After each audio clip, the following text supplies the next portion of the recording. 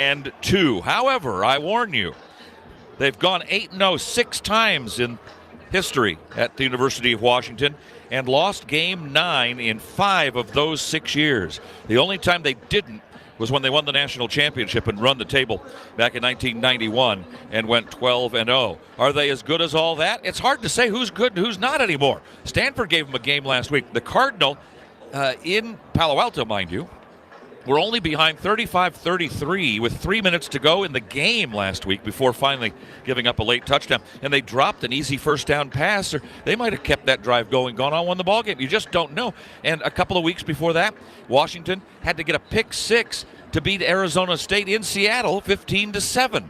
Now, Trojans were played tough by Arizona State as well. And the week before that, they had just beaten Washington, had Oregon, a fine Oregon team, 36-33 at a nationally televised game. So you say, well, Oregon, they're really, really good. Well, Oregon's leading Cal 21-13 in the late second quarter in Eugene. So this is as tough a conference from top to bottom as you're going to find anywhere in the country. And any given day, any team can play the other guys really, really tough. One of the great talking points of this football game is Caleb Williams, the Trojan defending Heisman Trophy winner, against Michael Penix, who is probably right now the leading candidate for the 2023 Heisman Trophy. Will this game decide the Heisman Trophy? It certainly could. I would have to think that if the Trojans don't fare well, and certainly if Caleb Williams doesn't fare well, and that means win the game and look good doing it, then Caleb probably gets eliminated from competition for the Heisman Trophy. But if he wins, if the Trojans win the game today and Penix doesn't look all that good, maybe he jumps back into the leadership. Because the Trojans, as I mentioned in the opening monologue, they jump into the top spot in the conference going to their game in Eugene to take on the Oregon Ducks next week. So a lot of intrigue into this game, as both offenses high-powered and both defenses have been struggling a little bit over the last couple of weeks. When we come back here, we'll have more pregame notes and comments. Shaun Cody will join me after his duties with the Trojan Tailgate Show, and we'll talk more about these two teams on both sides of the ball. USC and Washington, big one here at the Coliseum today. Don't need to tell you that if you follow Trojan football. Back after these messages on the Trojan Football Media Network. It's time to recharge, reconnect, and rediscover your perfect combination at Pechanga Resort Casino. And with your resort favorites back in action, there's all of the excitement and comfort you love with the peace of mind you can depend on. So whenever you're ready for a little rest, a little relaxation, and a lot of fun, we'll be here. Play your perfect combination at Pechanga Resort Casino today. USC Trojan fans, Smart Stop Self Storage is ready for game day. Smart Stop Self Storage is committed to making the self-storage experience easy and hassle-free for all Trojan fans. Whether you're storing your Trojans tailgate gear, need temporary storage while moving to a new home, or need a storage solution for your business, we're here for you with convenient locations throughout Southern California. Smart Stop Self Storage, the smarter way to store. Visit smartstop.com to reserve your space today. Fight on. Fight on.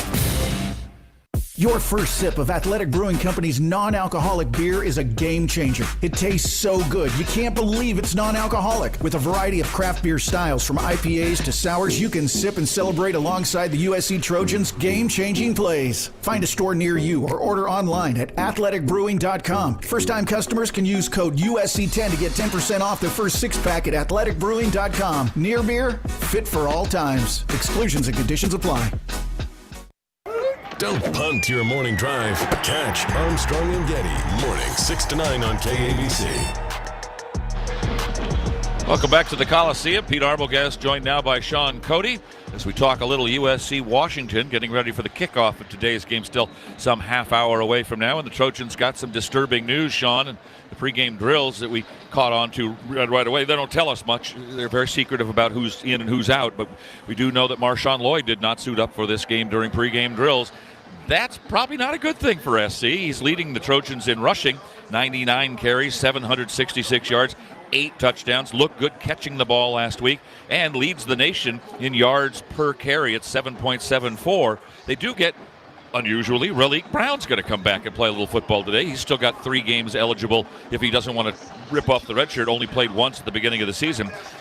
What does that do for this SC team that people were saying need to run the football more? Yeah, it's a big loss. Marshawn Lloyd, like you said, Pete, is he's a difference maker on this offense. When he touches the ball, it looks different. He plays the game in a different gear, and the Trojans going to have to fill that void. And it looks like Austin Jones will try to step up, and he's been kind of the sturdy back, trying to punch in touchdowns this year. Maybe some Quentin Joyner. I know we saw him early in the season. I don't know if they want to burn his red shirt, and maybe some Darwin Barlow action. So we're going to find out how they split it up back there, but definitely some big shoes to fill in Marshawn Lloyd. Still, it's a game, as I mentioned on the monologue, that everybody's going to be watching the quarterbacks for both these teams. Caleb, the Heisman Trophy winner, and Michael Penix for Washington, right now, probably the leader in the Heisman Trophy race, although the balloting doesn't even open for a couple of weeks still. They don't play against each other, but if you're sitting in the stands, you're listening on the radio, and you're saying to yourself, I wonder which of these quarterbacks, or Bo Nix next week for Oregon, which of these quarterbacks is better? You've seen them on film. You haven't seen them in person yet. How's the eye test look for you? Different quarterbacks to me. Michael Penix is a true pocket passer. He doesn't look to do it with his legs at all. He's going to sit back there. He's got a great offensive line to help him stay pretty upright back there, and he can sling it with that left arm cannon, and he can make all the throws, Pete.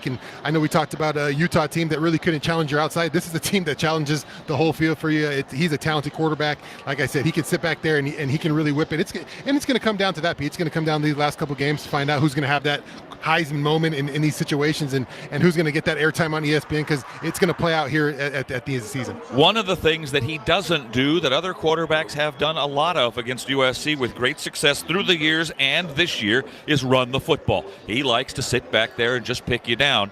Only 9 negative rushing yards on only 12 carries. So he's not going to take off. He's not that guy. At least we don't think so. I mean, maybe he will against SC.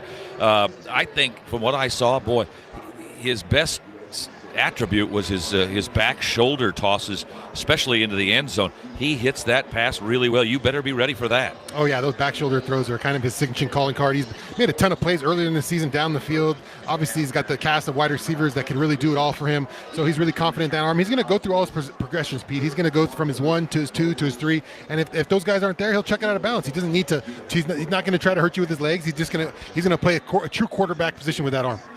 He's only been sacked 5 times, so it's hard to get to him. He releases the ball very quickly, doesn't hang on very long, very strong-armed left-hander. But here's the other half of the equation here, Shaun. Washington doesn't put a lot of pressure on opposing quarterbacks. They've only got 10 sacks, not a lot of hurries, not a lot of pressures. That leads me to believe that for a change, maybe Caleb Williams is going to have some time back there to operate like he likes to.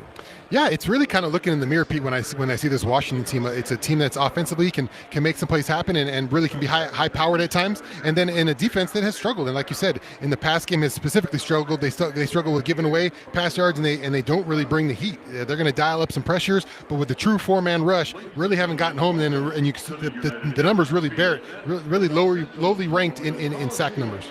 Trojans defensively gave up 49 points to the Cal Bears. That's a cause for concern. And, you talk to people and they say, well, do the Trojans have a chance to beat Washington? Well, sure, they got a shot. But to do so, here we are in game number 10. You're going to have things happen that haven't been happening all season long. Why all of a sudden would SC all of a sudden start being a good defensive team today?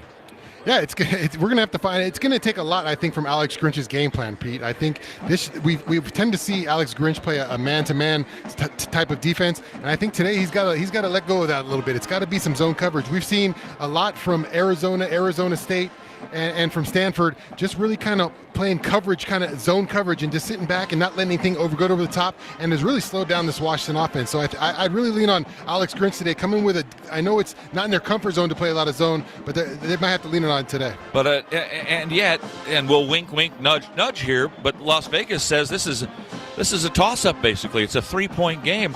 Don't you in your heart think to yourself, when people ask you all week, do the Trojans have a chance, you think, I don't know why, but yeah, I think they have a chance. Well, you're playing at home. You're playing a Washington team. Obviously, they haven't lost a game this year, but they've been in some fights these last couple weeks, and they've shown some chinks in the armor. And I think in a lot of those areas, the USC can exploit that. So I can see how people see that it's going to be a closer game, because it's a Washington team that really hasn't been playing really at high level football these last couple weeks, and it's a USC team that's getting to come home and hopefully can find some answers. In essence, you're saying you and I better be ready then. Yeah, I think we got a ball game today, Pete. Let's go. We'll be back with our keys to the game right after these messages on the Trojan Football Media Network.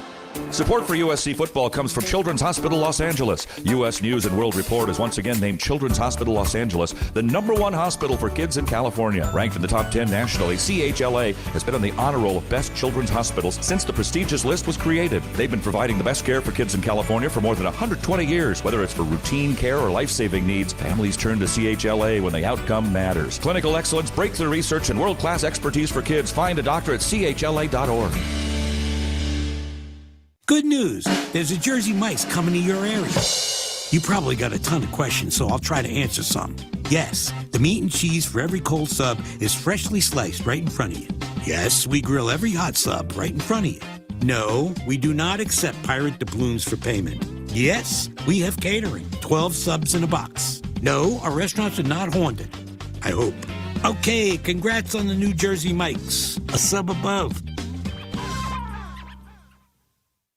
Looking for the play of the day? That's easy. Fight on to victory with USC and fly on faster with ONT, the fastest and easiest airport experience in SoCal. Not to mention, Ontario International Airport has over 65 nonstop flights to more than 20 major destinations with less traffic coming in and out. In other words, getting here is a breeze, and so is following our Trojans anywhere the season takes them. Because let's be honest, faster is always better when it comes to your airport. Start planning your next journey today at SoCalSoEasy.com. Taking you inside the huddle. From the comfort of your car. Trojans Live, Monday nights at 7 on KABC. The weather never changes in Southern California. A perfect day going into evening here in LA. Ocean views, magical sunsets, a luxury resort like no other. This would be a good time to be there. Discover Terranea, located along the stunning Palos Verdes Peninsula in Southern California. Book your getaway to Terranea now at Terranea.com. Washington Huskies have headed back up into the locker room. The Trojans about to follow them. The pregame band show coming up. Looks like the crowd's going to be a little thicker than it has been the last few home games, although there is a lot of empty seating over to our right across the way next to the student section. We'll see how that fills up over the next hour or so as we get into game time. Kickoff coming up at about 4:45, they tell us, Southern California time. Right now it's time for our keys to the game. And now, here are the keys to the game, presented by Audi. The Southern California Audi dealers are proud sponsors of the USC Trojans. Boys, I've won the toss, and I've elected to defer.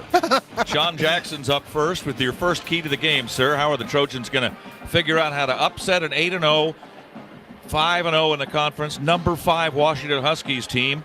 And maybe most importantly, will the Trojan fans storm the field if they do? Pete, my first key to the game is a lesson. And the lesson is, do not schedule a good team like Washington on a homecoming. Really? No kidding, yeah. That's the first key to the game.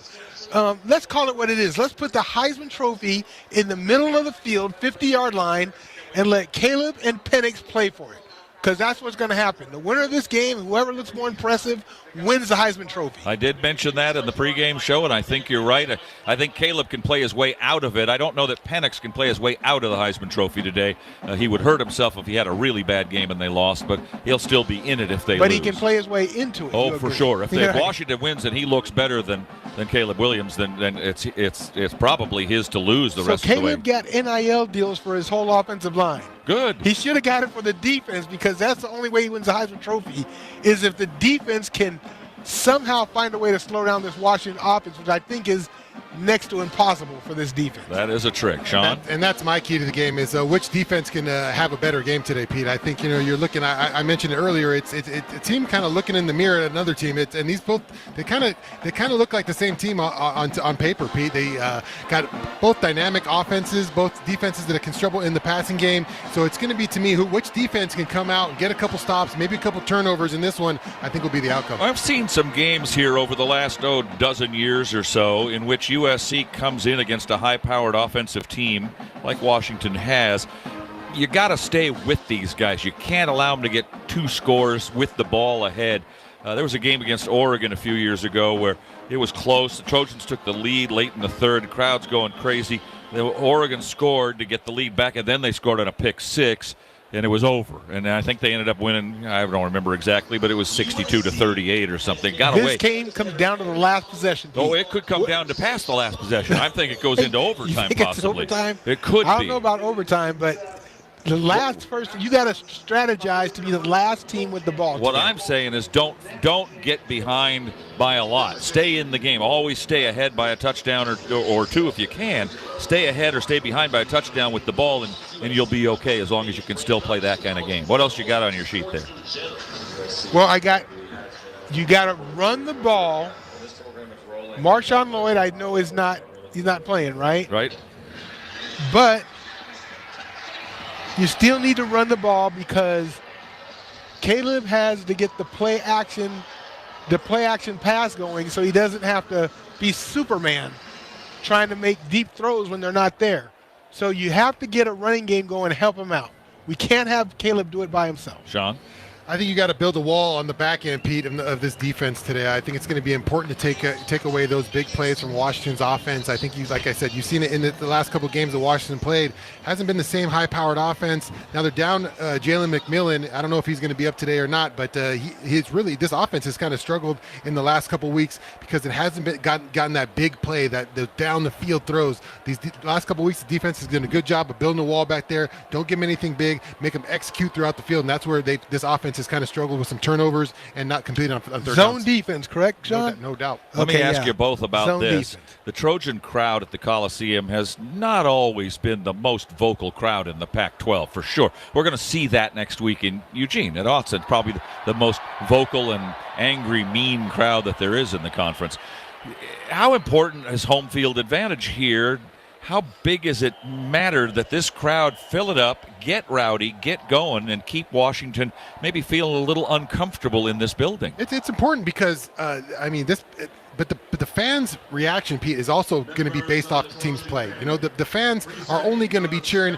I thought against Utah, this place was rocking at times. It got up and it was picked up. You saw Utah with some false starts in that game, and you could feel that home field advantage. But the key to that is that the Trojans have to come out with make plays. They got to make splash plays. They got to make big plays on defense so the fans stay in this one and can get loud. Pete, you and I are probably the only ones that can remember this. If the Trojans do not play well, this might end up being Ted Tallner 2. And you can remember I was a part of the team, so I was responsible, that we got booed off the field. Yeah. If this defense does not look good today, on homecoming, you're going to hear it from the crowd. Those are the comments from Shaun Cody, former All-American defensive lineman, now a color analyst on the Trojan Media Network, and John Jackson, former All-American wide receiver and academic All-American. Bert Awada was here for Ted Tallner 1, Bert right? is an All-American spotter statistician, as you know. We'll come back and check in with Jordan Moore down on the Trojan sideline and see what he thinks about today's game. When we come back, SC and Washington from the Coliseum on the Trojan Football Media Network. Let's level up, people. Pedal those bikes. Intervals. Burn. Come on, burn. Woo! At Audi, we think performance is more exhilarating on a real road. Enter the Audi Q5. While Quattro all-wheel drive gives you confidence when you need it, it's the 261 horsepower of the Q5 engine that really raises the pulse rate, as in 0 to 60 in 5.7 seconds. And you'll never pull a calf muscle. The next level Audi Q5. Always obey local speed and traffic laws. I know a lot of you really want the State Farm Personal Price Plan, but what's with the oversharing? Like this message Mateo left. Jake from State Farm, you should know orange juice commercials make me cry. I feel bad for the oranges. You don't need to get that personal. The State Farm Personal Price Plan helps you create an affordable price just for you. Like a good neighbor, State Farm is there. Call or go to statefarm.com for a quote today. Prices vary by state. Options selected by customer. Availability and eligibility may vary. We're not just the Trojans, we're your Trojans.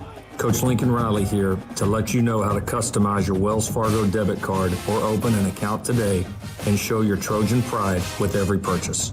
Get started at wellsfargo.com/Trojans. Wells Fargo is proud to be the official retail bank of USC Athletics. Copyright 2023 Wells Fargo Bank N.A. member FDIC.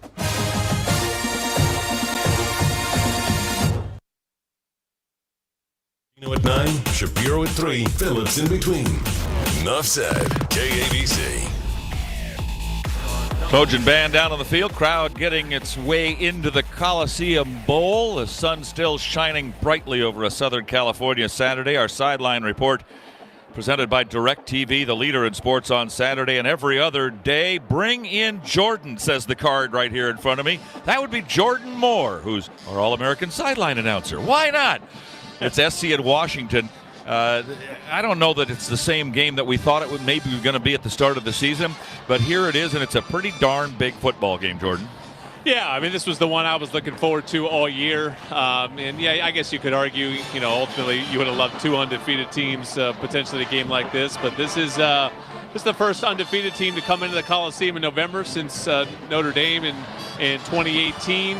So the first Pac-12 team in a lot longer than that. So this is a big-time game. The winner goes to the top of the Pac-12, and the winning quarterback goes to the front of the Heisman race.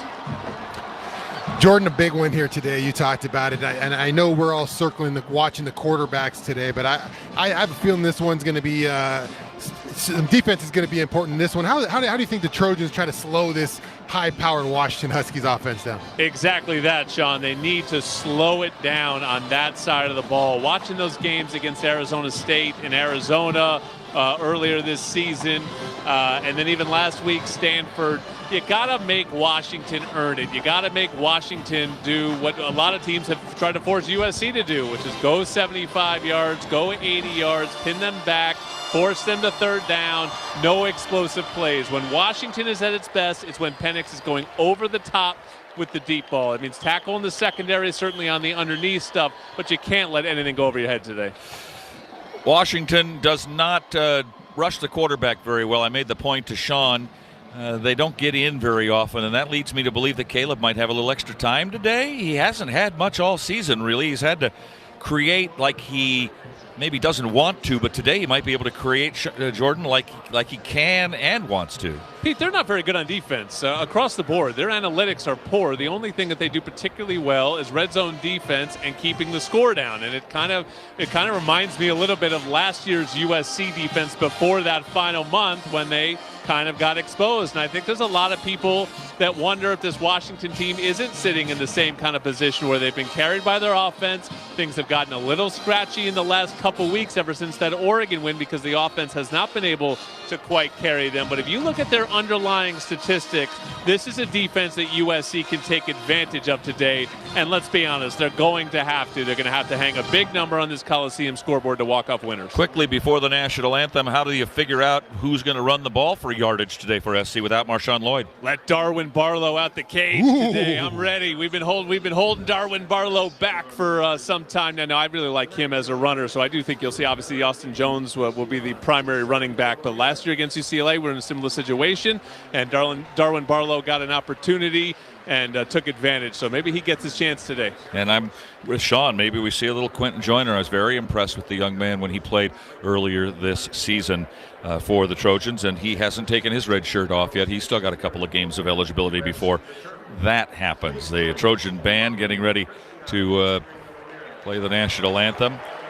Crowd cheering a dignitary or two who have been introduced to the fans here. A good section of about 1,000, 1,500 Washington fans, along with a small Washington band here, has come down from Seattle. That'll do it for this edition of Trojan Football Countdown to Kickoff. Stay tuned next. Exciting Pac-12 football, and a big one it is. The Trojans and the undefeated 5th-ranked Washington Huskies next on the Trojan Football Media Network. Trojan fans, you may not think of yourself as an athlete, but everyday life is full of athletic feats. You bend, you reach, you lift, you twist until back, neck, or shoulder pain hits, which brings you to a stop. But whether you're an athlete or not, The Joint Chiropractic can help ease your pain and keep you on the active list. Visit thejoint.com today to get your first consultation, exam, and adjustment for just $29. The Joint Chiropractic, the official chiropractor of the USC Trojans. Trojan fans, it's time to get your roll on with Roll 'em Up Taquitos, the official taquito of USC Athletics. Using Mama Karen's special recipe, our taquitos are hand-rolled daily and pan-fried to order with your choice of beef, chicken, ground beef, and vegetarian options. We got Bomb AF taquitos and a delicious selection of side dishes as well as our Bomb Churro Donuts. Visit rollemup.com to find the location nearest you. Fight on and roll 'em up.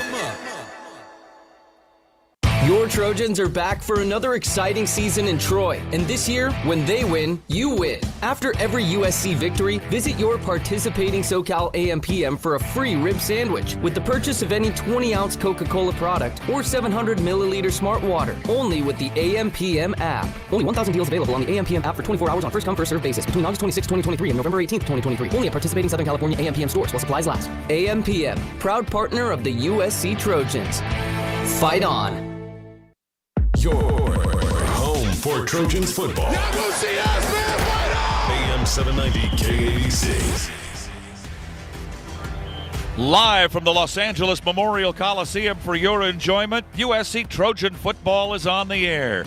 Hi again, everyone. Pete Arbogast with Shaun, Cody, and Jordan Moore. And today, a big one. Trojans trying to stay alive and more. Trying to move into first place in the Pac-12 Conference, and they will do so if they can beat the visiting Washington Huskies, who come in undefeated at 8-0, 5-0 in the conference, ranked 5th in the nation and favored in this football game here at the Coliseum. It has turned up a beauty here in Los Angeles. Temperatures in the 70s will dip into the 60s as the game goes along. The crowd filling in. Looks like we're going to have 65,000 or so for the 100th homecoming game at the University of Southern California. The Trojans have a big lead in homecoming games all time and a big lead in the series over the Dogs, 52-30, with 4 ties. More impressively here at home, in the 43 previous meetings at the Coliseum, the Trojans leading 32-11. Washington's only won here 11 times in 100 years of college football.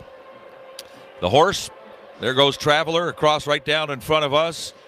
The last strains of Conquest on homecoming Saturday going by as the word Trojan spelled out by the band as they head off the field and the teams get ready to make their appearance for the football game today. The Trojans 7-2, 5-1, Shaun. They still got it in front of them if they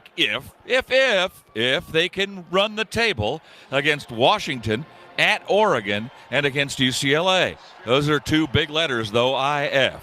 For sure, Pete. This thing has been penciled in for a long time now. These 3 games, we knew they were going to be a heck of a stretch here for the Trojans to finish up the season just like you want it. No dodging, no hiding this year. Got to face all the big dogs, and Huskies are the first up here in this gauntlet here. See if the Trojans can find a way in the Coliseum to take on and beat the Washington Huskies. Again, the 2 big storylines, we think, of course, the quarterback matchup between the Heisman Trophy winner from last year, Caleb Williams, and the Heisman Trophy leader probably right now, and Michael Penix for the University of Washington. The big left-hander's got it going on. Doesn't run very much, but he sure throws that ball. Yeah, look, the perception is always these quarterbacks are out here just playing against themselves, right? And obviously that's not the case, but a lot of people thinking it's just Michael Penix versus Caleb Williams, and they're just going to duke it out. Obviously there's a lot of things that are going to go into this game. Defenses, offenses, running backs, linebackers, all these positions are going to play a key factor today, but everyone's going to be watching when Caleb Williams has the ball and when Michael Penix has the ball today. Trojans without Marshawn Lloyd, the leading running back who leads the country in yards per carry. He has been getting stronger and stronger as the season goes along. We don't know what happened to him, whether he's ill or whether he got injured during practice. Looked like he was fine when the Cal game ended last week. No matter, he's not going to be out there. That means somebody else is going to have to pick up the slack. Next man up. Yeah, huge loss for this offense. He's been super productive. And last week, not even just in the run game, but in the pass game as well, really opened up another valve for Caleb Williams. A little just kind of dump-off pass would turn into some big yardage last week. So not having him in the pass game is going to be huge. Going to need a nice, productive day from Austin Jones. I guess one of the keys that I didn't talk about during our Keys to the Game segment on Countdown to Kickoff a few minutes ago was pressuring the quarterback. Other teams seem to pressure Caleb Williams a lot, but Washington's not very good at that. The Trojans will be hard-pressed to get in on Penix and get him to force to throw the ball a little bit early. he's only been sacked 5 times and really hadn't been pressured very many times this year. So maybe one of the keys to the game is finding a way to get extra pressure on the QB. Yeah, finding a way to get home. You're going to have to win some one-on-ones today. Like I said, I think Alex Grinch, if he's watching these previous games, they employed some zone techniques. He's going to have some guys win up front, some Solomon Birds, some Jamil Muhammad's. You're going to have to see maybe some young Braylon Shelby's, Romello Height get after it. You know Bear Alexander can create pressure up the middle. You need somebody off the edge to knock him into Bear Alexander or vice versa in that pass rush game. You have been on teams that won lots of football games in a row. These guys, Washington, have won 15 straight games. There's a fine line, and tell me if I'm wrong, there's a fine line between being cocky and knowing when you come to the stadium you're going to win and worrying about sooner or later you're going to get beat. Yeah, you don't worry about it. When you're in this kind of run like Washington is, you feel like you're always going to find a way to win the game. You feel like you know how to win games, whether you're up at half or down at half. And they haven't played well the last couple of weeks, Washington. But you see a team that's confident. They always feel like, all right, we're gonna find a way to get the outcome of this game. Whereas on the other hand, USC has found a way, maybe sometimes this year, to lose games against Utah, where maybe they had a chance. So still trying to find that winning edge at USC. Whereas Washington feels confident that at the end of football games they can find a way to win. Funny, I went back over our keys to the game from a week ago, I should say, against Cal, and nothing really mattered. Just nothing mattered. No idea what we're talking. It was scoring one more point than the other guy. That was all. That was the only key. That was all there was. But that being said, the Trojans, one of the things we talk about every week is turnovers, and SC hadn't been doing very well. Now, I grant you it's against Cal, and they're not the best team in the conference. But things starting to turn the corner a little bit. It looks like SC's forcing some more turnovers these days. Yeah, and it starts with Eric Gentry. I thought Eric Gentry was fantastic last week. Found a way to be the playmaker on defense. Really been searching all year for that playmaker on defense. And, I know he's kind of been banged up or maybe some off-field stuff, but Eric Gentry needs to be out there more, and I expect him to play a role because on defense, you need a playmaker like that. Going out there and creating the turnovers he did last week with the interception and the forced fumble, that's huge for this defense, and they need somebody like that when your back's against the wall like this defense has been most of the year. Someone making a big play on defense can spark some life. When you think about playing against and having seen Washington for a lot of years, what's the first thing that comes to mind when I say Washington Huskies? What kind of football program are you looking at?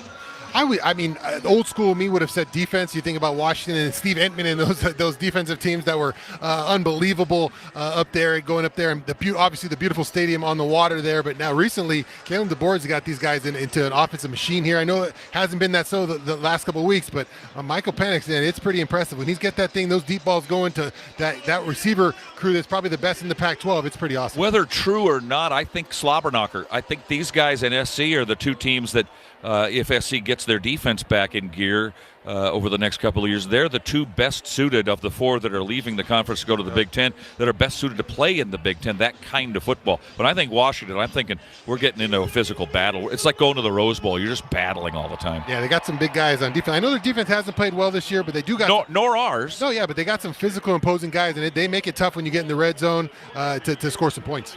USC is going to be let out of the tunnel by Marquise Lee. We've been blessed over the years by having so many great receivers over the last 25 years. You got to talk to Marquise a little bit. How's he doing? Oh, he's doing great. Fantastic guy. He's a really family man now. Just finished up his football career. He's got a bunch of things going and super excited. Look, he's on the screen right now, leading the Trojans out. Going to get this crowd going. We're talking about the crowd, and we mentioned a little bit in our pregame here. Sometimes this crowd can tend to be a little laid back, and they don't quite get into it as much as maybe they should. They were a little bit against Utah, but we've seen better than that. We've seen better performances from the crowd, and I think this is a crowd that needs to be on its game, if you will. They're part of the team today.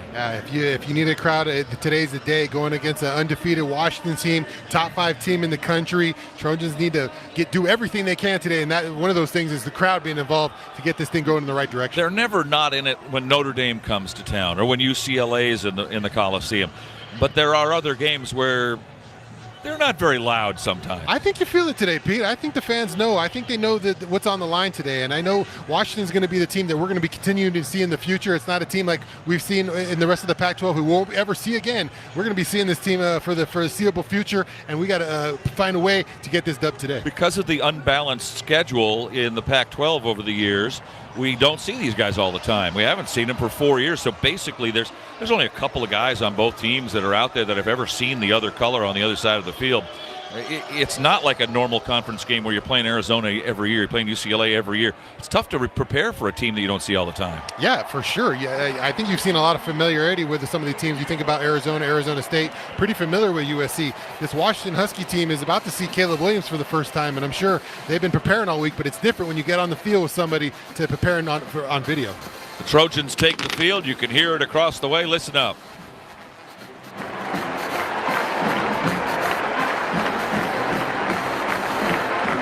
Fireworks flying out of the torch end of the Coliseum. Band strikes up, fight on. The song girls are dancing. The flags are waving. The lights are going, although they haven't taken any effect at all. And now here come the captains for the Washington Huskies, and then the Washington football team will come out as well. A number of family members out on the field making the run down the Coliseum turf, dressed in cardinal and gold. That may be a little extra interesting marketing thing for the university, and it looks like a lot of fun. I want to get in on that one, huh? Hey, how'd you get those tickets, man? A lot of people running out of the tunnel today. Here come the Dogs from Seattle, Washington. Today's coin toss brought to you by National Funding, proud partner of USC football. National Funding helping businesses grow and prosper. Third member of our broadcast team during the course of the regular broadcast is Jordan Moore, and he's down on the field. Will bring us everything that happens down there today, including this. Yeah, I got 4 of the 5 captains standing next to me. Caleb Williams getting warmed up, so it's Shane Lee, Mason Cobb, Jonah Monheim, and Justin Dietich representing the Trojans. And Shane Lee will be the one that talks for USC as he has all season. This will be interesting to see. We're so used to USC, if they win the toss, wanting the ball. Well, Washington, as we mentioned, is so similar to the Trojans. And it will be their quarterback, Michael Penix, who comes out and will be the voice that you hear to call it for the Huskies. So my guess is if he wins the toss, he's going to want the football. But we shall see. They're shaking hands, our coin exchanging tonight, pleasantries. Lady Liberty is heads. And that voice is that of the head referee. Washington, you're the visiting team. Heads or tails? Tails. He called tails, gentlemen. Tails is the call. I'll let the coin hit the ground. Tails. It's heads. It is heads. USC, so it you won't have be won their the toss. call. It'll be USC's call. And you know what they want, guys? They want the football. Let's do it. Let's take a look at our starting lineups. Quarterback, running back, DBs, linebackers. This is the starting lineup, presented by I Trust Capital, the official crypto platform of the USC Trojans. Smile for the camera. You're watching us on the Audi Radio Booth Cam, brought to you by your Southern California Audi dealers. Caleb Williams at quarterback, leading the conference in the country in touchdown passes with 25 and leading the country in points responsible for. Now dropping down to about 68% passing, but still 2,600 yards and only 4 interceptions. A midseason All-American and reigning Heisman Trophy winner. We'll see who starts for the Trojans at running back. Don't know. Marshawn Lloyd not available today. Zachariah Branch, Brendan Rice, and Taj Washington, Trojans' leading receivers, will be the starters at those positions. Lake McCree, who's been more valuable lately with a career-high 19 catches for over 200 yards and a touchdown this year at tight end. Jonah Monheim and Jarrett Kingston are the tackles. Justin Dietich inside with Emmanuel Pregnon and Mason Murphy the guards. For Washington defensively, Braylon Trice and Zion Tupuola Fetui are the defensive ends. Ulu Ale and Letuli Nasanoa are the tackles. Edefuan Ulafoshio, very good one. You'll hear his name a lot today. The linebacker from Bishop Gorman in Vegas. Alfonso Tupatala, linebacker, and Michelle Powell, the nickel roverback. Jabbar Muhammad, Elijah Jackson, the corners. Dominique Hampton and Cameron Fabi Kulanan are the safeties. Grady Gross will kick off for Washington, dressed in the road whites, gold helmets, block W on the sides, purple pants, and we are underway with a big game here in the Pac-12. It's coming down to Zachariah Branch, who I think could have fielded that one. It landed a yard behind him, a yard deep in the end zone, and instead the Trojans will take the touchback and bring it out to the 25-yard line to start this game. This copyrighted broadcast, the property of USC Sports Properties, a division of Playfly Sports. Any rebroadcast or reproduction in part or in whole without the express written consent of USC Sports Properties strictly prohibited. Glad to have you along wherever you are today, driving around the Golden State Freeway or anywhere in Southern California or anywhere else here on the Trojan Media Network. First down, Trojans at the 25. It is Austin Jones to start.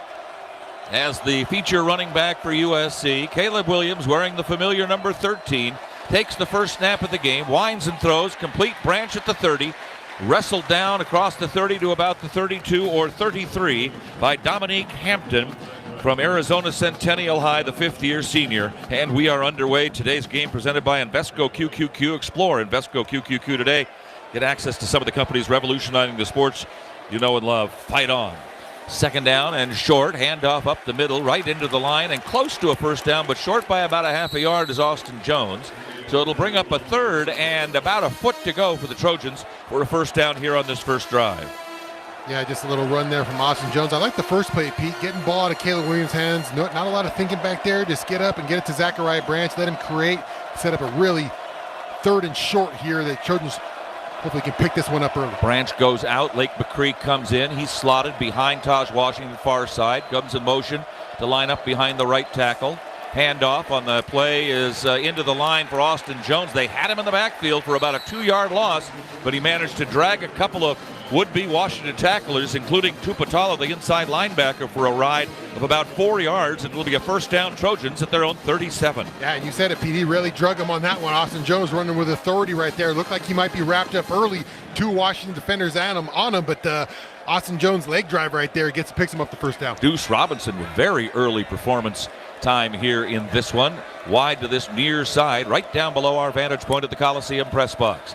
Handoff again. No, Caleb will throw underneath. Taj 35. Sidesteps a would-be tackler at the 40. Out to the 46-yard line. I think forward progress to the 45.5. And a good gain there after a catch for Taj Washington. They'll say the 45-yard line, so a pickup of 8, 2nd and 2. It's important. You got to make that first guy miss. USC lines up right back in the ball real quick. Caleb winds and throws right side. Kyron Ware Hudson makes the catch. Gets bumped out of bounds after the first down at the 49-yard line. So the Trojans keep the drive going. Elijah Jackson will push him out of bounds there. First and 10, SC at their own 49. First drive of the game. Seeing a little more early rotations here, Pete, for some wide receivers. Some guys usually see typically later in the game are out here early. Ware Hudson and Zachariah Branch wide to the right side. Strong side right. First and 10 at their own 49-yard line. Austin Jones in the backfield. Branch comes in motion towards us. Lines up as a second back next to Caleb. Then Caleb sends him scrambling over this way. Caleb with the snap, in trouble, rolls right, throws on the run, caught by Kyron Ware Hudson, and he's into Washington territory at the 44-yard line. A pickup there of 7. It'll be second down and 3. One thing on this first series, the Trojans aren't facing any second and thirds and longs. They're getting good yardage on first down. Yeah, we've seen that last couple of weeks with some false starts setting them off timing. It'll be Caleb to throw underneath. Lake McCree, 40. First down inside the 37 to the 36-yard line. Knee down, they say, where? They're putting it on all the way back at the 38. Still enough for a first down, but not much of a spot there. First and 10, USC. Using the whole field here, Pete. Left to right, kind of spreading this Washington defense out. Caleb waiting for the snap of the ball. Gets an offside free play. Waiting to pass, throws long towards the end zone to Brendan Rice, overthrows him by about 15 yards, but that's okay because it'll be a 5-yard penalty coming up against the Washington Huskies. Clapped his hands and they fell for it. 5-yard penalty, replay first down. Got Washington's defenders going on that first clap. They thought they had a read on Caleb early. Decides, hey, let's go the hard clap here. Draws them off sides, and Caleb does a smart thing, just throw it up to his guy. Looked like Brendan Rice probably didn't have a chance on that one. Branch, Washington, and Rice are out. Mario Williams, Deuce Robinson, and Dorian Singer are in as wide receivers. McCree sets up on the left side. 5-yard penalty makes it 1st and 5 Trojans at the Washington 33. Moving right to left, towards the closed end of the Coliseum. Caleb's got the ball, fakes it to Austin Jones, backs up and throws long, looking for Dorian in the end zone. Over the shoulder try, no, in the Dickerson corner.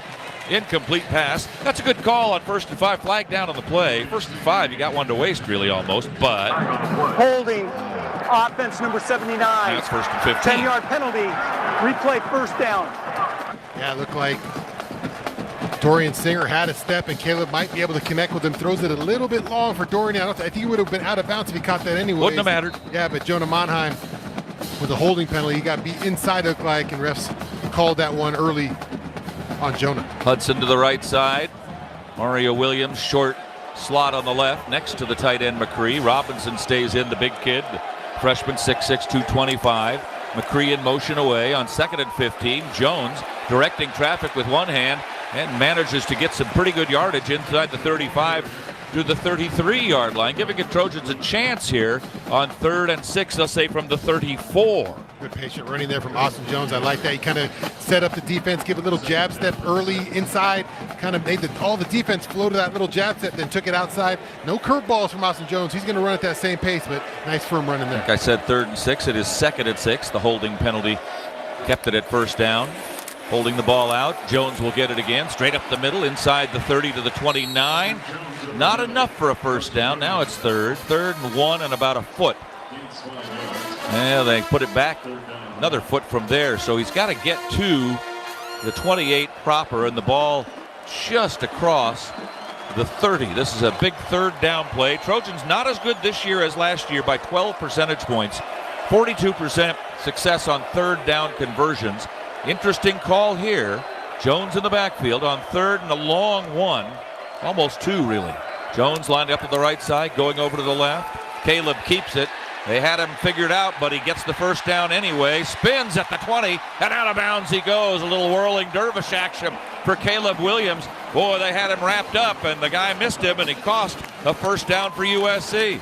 Yeah, Caleb loves to keep it on those 3rd and shorts. Washington should have known that. He takes it right there, keeps it, does a little spin move on the sideline right there to keep it moving.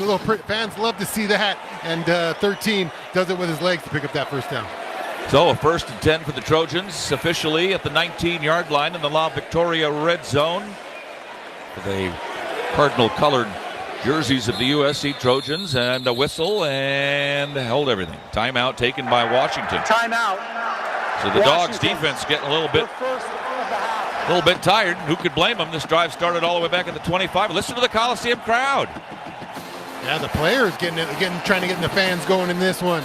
Trojans on a nice early drive here, being very efficient. Not really haven't had a big play yet, but executing well on offense. That's probably Washington's game plan. Let's take away the big play, see if they can execute. And so far, the Trojans have done that. The entire coaching staff returns intact for Washington. Kalen DeBoer, in his 2nd year with the Dogs, was at Fresno State for a couple of years and did well. Overall career record, including 5 years and 3 NAIA championships at Sioux Falls. 98-11. He doesn't lose very many football games. One of the great young coaches at 49 years old. Young, of course, 40 years old is Lincoln Riley. Defensive coordinator Bill Inge. Most of these guys came from Fresno State with him. Inge played at Iowa and was an assistant at San Diego State for a while back in 2006 and 7. First down SC after the Washington timeout. First down at the Washington 19-yard line. Austin Jones has gone all the way at running back so far.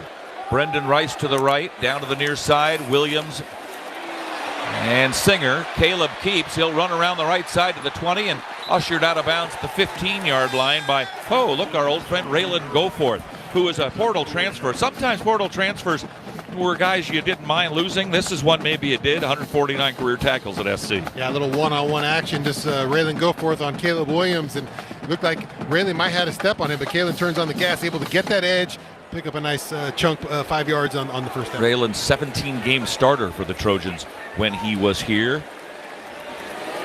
So a gain of 4 on the play to the 15. 2nd and 6 now. Trips right, including McCree and Washington. The fake to Jones, the lob to the end zone for Rice, and they're holding on to him. That's a penalty. Yeah, if you don't hold him there, that's a touchdown for Brendan Rice, which would have been no surprise. He's caught touchdowns in 7 of the 9 games this year. This one's going to be pass interference in the end zone on Javion Green, the backup cornerback. I like that call, giving Brendan Rice, the bigger wide receiver, a chance to go up and get one for you. Looked like they were letting him get away with a little jostling, but as soon as Brendan Rice tries to go up and the defender pulls him down, the ref throws the flag right away. So moving way up, it's a first down and goal to go at the 2-yard line. This is where Marshawn Lloyd would come in handy now. Austin Jones been running pretty physical. He has. Ray Lake Brown is in for the Trojans. 5'8", sophomore from Mater Dei. Played 1 game early in the season and hasn't been heard from since. Thought maybe he was going to just redshirt and sit the whole thing out, but he does have 3 games he's eligible to play in. This one, next week, UCLA or a bowl game. And so there he is as the feature running back here. And Ray Leak will get the ball, and in his first appearance in a long time, he runs around the left side and into the end zone. Touchdown USC. Welcome back, Mr. Brown. And the Trojans have the early lead. Yeah, and check at the speed there, Pete. We know 14 still has got that speed. He's able to get that corner. Caleb holds it in there for quite a while, just waiting to watch in the defense. And then Raleigh gets the ball, and as soon as he gets that ball, he's heading straight for that pylon. He's already got the dance move ready, Pete. First touchdown for Raleigh Brown. So the Trojans go 75, and it was a methodical drive and a good one to boot, as the kick now coming up for Dennis Lynch. Lines are set for the point after try.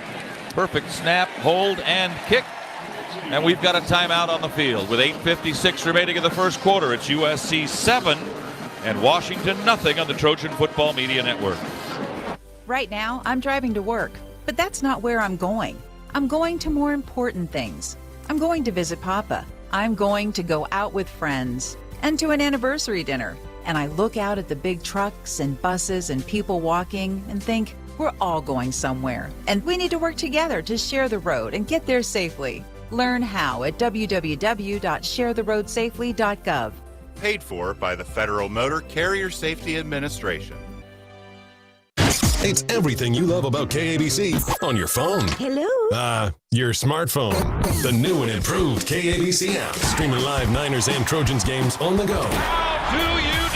Listen to your favorite KABC shows live or on demand. Let that sink in. Get breaking news notifications. Browse our top stories. Heck, you can even be a part of our street team by sharing images, video, and more. And with CarPlay support, you can stream on the road anytime, anywhere. The new and improved KABC app. Get it today.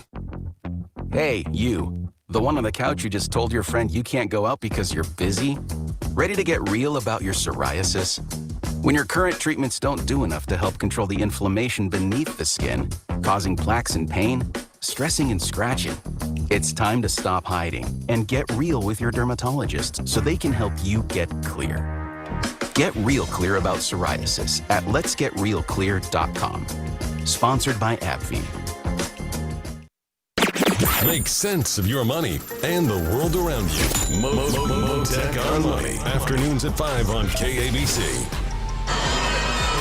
The Trojans go 12 plays, 75 yards. The drive took a long 6 minutes and 4 seconds, and Raleigh Brown comes back from the missing to score from 2 yards out to give the Trojans a 7-0 lead. And it'll be Bear Alexander to start for the Trojans up front with Keon Bars, we believe, Solomon Bird, Jamil Muhammad will be on the defensive line. We'll see Eric Gentry, Shane Lee. You'll see a lot of Mason Cobb and Tackett Curtis at linebacker. Christian Roland Wallace, Damani Jackson, the corners, Kalen Bullock and Bryson Shaw at safeties for the Trojans. The tight end for Washington, Devin Culp. The lineman up front, Troy Fautanu, Nate Calipo, Parker Brailsford, Julius Bulow, who fills in for the injured Jaron Hatchett at right guard, and Roger Rosengarten, a returning starter at right tackle. Dylan Johnson is their running back. Great receivers in Rome Odunze and Jalen Polk, who both average over 100 yards per game.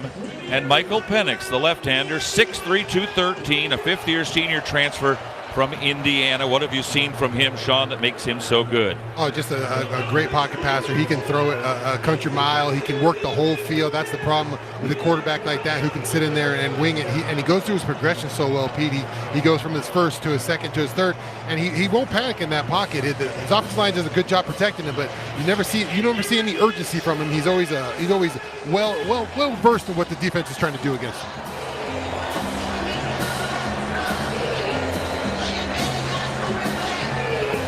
All right, getting ready to kick it off.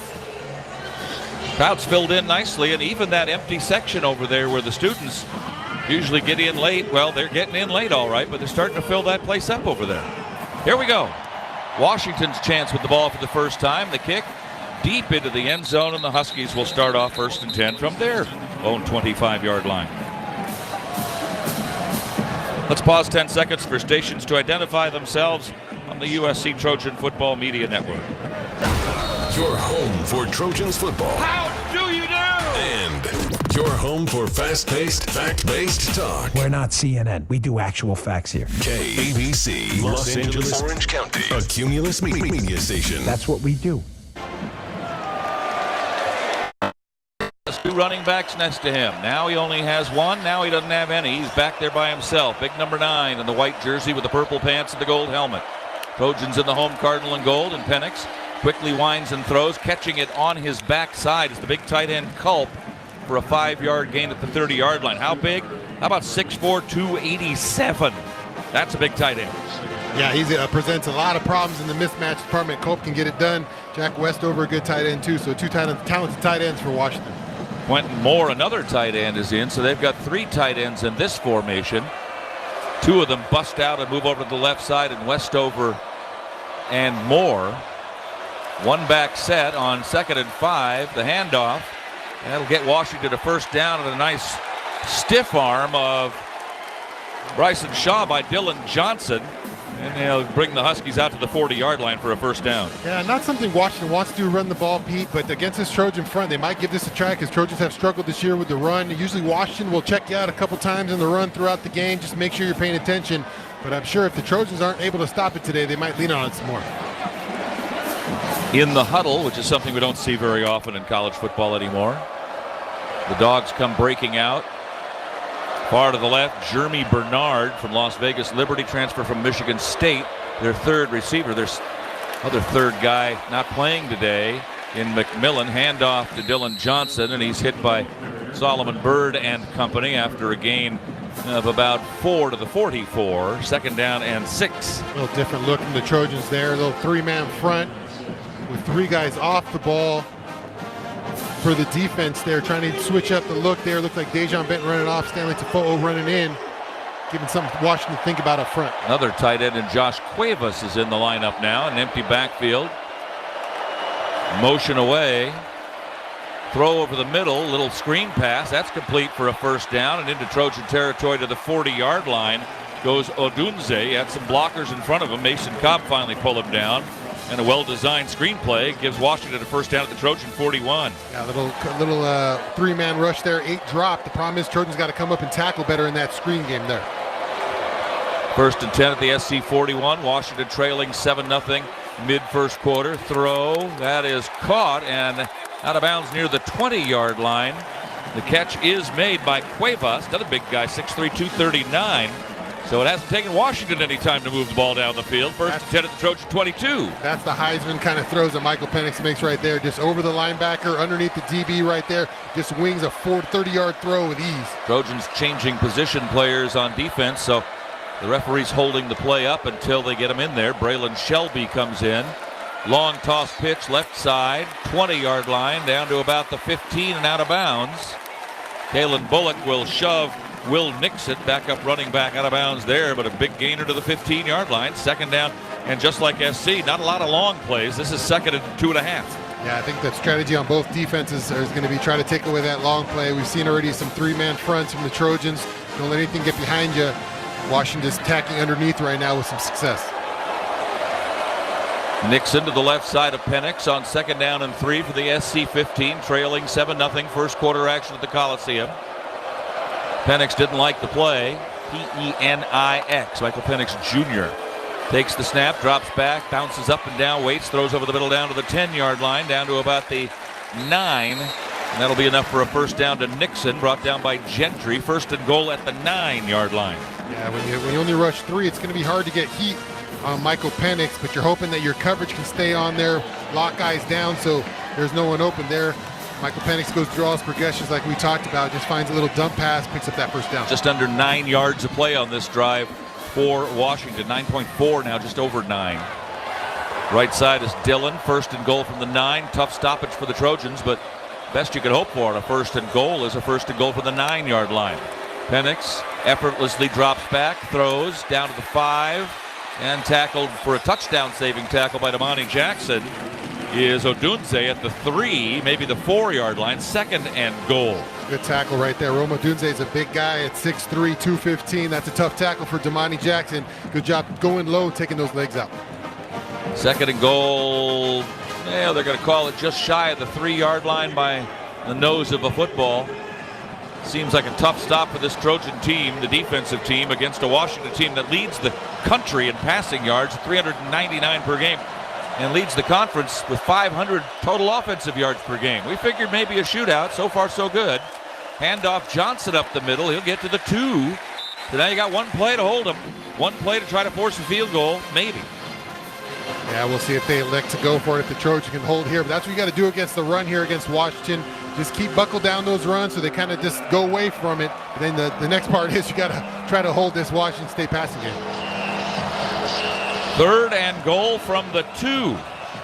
Washington about 46% on third downs. The Trojans defense better than that, under 40%. Under center goes Penix. Motion for Cuevas. Handoff into the end zone. Standing upright is Dylan Johnson. Nobody touched him. And a touchdown for the Washington Huskies will tie this game up, assuming that Gross can put through the extra point, and he has not missed on all 39 tries so far this year. Way too easy right there on that play, just knocking too many guys around down there at the goal line, especially when the center comes up, or the quarterback comes up underneath center. Got to be buckled down. The running back's about 9 yards back there. You know running's going to come downhill. Trojans get washed a little bit inside, and an easy running lane for Dylan Johnson. Extra point try, as I mentioned, for Gross out of Scottsdale, Arizona. McAllister, the punter, is the holder. Kick is away, and he got it, and we're tied up again. Breaking the action with 3:38 left first quarter. SC 7, Washington 7 on the Trojan Football Media Network. It's time to recharge, reconnect, and rediscover your perfect combination at Pechanga Resort Casino. And with your resort favorites back in action, there's all of the excitement and comfort you love, with the peace of mind you can depend on. So whenever you're ready for a little rest, a little relaxation, and a lot of fun, we'll be here. Play your perfect combination at Pechanga Resort Casino today. We are Life Law, where we make injury law simple. We have 2 simple goals for all of our clients: full medical recovery and ultimately full monetary compensation. We understand that it can be overwhelming to face the uncertainty in the wake of an accident. We will be there with you at each step in the legal and healthcare process. You will pay nothing unless we win your case. Dial 1-800-LYFE-LAW or check us out at lyfe.com. Life Law, official sponsors of USC Athletics. It takes hard work to be the best in the game. Planning, commitment, resilience, sweat. That's why Old Dominion Freight Line, the #1 national LTL carrier for quality, works hard to be the best in the game and is proud to support those striving to be the best in theirs. Old Dominion Freight Line, official freight carrier of USC Athletics, helping the world keep promises. Tackling the day's headlines. John Phillips, weekdays noon to 3 on AM 790 KABC. Well, the Trojans went 12 plays 75 in 6 minutes. The Huskies went 10 plays 75 yards in 5 minutes. How about the quarterback battle? Penix, 5 for 5, 51 yards. Williams, 5 for 5, 33 yards. We have decided nothing. It's going to be a fun one today, I think, Pete. If you're looking for a lot of defense, may not be the day to watch football, but so far, 2 offenses look like they're dialed in, ready to work today. Not a pitcher's duel? Coors Light bringing you to today's game. Coors Light made to chill. Chilled out on the sideline for the moment. Here's Jordan Moore. Yeah, nice and cool down here. The sun is officially down, so that won't be a problem for the rest of the game. If you guys are tennis fans, I would say we're on serve so far. I think that's pretty much the way this one might play out. And you mentioned a game earlier that we think this one could be reminiscent of. It's a little bit closer than you gave it credit for, though. That was a 2012 USC-Oregon game. That one ended 62-51, but I do remember several times during that one, Pete, where it just seemed like you should just onside kick it because you weren't getting stops that day. But that was Matt Barkley's 2012 team, which offensively, kind of a similar profile to this team, and that one really struggled down the stretch of the season. So this team has a similar challenging schedule, so they're going to have to find it here in November, and it starts right here against Washington. Sideline report presented by DirecTV, leader in sports on Saturday and every other day. And the extra point earlier by Dennis Lynch, brought to you by Terranea Resort, a luxury resort like no other. Well, holding serve is good. You want to keep pressure on the other guys. So the Trojans will have the ball back and another chance for them. Last kickoff went over Zachariah Branch by a yard. this one goes a little bit further, and so the Trojans will again start at the 25-yard line. Field position not an issue so far for either team, or both teams have had the same field position. We're going to take another timeout with you with 3:38 still left of the first quarter. Trojans 7, Washington 7. Back after these messages on the Trojan Football Media Network. Hi, I'm a helpful Southern California Honda person, and this is what happened when I called Paula with a random act of helpfulness. I really need help on my yard. Okay. I have weeds that grow 6 feet high, and I had sciatica really, really bad. And I have no one to help me, and I don't have much. I don't have any money to hire anybody, and nobody wants to help. I'm on a fixed income, so after I pay my rent and everything, sometimes I run out of money before the end of the month, so I can't go paying anybody. Well, that's why we're going to bring over some landscapers to give your yard a makeover. Oh, that would be so beautiful. And we're going to pay you for sharing your story on the radio. Oh, wow. Oh, I could use that. Today, we helped someone get their yard back. And we can help you too with Honda Service Pass. Free factory scheduled maintenance for 2 years or 24,000 miles, whichever comes first. It comes included with all 2024 Hondas, like the CR-V. Visit SoCalHondaDealers.com and see your helpful SoCal Honda dealer for details. Yard work, groceries, kids' parties. Do your weekends feel like everything but yours? All I wanted was to watch the SC game. Reclaim your weekends with the new and improved KABC app. Stream live Trojans games on the go. So whether you're stuck at your kid's soccer game, Turn around! The field's that way! or driving around town running errands, Touchdown, USA! never miss a play. The new and improved KABC app. Get it today. It's like a sneak peek into the Trojans locker room. It's Trojans Live. Monday nights at 7 on KABC. 7-7 tie, 3:38 to go in the first. Taking a look at some of the scores around the country. And as we do so, we remind you that our top 25 college football playoff report is brought to you by Modelo, the fighting spirit of the USC Trojans. 18th ranked Utah rebounded from getting shocked at Oregon last week and beat Arizona State at Salt Lake 55-3. 6th ranked Oregon was being pressured a little bit by Cal early, not anymore. Ducks 42, Bears 19 with 6 to go in the third in Eugene. Later, Stanford, Washington State, Oregon State, Colorado, and 19th ranked UCLA at Arizona. Others on the SC schedule, San Jose State has the day off. Hawaii and Nevada haven't checked their score in a while. I'll get it for you. 15th ranked Notre Dame lost at Clemson 31-23.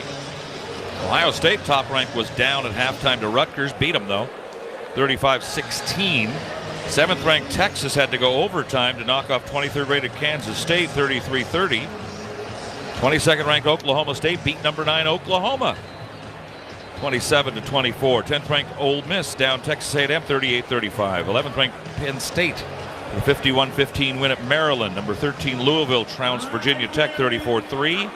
17th rated Tennessee beat UConn 59-3. Tulane 13 over East Carolina 10. Tulane's ranked 24th. And Army upset number 25 Air Force 23-3. Air Force would have won that game. They'd win the Commander-in-Chief Trophy. Now it'll come down to the Army-Navy game. Arkansas 39, Florida 36 in overtime. Michigan State beat Nebraska 2017. Indiana over Wisconsin 20-14. Trojans 1st and 10 from their own 25. Late first quarter, tied at 7. Caleb's got it, runs into some pressure, getting some good blocking. Turns, comes back against the grain, throws, and it is caught, and out of bounds goes Brendan Rice. That is where they are at their best, it appears, as Rice just mirroring the quarterback Williams as he comes back the other way after starting out going far away against the grain for the Trojans, and comes back the other way and completes a pass to the 44-yard line for a first down. Second pass is to Zachariah Branch, hops over a man but not all the way, who thrusts his arm in the air to make some exultative noise after a short gain of 2 on that short pass. Yeah, that throw by Caleb Williams on that first play, Pete, that's something right there. It's hard, it's easy when you're rolling, a little easier when you're rolling to your right to do that. When you're rolling to your left, you can't put anything on that thing. Amazing how he found enough strength to get it to Brendan Rice. Hudson and Washington to the far side, near at Zachariah Branch, looking that way, throwing downfield, and it is overthrown, looking for Brendan Rice, double covered at about the 20-yard line on the Washington side of the field. So That's a tough call on a long pass on 2nd and long because it leaves you with a 3rd and long if you don't pick it up. I don't mind that play. I think I like challenging the ball down the field a little bit, Pete. I don't think they've done enough of that this year. I think that's a good, make sure Washington's paying attention to those deep throws. Well, the short stuff's been working. I don't know why you just don't keep going to the short stuff. They haven't stopped it. Deuce Robinson and Brendan Rice to the near side. Strong left. Austin Jones slotted on the right side like a tight end. Far to the right side. Dorian Singer on 3rd and 9. Caleb steps up. Fires over the middle. Dropped. Deuce Robinson had it. Little bit high. Had it on his fingertips. Probably should have caught it at the 25, and he might have gone some distance. 4th down. The Trojans will have to punt. Tough drop for the freshman. Yeah, some learning lessons there for the young man. Caleb puts it on him a little bit high, but a catch that Deuce Robinson will tell you should make right there. Just maybe got a little bit too excited about taking that one somewhere instead of catching the ball. Looked like he's getting an earful from Coach Simmons there on the sideline. Needed that one right there. Would have been a huge first down to pick up for the Trojans. Shapliski to punt for the Trojans. It's a little bit of a short one that's fair caught at the 20-yard line by Boston, Denzel Boston. And so worst field position for either team as a starting spot, but it didn't seem to bother Washington last time. The Trojans get stuck on a 4th down on a dropped pass on a 3rd down, and so have to punt, and so Washington's got the ball at their own 20-yard line. Kansas leading Iowa State 14-0 in the second. Michigan ranked 3rd out in front of Purdue 17-0 at the end of 1. LSU and Alabama, that's always fun in Tuscaloosa. 7-7 tie. Tigers are 14th. The Crimson Tide ranked 8th, 5 minutes to go in the first in that one. I've actually been to that game in Tuscaloosa. It's pretty wild. Low snap for Penix, has to go down to get it. Then fires, flag down behind the play. Might be a hold against the Dogs. Catch is made by Polk. He gets tangled up with Damani Jackson. They both fall over each other at the 28-yard line, but the Zebras talking about this one in the offensive backfield. Let's see. Personal foul, tripping, offense, number 72. Half the distance to the goal. Replay, first down. You say tomato, I say tomato. Yeah, it looked like one of those plays in there. Usually when the penalty's thrown in there, it's one of the big guys doing something illegal right there.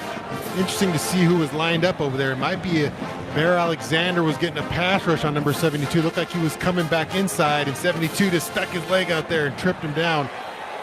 Officials throw that flag real quick. Still first down, but 1st and 20 back at the 10-yard line. So the Dogs back at their own end. Little trouble here.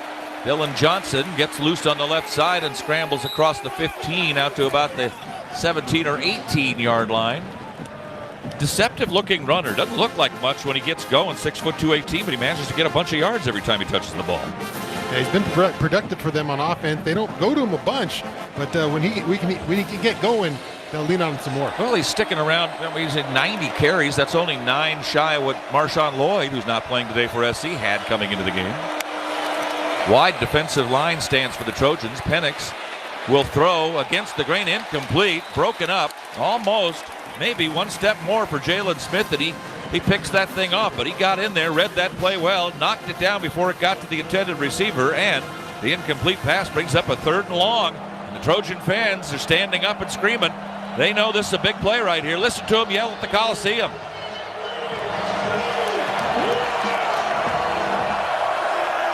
Westover, extra tight end. Look out, though. They love to go to Odunze and Polk on those back shoulder throws towards the sideline right at the sticks. Nixon, the one back in for blocking. Pressure on Penix. He has to unload too early, and he throws it away over the head of Giles Jackson. Bryson Shaw defending. Incomplete, brings up a 4th down, and this is a 4th down back at their own 18, so the Trojans should get pretty good field position coming up here if everything works out okay. Great back-to-back plays by the Trojans, especially Jalen Smith. Jalen Smith on great coverage on Polk on the last play. Struggled last week in coverage, but they're a big play. And then Alex Grinch brings Jalen Smith on a blitz, and Bryson Shaw does his job. Doesn't let anybody get behind him at that safety position. Keeps everything in front of him. Michael Penix nowhere to throw the ball. Long snapper Jaden Green out of Mesa, Arizona will get it back to Jack McAllister, the sophomore from Edmond, Washington. Low snap, Trojans rush. Might have got it, they did. It's loose on the ground. The Trojans have it at the 8-yard line. Blocked right up the middle. Bad snap on the play. and the Trojans have the ball, first and goal at the Washington 8-yard line. Well, Robinson dropped the pass earlier, and he made up for it here, did he not? Yeah, big special teams play there. They get 3 men back to that 2-man wedge, and it looked like Deuce Robinson, who's in the 88 jersey. Yeah, it looked like he switched out his jersey. It's Deuce Robinson there. Puts his hands up, gets a block on there. Like I said, got 3 men back to that 2-man wedge. Deuce is free, gets his hands on it, and makes up for a drop pass earlier with a big special team play. It's amazing to me how little it takes to throw the timing off on a play like that, a punt play. Because the snap was at his feet, and he didn't waste any time picking it up, but it was that distance between waist and ground that made the difference and gave Deuce a chance to block that thing. Yeah, the big play was getting 3 guys back there. Usually you get 2 guys back there, they got 2 men back on that wedge. 2 guys could have blocked 3 guys there. Doesn't go as a turnover, but it should in the books, and it does in our hearts. Caleb Williams up at the 8-yard line with Austin Jones offset to his left and a little bit behind him. Long count. Handoff Jones up the middle, down to the 5, to the 3, to the 2, to the 1-yard line. Austin Jones picking up the slack where Marshawn Lloyd is missing today. 2nd and goal Trojans just inside the 2, down at the 1-yard line. There's nothing sexy about that run, Pete. Just down the middle, put your head down and try to get to the end zone. 2 guys battling right there. Austin Jones wins the battle and drags the guy for a couple yards. Jude Wolf comes in as an extra tight end blocker on the right side. He's in front of, on the offensive line, Lake McCree. Over to the right side, Kyron Hudson. Austin Jones, the 1 back. Brendan Rice on the left. Trojan substitute, so the Dogs are allowed to do the same. They need to make a rule change, college football, about all that. Handoff. No, it'll be Caleb to keep it around the left side. He's tackled at the goal line and dives forward and falls backwards into the end zone for a touchdown, Caleb Williams, and a touchdown, USC. And the block punt turns into 7 points. All that started right there, Pete, with some good defense by the Trojans, finding a way to get the Huskies off the field, leading to a huge special teams play and an easy touchdown for the Trojans. Caleb Williams, instead of trying to go to that corner, cuts it back up on two Washington defenders and does it the hard way over the end zone line, 13 into the end zone. Here comes Dennis Lynch, the Newbury Park sophomore real estate major. 72 points, now 73. This would be 74, and that leads the Pac-12 in scoring. It's up and in, and the Trojans now have a touchdown lead, 14-7, with under a minute to play in the first quarter. That PAT brought to you by Terranea Resort, a luxury resort like no other. 2 plays after the block punt. The Trojans turn it in, and a great play on defense for the Trojans there, Jordan Moore.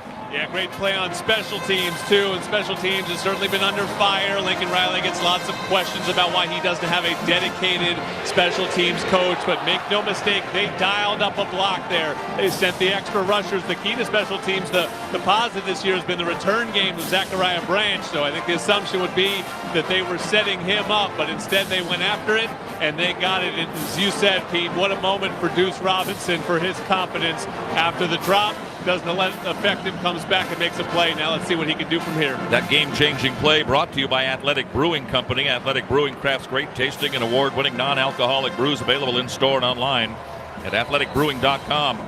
Use code USC10 at checkout for 10% off your first 6-pack order. Exclusions and conditions apply. Sideline report presented as always by DirecTV, leader in sports on Saturday and every other day. Danny Nagata back deep for Washington, will field this one 3 yards deep in the end zone, and he is bringing it back out. He gets to the 20 and then gets stuffed back there at the 21-yard line, so they give up 4 yards on the effort. Chris Thompson down on special teams, and the Trojans playing hard, playing fast today so far here in the first quarter.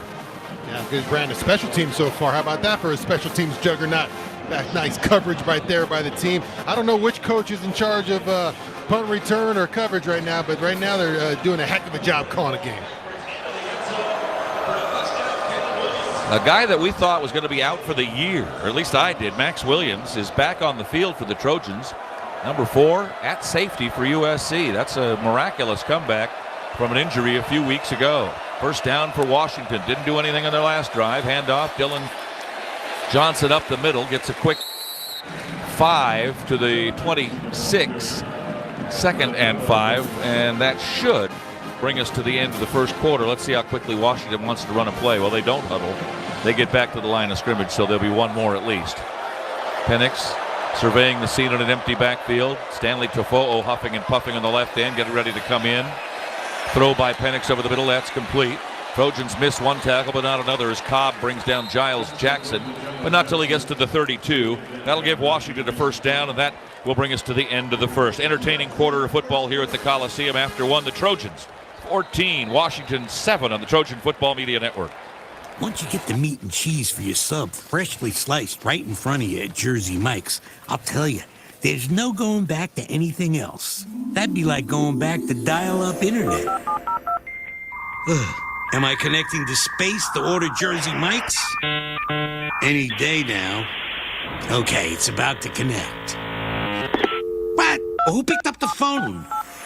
Nope. There's no going back once you see it freshly sliced at Jersey Mike's. A sub above. The mountains you climb may be stairs. The records you set may be personal. The fans you inspire may be family. But you don't need to be an athlete to get the same nutrition, energy, and hydration products Trojan athletes get. For that, you just need Honey Stinger. Nutrition specifically formulated to help you prepare, perform, and recover at your best. Honey Stinger, official nutrition partner of USC Athletics.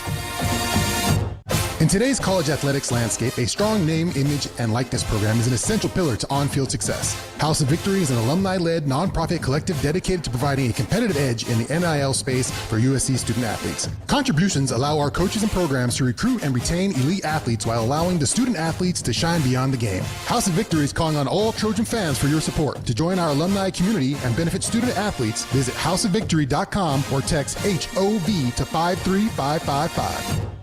While USC is making game-changing moves on the field, Athletic Brewing Company is changing up what's in the cooler while you enjoy the game.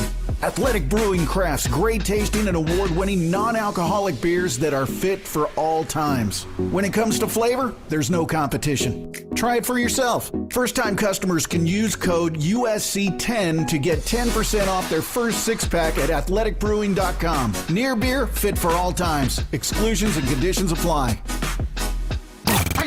Check out our other winning team, Armstrong and Getty, morning 6 to 9 on AM 790 KABC.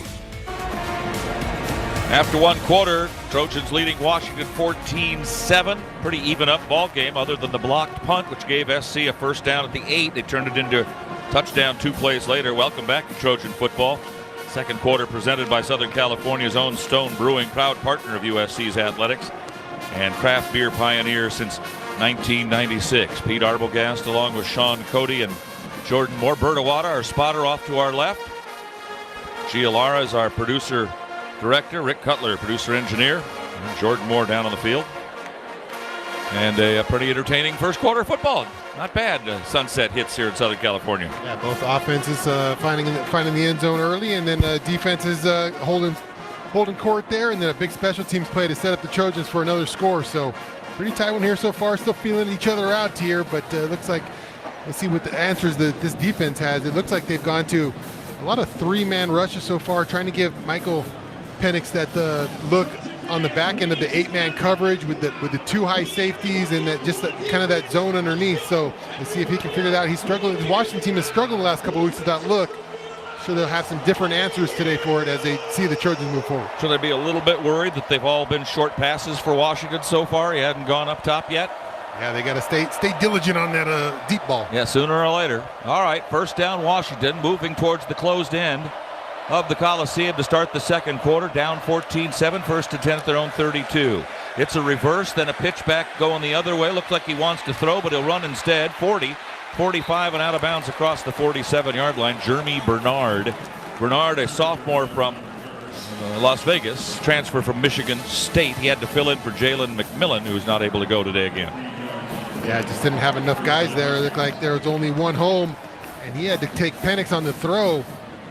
So he did the smart play and just tucked that and pick up an easy one, Bernard did. 4 of their running backs have thrown passes this year, so it looked like he was trying to pick that up and throw it, but there was nobody open, so he decided to run. Trip, crunch, set, right set. Odunze in motion, long toss, right side, across the 50 to the Trojan 48-yard line is Tybo Rogers. They do also mix up their lineup and run a lot of guys into the rotation in the first quarter. Max Williams with the tackle. The junior out of Sarah. Second down after a pretty good first down gain of 6. Second down and 4. Alabama's taken his 14-7 lead over LSU at the end of the first quarter. Penix now with some breathing room. Throws left side as he had some pressure. Missed tackle at the 45, 40, now 35. Bullock will finally bring Rogers down. They had him back near midfield, but Rogers got away. It was Braylon Shelby who missed the tackle, and a first down for the Dogs as they drive towards a tying score here in the early second quarter. First and 10 at the Trojan 33. Yeah, those are the plays that are huge right there. If you're going to play that style defense, you have to be able to come up and tackle right there. Braylon Shelby misses that first tackle, and that leads to a big play. If you keep those in front of you, you got to tackle and get those plays down if you run this kind of defense. Can't just hit, got to wrap. Dylan Johnson, the one back, but Penix will throw on first down for the Trojan 33. Underneath, kind of threw it away.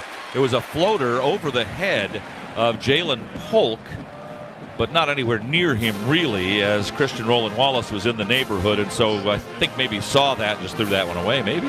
Yeah, Michael Penix will get rid of the ball. He's not afraid to throw a couple away. He has confidence in his arm. He can make it the next play. Not one to hold it back there. He's going to go through his steps, and it's not there. Just chuck it out of bounds like right there. So the second down and 10 play from the 33 as Washington slightly off schedule now. Trips in a triangle set. Right side, then a motion coming this way for Nixon. Throw over the middle, that screen pass again. That's complete to Odunze, 20. Steps outside at the 15, an undercut there by Roland Wallace at the 14-yard line. Second time they've run that play, and it's run well both times. Yeah, they're attacking the middle of that field. The Trojans are going to stay deep. They're going to try to attack that middle of the field. Everyone vacates that center area, making sure they're staying with their receivers deep, and they run that little underneath screen right there where they get the offensive lineman out in front. A ton of room to run there. First and 10, Dogs at the 14-yard line. The Purple Gang undefeated in this late season game. Into the end zone, over the head of Odunze, who had some room. He was open. Just not a well-thrown ball that time by Penix. Yeah, you get lucky a couple times a game right there, and Trojans catch a break. Michael Penix mixed this guy Odunze right there, as two Trojans are kind of looking at each other like, what the heck happened there? Why'd you let him go? It's like some like a missed coverage there in the back end that led to an open throw. Unfortunately, Michael Penix mixed that one. Second down from the 14. Wholesale substitutions on the offensive side for Washington. Will the Trojans make any changes on their side? They do not. Johnson, the one back. 3 receivers near to the line of scrimmage, near to the tackle on the left side. Long toss, Johnson coming this way. Got some room at the 10, the 5. Flag down behind the play. That's a hold, and a hold. There were flags all over the place. Laundry day. Multiple flags, says our public address announcer. Yeah, they kept coming. It was one, and then they just kept throwing them. Yeah, it looked like a ton of room. It looked like no Trojans were out there on the outside. Well, they were being tackled. They were going to be walking to the end zone, but officially, I think there was a reason for that. Maybe they were getting grabbed there. You think? On the edge. Personal foul, offense, participating without a helmet. Offense number 55. It's a 15-yard penalty. Replay, second down. I'll explain the call to you the best I can. Once your helmet pops off, you can't participate. You can't play anymore. You got to get out of the way, fall down on the ground, or run the other direction. If you play with your helmet off and your head is bare, they'll get you. And they did. It was one of the linemen. Oh, yeah. Very fortunate play for the Trojans, because the Trojans actually ripped the helmet off. So Trojans catch a break there. Well, this will back the ball all the way up to the 28-yard line. And it's second down and long from the 28.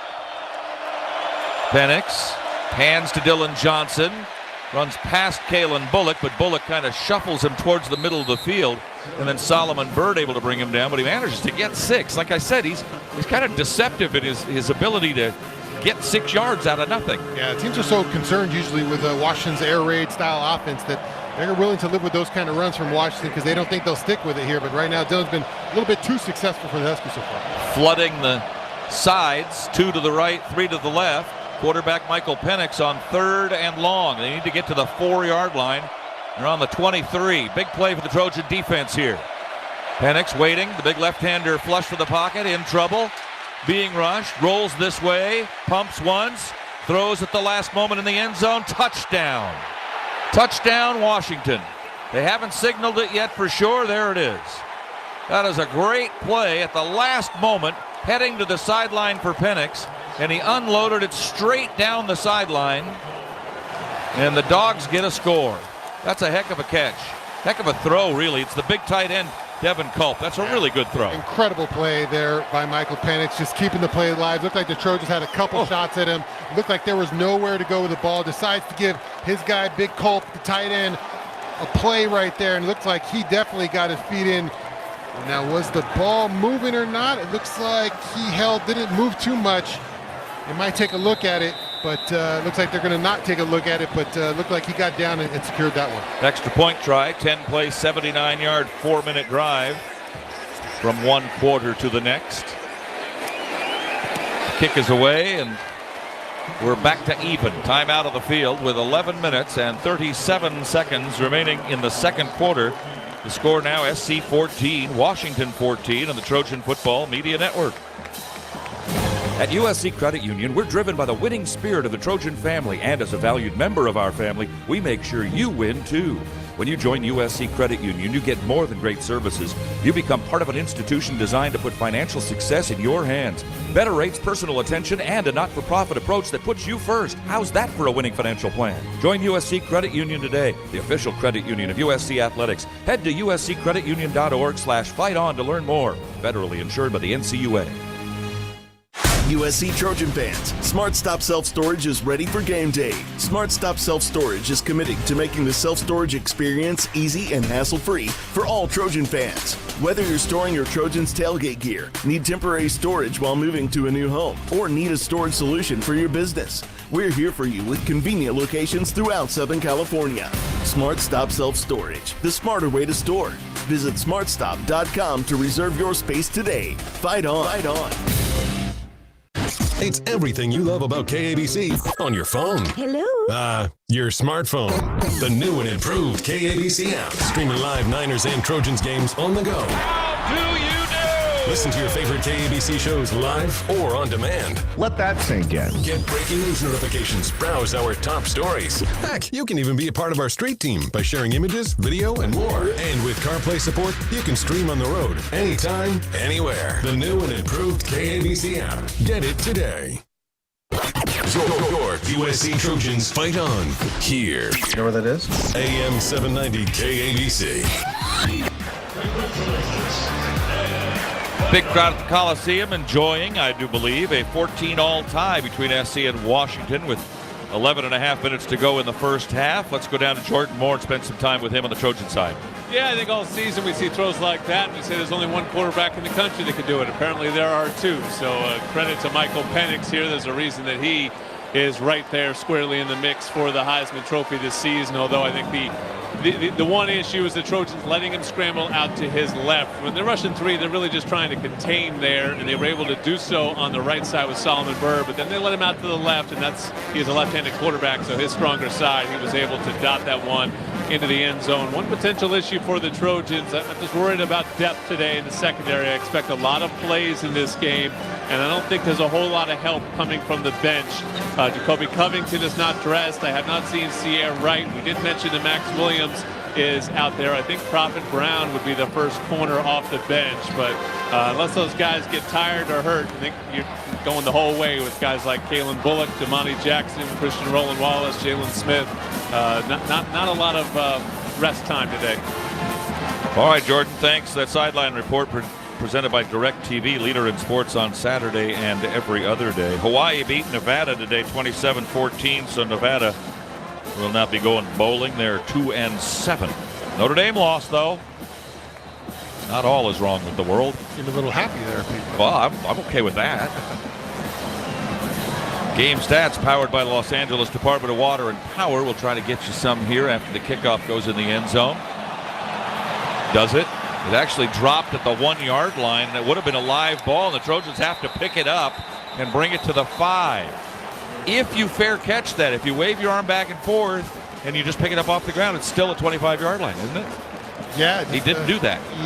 Zachariah played that one wrong there. He puts his hands out over on the side and then hopes it goes into the end zone, and he didn't do that. Yeah, puts the offense in a terrible here. Really a loss of 20 yards right there. Could have had it to 25 instead of catching it. Lets it fall there, and Just a mistake right there by number 1. Total offense right now, the Trojans 18 plays for 96 yards. Washington 23 plays 176 yards. So now you got the ball back at the 5-yard line. A special teams error. One great special teams play set the Trojans up after a block punt at the 8-yard line, which they scored. Now an error sets them up back at their own 5. Handoff Austin Jones. He's got some big room, and across the 10-15, maybe the 17-yard line. That's a 12-yard gain, and that's a USC first down. Stopped by Dominique Hampton. Yeah, number 6 is ready. His number is called today. With Marshawn Lloyd being out, looks like 6 is ready to fill in those shoes, and he's running hard today, Pete. Taj Washington in the backfield. Look out, Caleb. They got a hand on him, but he gets away. Throws it to Lake McCree at the 15. Gallops to the 20. Tackled forward to the 25, maybe the 26-yard line. It'll be a pickup of 7, make it 9 now with the spot to the 25. 9-yard gain, and the Trojans were lucky they got out of that one. Did not look like Caleb was going to make it out that. Somehow spins his way out of there and gets the ball out in time to Lake McCree. Up the middle. Big yardage for Austin Jones across the 50. And into Washington territory to the 44-yard line. That'll be a first down for the Trojans, and this is just a track meet. It looks like we're going to see some offense today, Pete. Austin Jones running hard today, but give credit to the offensive lineman there. Looked like no one touched him for a while there, and he got going. Darwin Barlow is in the game. He replaces Austin Jones, a little bit tired after that last run, perhaps, or these last couple. Mario Williams, Tyron Ware-Hudson, Taj Washington, the Trojans' leading receiver. Come down in a trips formation to this near side with Deuce Robinson to the far side. One back set on 1st and 10 at the Washington 44. Tie ball game, 14 all. Just about 10 minutes to go in the first half. Handoff, Barlow, left side, 40. Sideline, 35-30. Still going to the 20, 15-10. 5 down to the 1-yard line. Darwin Barlow had carried the ball 6 times this year for 37 yards. He got that many on that carry. First and goal, USC for the Darwin Barlow fan club. Big run by Darwin Barlow, 22, leaving people in the dust there. Puts it in the second gear, untouched to the 5-yard line. Barlow handoff, round the left side. He's in, untouched. Flag is down at the 5-yard line. Touchdown USC, maybe. Referees are huddling. Offside. Defense number 91. Score it. The penalty is declined. The result of the play is a touchdown. Well, that didn't take very long. When I was deciding who my player of the game was going to be, I was leaning towards Darwin Barlow this week, Pete, but I decided to go another route. 22 coming out, just touches the ball, just runs hard. Every time you see him, last year you called it the UCLA game, 22 right there with a big carry, a long one, and then Lincoln Riley gives it to him to finish off the job. Happiest guy. Branch, after dropping the kickoff down at the 5-yard line. 95 yards, 5 plays. Kick is up. Kick is good. Timeout with 9:31 to go in the half. Oh, I love this. SC 21, Washington 14 of the Trojan Football Media Network. Tommy Trojan is at the 10, the 5, touchdown, USC! Make big plays on the field and in life. With iTrust Capital, you can buy and sell crypto 24/7 with the tax benefits of a retirement account. That's right, invest in crypto with the tax advantages of an IRA. iTrust Capital is easy to use and has no sign-up fees. Don't be a Monday morning quarterback. Make big plays now. Visit iTrustCapital.com to start investing today. iTrust Capital, the official cryptocurrency platform of the USC Trojans. Taxes and conditions may apply. Fees apply. Cryptocurrencies are a speculative investment. Saturdays are made for football, and when the game is on, we're finally off. Off duty, offline, out of office. At Cracked Coors Light is our do not disturb message to the world. On game day, we don't think about the 9 to 5, but worry about the 4th and 1. So this Saturday, grab a Coors Light, press play on some pigskin, and pause on everything else. Coors Light, mountain cold refreshments, made to chill. 2021 Coors Brewing Company, Golden, Colorado. Celebrate responsibly. You don't have to train and compete at an elite level to enjoy the benefits of Honey Stinger products. Honey Stinger produces fuel for athletes of all kinds, using delicious honey and organic ingredients. Not only is honey rich in antioxidants, but it's also easily digested and absorbed quickly into the system to help you prepare, perform, and recover. Turn to Honey Stinger to achieve your performance goals and feel better along the way. Honey Stinger, official nutrition partner of USC Athletics. Set, Tracking the day's headlines. The KABC News Blitz. Afternoons at 6 on KABC. 21-14 USC, 9.5 to go in the half. Round and round she goes. Where she stops. Let's go down to Jordan Moore. What did I say, Shaun? What did I say? Darwin Barlow. Let him out. Let him out. He literally looked like he was shot out of the gate right there. I mean, he'd been held back all year. They gave him one touch of the rock, and he exploded, and then ultimately gets in the end zone. It's great to see that. We saw the same thing last year, though. We know what he's capable of. This is almost the exact same situation last year when Travis Dye got hurt. They had to lean on Jones. And then in doing so, Barlow became the backup, and he is just a guy that runs the ball and runs really hard and is difficult to tackle. I assume there is some deficiency in pass blocking or pass catching or something that keeps him from being an every down back. But with that said, if you hand him the football, he knows what to do with it.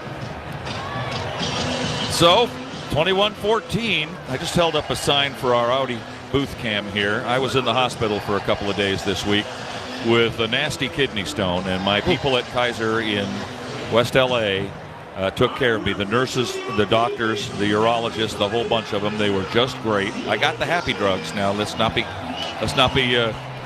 kidding ourselves, but if you have a kidney stone problem in your family, if somebody shows signs of that, the first sign they have of that is the sign you want to go to the hospital. You don't want to wait and mess around, try to be a hero. So thanks to all the guys at Kaiser, all the men and women there who helped me get me on the mend by today so I can get here.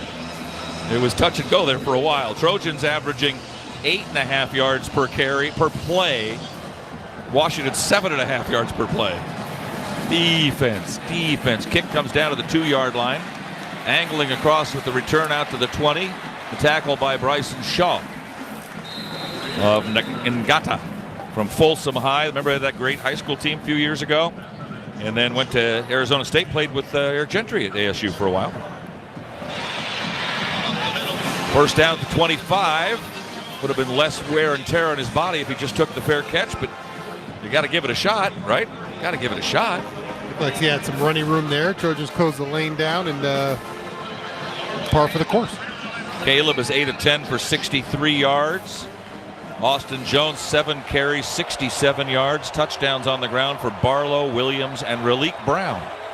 Did you think Barlow and Raleek Brown were going to get touchdowns on the ground today? Handoff Dylan Johnson. Johnson spins, turns, and gets 5 to the 30. 2nd and 5, gang tackle there by the Trojan front wall. Gentry in.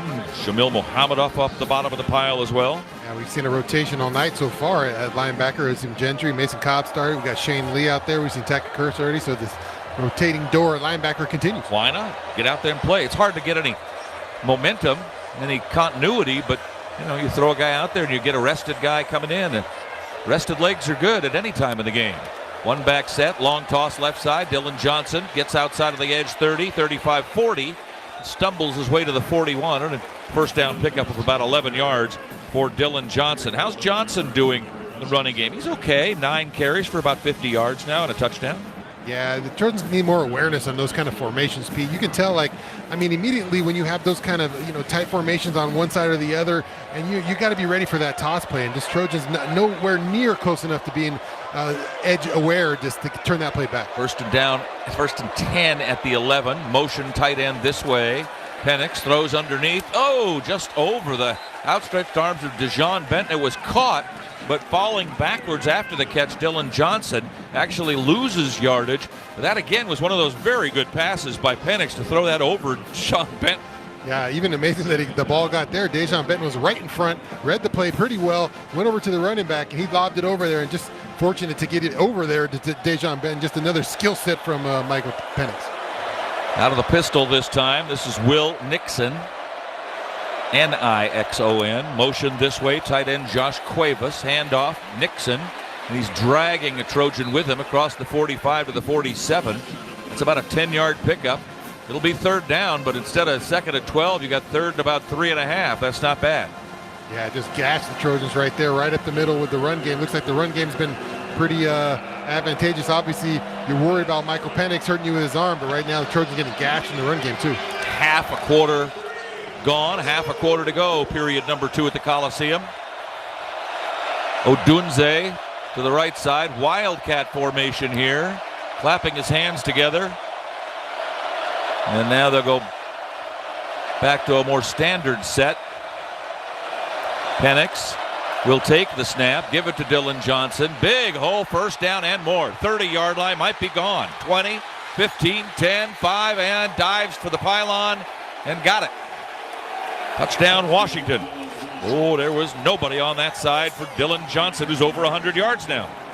Yeah, really head-scratching, Pete, right there. Just nobody on that left side. Just looked like he got the ball and ran straight towards the end zone without anybody seeing him or touching him. We're going to have to see a replay on this play because just getting gashed right now in the run game of the Trojans, just like Washington and then the other getting gashed in the run. USC returning the favor and giving them all kinds of run lanes on that side as well. 52-yard run for Dylan Johnson, the junior transfer from Mississippi State. Extra point for Grady Gross. Try to tie it up. 5 plays, 75 yards, 2:41 the drive, tie game. 6:44 remaining in the first half. We'll take time out with them then. Tie score. Back after these messages on the Trojan Football Media Network. We're not just the Trojans, we're your Trojans. Coach Lincoln Riley here to let you know how to customize your Wells Fargo debit card or open an account today and show your Trojan pride with every purchase. Get started at wellsfargo.com/Trojans. Wells Fargo is proud to be the official retail bank of USC Athletics. Copyright 2023 Wells Fargo Bank N.A. member FDIC.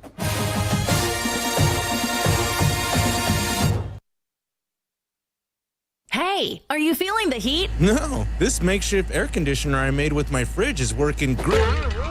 Oh. LADWP has rebates up to $225 on new air conditioners to help you beat the heat and save money. Ooh, that sounds cool. Plus, you can sign up for Level Pay to get predictable monthly bills for easy budgeting. Very cool. Stay cool. Visit LADWP.com/cool-LA. Now, can you help me fix my fridge?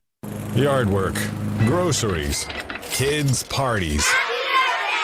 Do your weekends feel like everything but yours? All I wanted was to watch the SC game. Reclaim your weekend with the new and improved KABC app. Stream live Trojans games on the go. So whether you're stuck at your kid's soccer game, Turn around! The field's that way! or driving around town running errands, Touchdown, USA! never miss a play. The new and improved KABC app. Get it today. Sacking the competition. Dan Bongino. Weekdays 9 to noon on AM 790 KABC. Trojan fans, time to get your roll on with Roll 'em Up Taquitos, the official taquito of USC Athletics. Visit rollemup.com to find the location nearest you. Fight on and roll 'em up. Part of today's game, as usual, being brought to you by the Joint Chiropractic, which can help ease your pain and keep you moving. To learn more and claim the $29 new patient special, visit thejoint.com today. Well, kind of what we expected, I guess. 21-21. And the guys that hired me to do this job back in 1989, every once in a while they would say, don't forget to look up. And if you look up right now, you see the beautiful pastel sky, the purple mountains, the little high clouds, sunset just hitting the light, starting to take effect. What a beautiful night in the big city, Los Angeles, the magnificent megalopolis. The classic Goodyear blimp with a nice tour over the stadium there. Yeah, it's really a beautiful setting here. Not so beautiful defense right there, Pete. No. Not a good job in the run game for the Trojans on that drive, as Washington either. So the team's got to figure out, obviously, quarterbacks in the stars are the stars in this game. Michael Penix and Caleb Williams, everyone's concerned with them. It looks so far like Dylan Johnson and Darwin Barlow and Austin Jones are taking full advantage of these defenses that are geared up to stop these wide receivers. Dogs have had the ball 5 more plays and have 60 more yards. Trojans can now do something about that. This time the kick goes into the back of the end zone for a touchback. We make that delineation because it bounced in front of and came back out to the 1-yard line before going in last time, and the Trojans ended up starting their drive on the 5. This time it'll be at the 25-yard line. Georgia, ranked second, beat number 12 Missouri 30-21 today. Slippery Rock ranked 5th in the nation in Division II and number 1 in the region.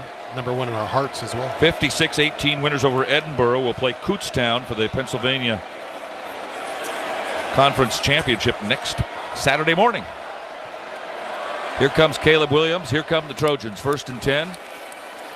Caleb will keep, and a good thing he did. He gets to the 30, jogs out of bounds near the 39-yard line. If he gave it to Austin Jones, Jones would have been eaten alive in the backfield. Yeah, sometimes those are hard plays to read for the quarterback. He's got to know when to pull it and tuck it. There, easy. It looked like Washington was all ready to kill Austin Jones on that play, and Caleb just pulls it and takes off for an easy 1st down.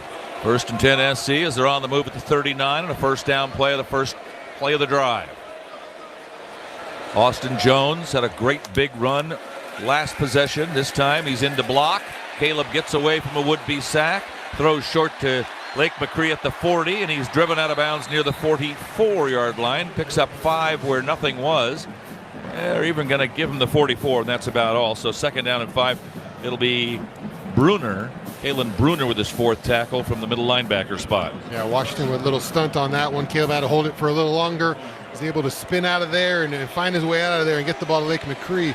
Trojans got to do a little better job up front protecting Caleb. Yeah, they've been in on him a couple of times. Trice, who is their best defensive lineman, now lined up on the right side, the far side from where we are, and he's been in a couple of times. They're running right at him, though, and Austin Jones gets away to the 50. Oh, he gets stuck hard at the 46-yard line on the Washington side of the field. Up and a little woozy, heading back to what would be normally a Trojan huddle spot, but that's enough for a USC 1st down. Good pop. Boom. Good run by Austin Jones, and tries to work that spoon move late in the run there. Dominique Hampton, the safety, really laid it on him. Oh yeah, you didn't see it coming, and he took one right in the gut there. But stays in. My guess is he's not going to carry the ball in this play. Just a hunch. 1st and 10, SC at the Washington 46. Tie ball game. Late 1st half, just under 5 minutes to play in it. Caleb winds and throws left side. Slipping and falling is Mario Williams after making the catch, but he'll manage to dive forward to the 41. Picks up 5. 2nd and 5. Time becomes a really interesting factor here, like it's going to be probably at the end of the game when you score and all that, because Washington's going to get the ball to start the 2nd half. So when you score, how much time you leave them, it's going to matter at the end of the 1st half too. Yeah, it's going to be really important time because the way these defenses are playing, they're giving up yardage here. The offense has to be smart here, try to take some clock away. Don't give Washington a bunch to work with. Not much separating these two teams so far here in this 1st half. Zachariah Branch comes in motion. He'll get the end around call, then pitches it back to Caleb. Caleb will throw it down the sideline to Taj, who catches it and scores! Zachariah Branch on the flea flicker, pitches it back to Caleb Williams. Taj Washington is all alone, caught it stumbling, but managed to keep his feet and scores, and the Trojans are back in front. How do you do? Just when you think you've seen it all, Pete, Lincoln Riley dials up another different one there. They're kind of a little jet sweep fake, and Zachariah comes back and throws the ball back to Caleb. I didn't know if that was designed at first, but it's definitely a designed play there. An interesting, one of the longest taking time plays I've ever seen in my life. Zachariah with the jet sweep fake, comes back, tosses to Caleb, and Todd Washington wide open. I'm sure Washington was not ready for that one. I thought for a second there that Zach was going to turn around, do his Zach thing, and come back against the grain and try to run. But it was definitely drawn up because Caleb the whole time was dropping back, trying to find space so Zachariah could toss him the ball. So an interesting, looked like a broken play, but definitely one drawn up by Lincoln Riley. A long-lasting play. Good job by offensive lineman blocking so no one could get home. Nobody stopping nobody here. 5 plays, 75 yards. That drive took 240. And now it's the Trojans' turn. They stop Washington on a block punt. And SC has punted the ball once, and I don't think anything else bad has happened for any offensive unit here. A 41-yard touchdown pass to from Caleb Williams to Taj Washington. Everybody bit, and he was all alone. He almost fell down when he caught it. I'd never seen that kind of play before. Just motion Zachariah back into the backfield. He looks like he stopped on the run play, so he's going to come back and try to cut across the grain. But in the meantime, Caleb Williams is dropping back, gaining yards, so Zachariah has someone to toss to on the way back when he looks like he might take off with it, and no one covers Taj Washington up the sideline. Wow, it takes some planning on that play for that thing to work. All right, this will be fun if we can do this. We're going to go to station identification, and then Jordan, you take it right out of the ID. Let's see if we can make this happen on a radio term. Let's pause 10 seconds for stations to identify themselves on the Trojan Football Media Network. Your home for Trojans football. How do you do? And your home for fast-paced, fact-based talk. We're not CNN. We do actual facts here. KABC, Los Angeles, a Cumulus media station. That's what we do. Back live inside the Coliseum where the Trojans lead at 28-21 over Washington, and Pete Arbogast said it perfectly. You thought that he was doing his Zach thing, which is, I think, exactly why that play worked. The scout tells you, he's a freshman, Zachariah Branch. We've already seen him make a freshman mistake in this game. He is the kind of guy that would cross and go backfield. Washington was ready for that, but they were not ready for the curveball that Lincoln Riley had for him, and they absolutely all bid on it because they believed that that's exactly what Zachariah Branch would do. I love when stuff works. This game-changing play brought to you by Athletic Brewing Company. Athletic Brewing crafts great tasting and award-winning non-alcoholic brews available in-store and online at athleticbrewing.com.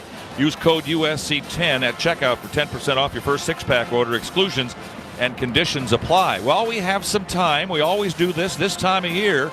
Jordan Moore, USC basketball starts on Monday. Give us a rundown. What's good? This is one of the good teams now. We're supposed to come in second in the league and be one of the top teams in the country, yeah? Yeah, certainly one of the most anticipated seasons in USC basketball history. The Trojans ranked 21st overall to start the season in the AP poll and picked to finish second in the Pac-12. But the anticipation really revolves around three guys, and that is the addition of Isaiah Collier, the #1 ranked player in the country, the highest rated recruit in USC basketball history. He's a point guard, really a distributor, a physical player. Honestly, looks more like a football player. They could use an extra safety here. He could play it, and he'll have the rock. But then Boogie Ellis returns, and he's certainly a threat to lead the Pac-12 in scoring.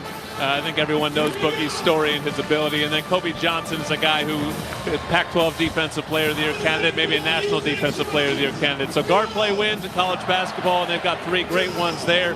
They had a DJ Rodman, the son of Dennis, of course, who's a really good sort of 3-and-D player who will start at the 4. And then the big man spot, they have Joshua Morgan, who's a returning Pac-12 Defensive Player, and hope to have Vince Iwuchukwu out there soon to really help them. Kickoff is away. The Trojans leading 28-21. It's a short one, a poor one to the 10-yard line. But the Dogs will not make it back to the 25, barely if they do, to the 24.5. That field report brought to you by DirecTV, leader in sports on Saturday and every other day. And the PAT by Terranea Resort, a luxury resort like no other. Men's basketball against Kansas State in Las Vegas this Monday night at 7 on the Trojan Media Network. Number 22. Women's basketball will be in Las Vegas on Monday morning at 11 in the morning against 6th-ranked Ohio State. Both teams return home next weekend. The Trojan men against Cal State Bakersfield Thursday at 6, and the women against Florida Gulf Coast next Friday at 7 o'clock. Basketball is here, and I can't wait. There was an offside on the Trojans on the kickoff, so give them an extra 5 to the 30, and the Dogs set up 1st and 10 from that spot, starting off at the torch end of the Coliseum. Late stages first half, Trojans lead 28-21. Penix will wind and throw it a little bit long. It is caught. Nice grab in front of Kalen Bullock by Jalen Polk. He waited, then climbed the ladder for a pass that was a little high, and on the Trojan side of the field all the way down to the 37-yard line. Here come the Dogs. Yeah, you guys talked a lot about basketball. We might get a basketball score here, Pete, with this offense is going up and down the field here. 1st and 10 at the 33. We keep a close eye on the clock. 3:28 left. Washington has used one of their times out. The Trojans have not used any of theirs. Scoring quickly might not be in Washington's best interest. Handoff Dylan Johnson, and clapping his hands celebratorily, Tackett Curtis comes up at the 39-yard line. A loss of a yard on the play. Trojans this year 75 tackles for loss, leading their opponents in that category by about 25. That's a big difference. Getting him in the backfield. Solomon Byrd jumps off the field. In is Jack Sullivan, starting on the defensive line on the left side, along with Bear Alexander, Tufo'o, and Braylon Shelby. 2nd and 11 for Washington. The Trojan 39. Penix throws underneath, in and out of the hands of Giles Jackson, and that was knocked away well by Christian Roland Wallace. That ball was well thrown, and it's just as well defended. Yeah, we've seen Christian Roland Wallace all year, Pete. Really been the USC's best cover corner there. He does a good job breaking on the route, getting his arm in between the ball and the carrier right there, and breaking that play up by Christian Roland Wallace. Old Dominion Freight Line is the official freight carrier of USC Athletics, helping the world keep promises. Tyrone Taleni in for the Trojans on the defensive line. 6 men on the defensive line for SC on this 3rd and 11. The handoff to Nixon up the middle. He'll pick up about 5 to the 34, and an interesting play call here for offensive coordinator Ryan Grubb, as you've got a 4th down and about 6 from the 35. Their field goal kicker's longest kick is 47, and they're going to go for it on 4th down here, where they're 7 out of 10 this year on 4th down. Everybody press up. Don't think this is going to be long. Penix drops to pass, being rushed, winds and throws all alone. 12-yard line, down to the 10, down to the 9-yard line. How can you leave an All-American Rome Odunze alone like that on a 4th down play? Yeah, it just looked like lost in defense. I don't know if all the secondary got the call. Looked like just so many defenders there lost. Amani Jackson out there on the edge, he's floating back, and he takes the inside guy when he's got an outside guy. Yeah, just not on the same page defensively, and let's be honest with ourselves. It's been like this most of the year. When they are in danger, Washington, they will throw to Odunze and Polk almost every single time. 1st and goal at the 8-yard line. Penix fakes, throws underneath to the 10, down to the 6-yard line, and big push back there is Polk. Whistles blow. Trojans rough him up a little bit, but no flags are thrown. They'll mark it at the 6. 2nd and goal from the 6. 1:21 remaining in the half, and Trojans have stopped the clock. Yeah, because they want the ball back, they're figuring Washington's going to score here. Something, anyway. Yeah, I saw Lincoln Riley heading down right as the play was going. He was going down there to call that timeout before the play even ended there. He knows he wants to try to get some with that clock left so his offense can get a chance back out there. Men's water polo team with a 10-6 win over Stanford today, so they'll move up into the 3rd ranking spot, hosting top-ranked UCLA next Saturday. The Mountain Pacific Sports Federation tournament is at Cal November 17, 18, 19, but the Trojans will host the NCAAs on December 1st and 2nd and November the 30th. Men's water polo. Let's go down to Jordan on the Trojan sideline. Go ahead. Yeah, great timeout by Lincoln Riley there. You guys alluded to it earlier, but this game may just come down to coaching clock management. Can you steal a possession at some point at the end of the 2nd quarter, at the end of the game? Because if you're just going back and forth, that's simply what it comes down to, is who can have more possessions. Minute 21 to go in the half. SC could stop the clock twice. This is a 2nd and goal from the 6. Best case scenario, you hold them to 3 points. Well, best case, they turn it over, but logical best case, you hold them to 3. You got about a minute left in the half to try to go down and score a 3 or a 7 of your own. Dylan Johnson, left side of Penix. Dylan Johnson with the call. Dylan Johnson into the line down to the 3. Trojans call timeout. That's their 2nd. 3rd and goal at the 3. So here's the big play. And it's the same kind of position they were in at the beginning of the game, where they had a short goal line situation, I think, from the 2-yard line, and they gave it to Johnson. He ran in untouched. Yeah, I could have told you that Washington was going to run the ball there. They were going to try to get some more clock off there. USC would probably spend the time out there. It's going to come down to I think a handful of defensive plays in this game, Pete. You don't have to. I don't think any one of these defenses suited to make sustainable stops all night. All they have to do is come up with a couple big plays, a couple tip passes, maybe a crazy turnover. That might be the differentiating aspect in this game. 22nd ranked women's soccer waiting for the NCAA pairings to come out Sunday. Will finish 3rd in the Pac-12. The women's volleyball team moved into 5th in the Pac-12 with a 3-0 win over Arizona at Galen last night. They'll host number 15 Arizona State tomorrow afternoon. Tickets available at the Galen Center box office. Tonight in the SCIAC in football, Redlands at Pomona Pitzer, Claremont Mud Scripps at Cal Lutheran, Laverne at Chapman. And then the championship game next week. That Redlands Pomona Pitzer game is for one of the spots in the championship game against Chapman. 3rd and goal at the 3 for Washington. Just over a minute to play in the half. They trail 28-21 to USC. Penix looking in the end zone. Throws short. Bullet. Touchdown. That's a well-thrown ball. Jalen Polk.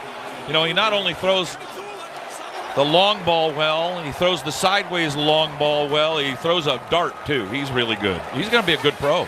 Yeah, this defense is frustrating me. I'm at my wit's end with this. It's just, I mean, when you have the thing about defense in the red zone, Pete, as a defender, you know what the offense is limited to, and those are the kind of routes right there that you got to jump all over if you're a secondary guy. That's the kind of defensive call right there where, hey, I can kind of jump these routes. They don't got a lot of space to work with, and Trojans just kind of no awareness of where they're out in the field to make those kind of plays. 8 plays, 70 yards, 2 minutes and 46 seconds, and with 1:14 left in the half, we're all tied at 28, but the Trojans do have a timeout in their pocket and 1:14 to work with.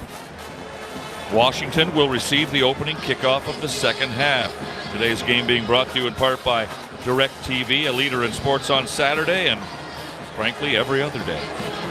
Stay with us at halftime. Southern California Audi dealers halftime show. We'll check stats and highlights. We'll talk to John Jackson about any adjustments that need to be made. I think both teams could go in the locker room and think about adjustments that need to be made defensively if it's 28-28 at halftime. Because right now we're looking at 56-56 at the end of the game. Yeah, it's definitely going to be a defensive adjustment. So I don't know how much there's going to be a defensive adjustments. I just think you got to worry about how many points you can put on the board tonight. I'm so interested to see a team like this play a team like Iowa that gives like a nickel a game. That's it. What happens in a game like that? There's nothing but offense on one side, nothing but defense on the other side. Well, these offenses have been slowed down this year. The question, these two defenses haven't really slowed down anybody this year. So you look at the last couple of games for Washington, Arizona State, Arizona, even Stanford a little bit, slowed down these offenses here tonight. Not much defense being played yet. Kickoff into the end zone, so the Trojans will need 75 yards for a touchdown. And if you're thinking about Lynch and a field goal, remember as long as 53, but that was anything but comfortable. I'd like to get him, you get him to the 30, got a 47-yarder, you got a pretty good chance. So you're talking about 25, 45 yards in 1:13. I don't know if we're playing field goals today, Pete. I think we're playing touchdowns. Well, today. It's on the clock. You got to play the clock too. If you're stuck back at the 30 with 1 second left, you're kicking a shot. Wide to the left goes Austin Jones, joining Brendan Rice and Zachariah Branch to that side. Near side, Taj Washington and Dorian Singer. Empty backfield for Caleb Williams on 1st and 10 from the 25. Rushed, in trouble, fumbled the football, and Washington has it. Uh-oh. Dog ball at the Trojan 12-yard line. Under 1:07 to play in the half. Ouch. That kind of matches what the Trojans did when they got the blocked punt at the 8-yard line. This, the first really damaging play for the Trojans. Caleb holding the ball out there by a loaf of bread, and they got a hand on it. Knocked it out of there. It was Zion Tupola Fatui with the forced fumble. Great awareness by Washington's defense right there, knowing Caleb always wants to roll that right. They try to contain him on that right side, but Caleb does a bad job right there of taking care of the ball, and an unfortunate fumble right there. Going to put the Trojans in a tough position, especially coming out of half. Trice with the fumble recovery, and now a quick possession change. It'll be Dylan Johnson into the line. Mason Cobb grabs him and he brings him down at the 9. Second down. It's not goal to go. They had the ball at the 12, so 2nd and 7 at the 9. 52 seconds, 51. Washington not in any hurry. They'll run the rest of the clock out. They can stop it twice by calling timeout. Johnson in the backfield. Look out for this tight end.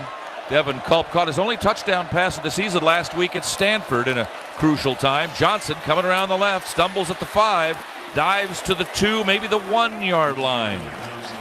And it looks very much like Washington's Huskies are going to have the lead going into the locker room by 3 or 7. Clock runs 21 seconds to go. This should be a first down, should it not? Whistles blow. Measure it here. Well, he's at the 1, and they had the ball at the 12. Game timer, please reset the game clock to 30 seconds. Put the clock back at 30 seconds. That's got to be a first and goal at the 1. They started the drive at the 12. Yeah, looks like a mismanagement there of the chains or clock. They're trying to get it right here. They're going to change it to first down, and then with the first down, the clock stops. Yeah, first and goal at the 1. 28-28 tie for the moment, but the Trojans fumble the ball away in the worst possible place. deep in their own end. Of course, they blocked a punt earlier to give themselves an opportunity to score, which they took advantage of from the 8-yard line. Nobody's led by more than a touchdown, but Washington will perhaps that opportunity to start the second half. And while they're discussing what's going on, let's go down to Jordan. Yeah, they got the spot wrong. So, yeah, now it makes sense. They finally moved the ball up to the 1 because the reason the clock stopped is for a first down, but then they spotted the ball at the 3, which wouldn't have made it a first down. So now they've got it right. It's at the 1, which explains why the clock is stopped at 30. It should be rolling, though, because the ball is spotted and the chains have been moved.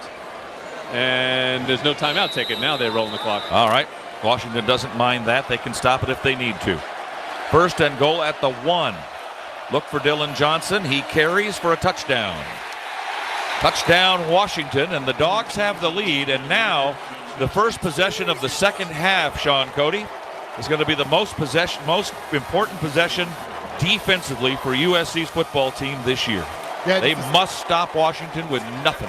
Yeah, just the same play in there from Dylan Johnson right up the middle. We saw in the last kind of goal line stance there. Trojans no response there. But unfortunate, I think the big play was obviously Caleb fumbling the ball. Last year, we always complimented Caleb. Caleb been doing such a great job in taking care of the ball. This year hasn't been the same case, Pete. We've seen a lot of strip sack cause fumbles from Caleb this year. Just a little bit loose with that ball in the back end. Obviously, you can't get pressure there, but Caleb's got to do a better job of taking care of that ball in those circumstances. Dogs have a lead by 7, their first lead of the game. The Trojans scored on their first possession. Washington came back and did the same. SC blocked a punt 2 plays later, made it 14-7 at the quarter. And ever since then, it's just been score, score, score. Penix to Devin Culp from 22 yards away on a great scramble play up the near sideline and threw the ball on a rope straight down the line, and Culp was there in some traffic. Darwin Barlow scored for the Trojans to make it 21-14. Dylan Johnson with a 52-yard run tied it up again. 6:44 to go in the second. Caleb on a flea flicker to Taj Washington made it 28-21. Penix found Jalen Polk in the back of the end zone to tie it again, and then Caleb Williams fumbled the ball at the 12, and a couple of plays later it's in the end zone again for the Dogs, who lead 35-28 and only 20 seconds remaining in the first half to do anything about it for USC.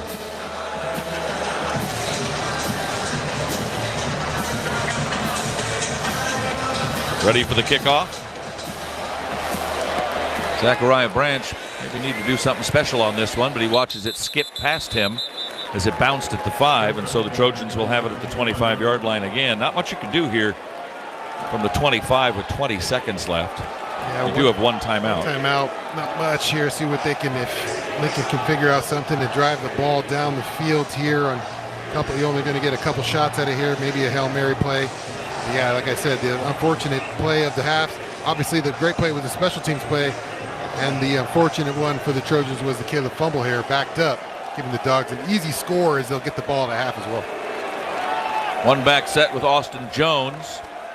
Not sure the Trojans are going to try to do much here with 20 seconds to go. You certainly don't want to give it back to Washington again and watch the game get away at the end of the first half. And it would in a hurry. As you can see, the Trojan defense hasn't been stopping Washington's offense very much. Austin Jones out to the 35 to the 39, a 14-yard gain. Clock runs 12 seconds, stops the clock now to move the chains. And now they'll spike it. Called the timeout. So you get a couple more plays. You get a timeout or a spike? Oh, they spiked it, sorry. Yeah. 2nd and 10 from the 39. Almost all you can get here is about a 40-yard long pass and hope it doesn't take 10 seconds to do it. You might get a field goal try. Maybe.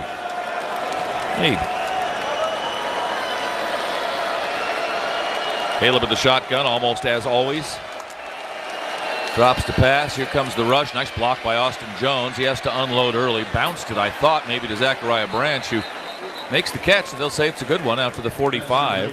3 seconds left in the half, so barring a penalty, one more play. Elijah Jackson will push him out there. It's like Washington is really trying to force Caleb not to go out to his right. They are aware, other teams have become aware of Caleb trying to roll out to the right, and that's where a lot of success happens. When he comes out to that right, he can kind of beat you up there. Washington doing a good job trying to build a wall over there, then not letting Caleb escape to his right. Prevent defense. If you're going to throw it up in the air, you might as well throw it to Deuce Robinson, the 6'6" freshman And now the Trojans will take their last time out. Why not? Can't take it with you. John Jackson will join us at halftime, talk about some halftime adjustments. We'll have scores of other games, stats, and highlights. We'll talk to Lincoln Riley as the Trojans come out of the locker room, get ready for the second half as night falls here in Los Angeles.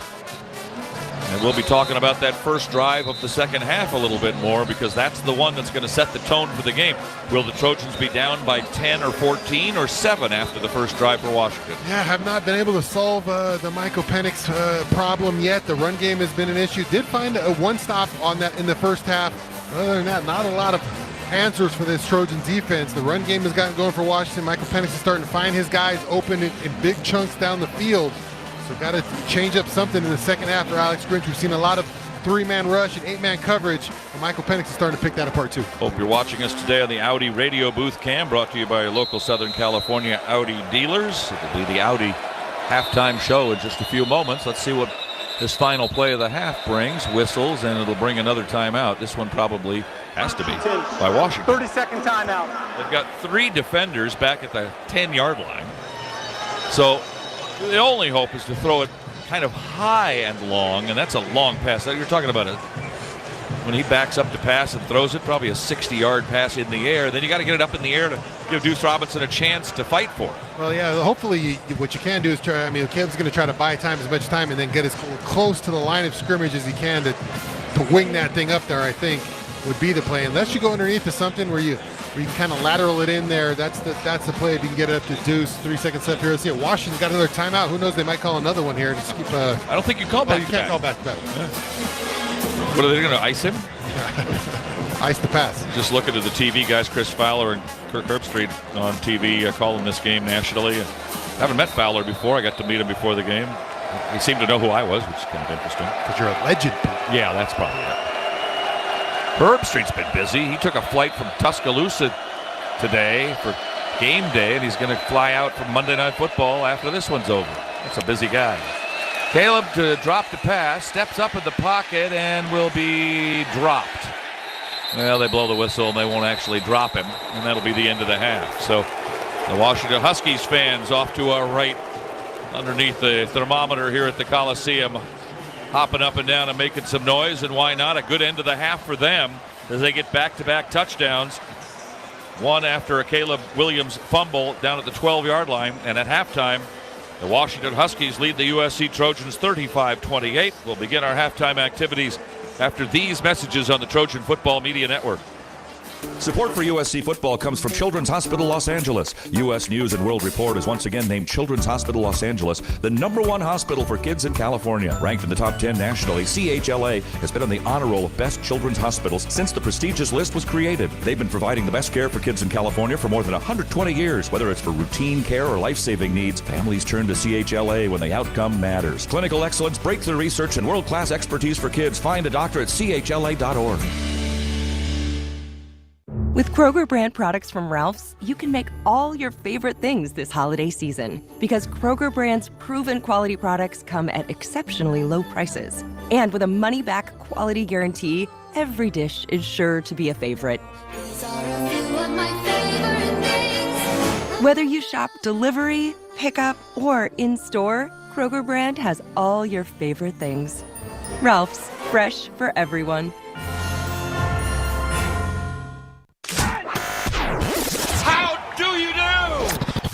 How we do it. This is the Audi Halftime Report. Brought to you by Audi. The Southern California Audi dealers are proud sponsors of the USC Trojans. Big hole up the middle. See you later. Touchdown USC. The Halftime Report is also brought to you by Pechanga Resort Casino, proud partner of USC football, and by Athletic Brewing. Athletic Brewing crafts great tasting and award-winning non-alcoholic beers that are fit for all times. Now, we take it back up to the booth to the best broadcast team in college football for the best football team in college football. Pete Arbogast and Shaun Cody. Well, the last time the Trojans were shut out 330 games ago was by Washington. That was never a concern today. And so far at halftime, Washington leading USC, scoring the most points Washington has ever scored against USC, and they did it in a half. It's 35-28. Both teams with costly turnovers that gave the other teams a score, so you can kind of count those as even. And so Washington has the advantage at halftime. Game stats powered by Los Angeles Department of Water and Power. First downs almost even, 14-13.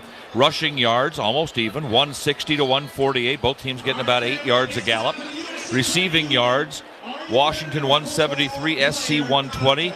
Washington ran 6 more plays and had about 50 more yards, which makes sense. If the Trojans had those extra 6 plays, they'd probably have just as many yards as the Huskies. Michael Penix, 14 of 19 for 173 and 2 touchdowns. Odunze caught 4 for 66. Touchdowns for Polk and Culp. Rushing yards, Johnson 15 for 117 and 3 touchdowns for Washington. For the Trojans, Caleb Williams 12 of 14 for 120 yards, 1 touchdown, sacked twice, and one of those costly because he fumbled it away deep in his own territory. Taj caught 2 passes for 50, 3 catches for Lake McCree, the only touchdown, a flea flicker to Taj Washington. Austin Jones, 9 carries, 91 yards. Touchdown rushes for Darwin Barlow, Caleb Williams, and Raleek Brown. Time now to take a listen to our biggest moment of the first 2 quarters. Now it's time to take a listen to the best play of the first half. You're good. You're awful good. Just about the best I ever saw. Powered by Ontario International Airport, a proud partner of the USC Trojans. Fight on and fly on with ONT. Zachariah Branch comes in motion. He'll get the end around call, then pitches it back to Caleb. Caleb will throw it down the sideline to Taj, who catches it and scores!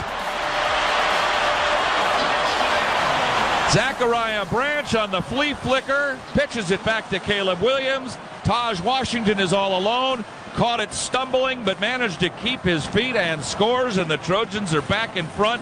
How do you do? Let's talk about halftime adjustments, which are presented by the Joint Chiropractic, the official chiropractor of the USC Trojans. John Jackson joins me here, our broadcast partner for the USC Trojan Media Network. JJ, nobody's playing much defense. I guess we kind of expected that might be the case here today, but Trojans have their hands full, and one of the biggest possessions of the season that I mentioned at the end of the half, the first possession for Washington coming up here in the second half. They've got to stop Washington from scoring somehow. Otherwise, they're going to be down 10 or 14 after Washington's got the ball. How do they do that? The one thing I don't think that anybody expected is Washington has scored, and you said it, Pete, they have scored more points in the first half than they have ever scored against USC in a full game, 35 points. The record has been set in one half. All right, so there's more ball left. How do you stop them from scoring 70? Oh, gosh, I don't think you win. I thought that coming into this game to take the over and also the first team to get stops is going to win. And I don't know if it's stops or if it's just lack of offensive efficiency. The first team that doesn't score, you're going to have to go score for score against this Washington team. They're too good offensively. They have weapons on the outside that make them very dangerous. They play action pass. They do everything right in an offense, and USC is matching them as well because Lincoln Riley has been running the football more tonight than I think he has in any game this year in terms of commitment to the run, and the offensive line is doing a great job opening up holes. So to stop their passing game, keep everything in front of you, clearly. Don't let them go long like he did a couple of times, right. and figure out a way to let the running game hurt you a little, but not a lot. Who's going to make the mistake, Pete? Well, so far one each. One right. Bad one each. And I'm at a loss because I watch what you're seeing, the same thing down there, and it looks like almost impossible for these two teams to stop the other guy. They cannot stop each other. This is going to be somebody's going to put up 60. I think both teams are headed for 60. Well, if that's the case and Washington scores, it goes up 42-28. You're just chasing them by a touchdown the rest of the game. And if you don't stop them, you're going to lose by 7 or 14. And I think that we always, at the beginning of the year, Pete, we were talking about what is this team's identity. Now we know it is an offensive team that has to outscore the opponent. It's that plain and simple. We've seen that act before. We saw it last year. Trojan fans don't like that, but it's the truth. The defense is a little better maybe this year than it was a year ago. They're going to have to get even better in the years to follow because we're going into the Big Ten And we're going to see some rough and tumble football over the next few They're years. going to slow the game down. That's right. Exactly. That's right. All right, Limit the JJ, we'll possession. talk to you on the postgame show, brother. I will be here. All right, that'll do it for this edition from here of the Southern California Audi Dealers Halftime Show. Back to the studio we go after these messages. Halftime score, Washington 35, USC 28 on the Trojan Football Media Network.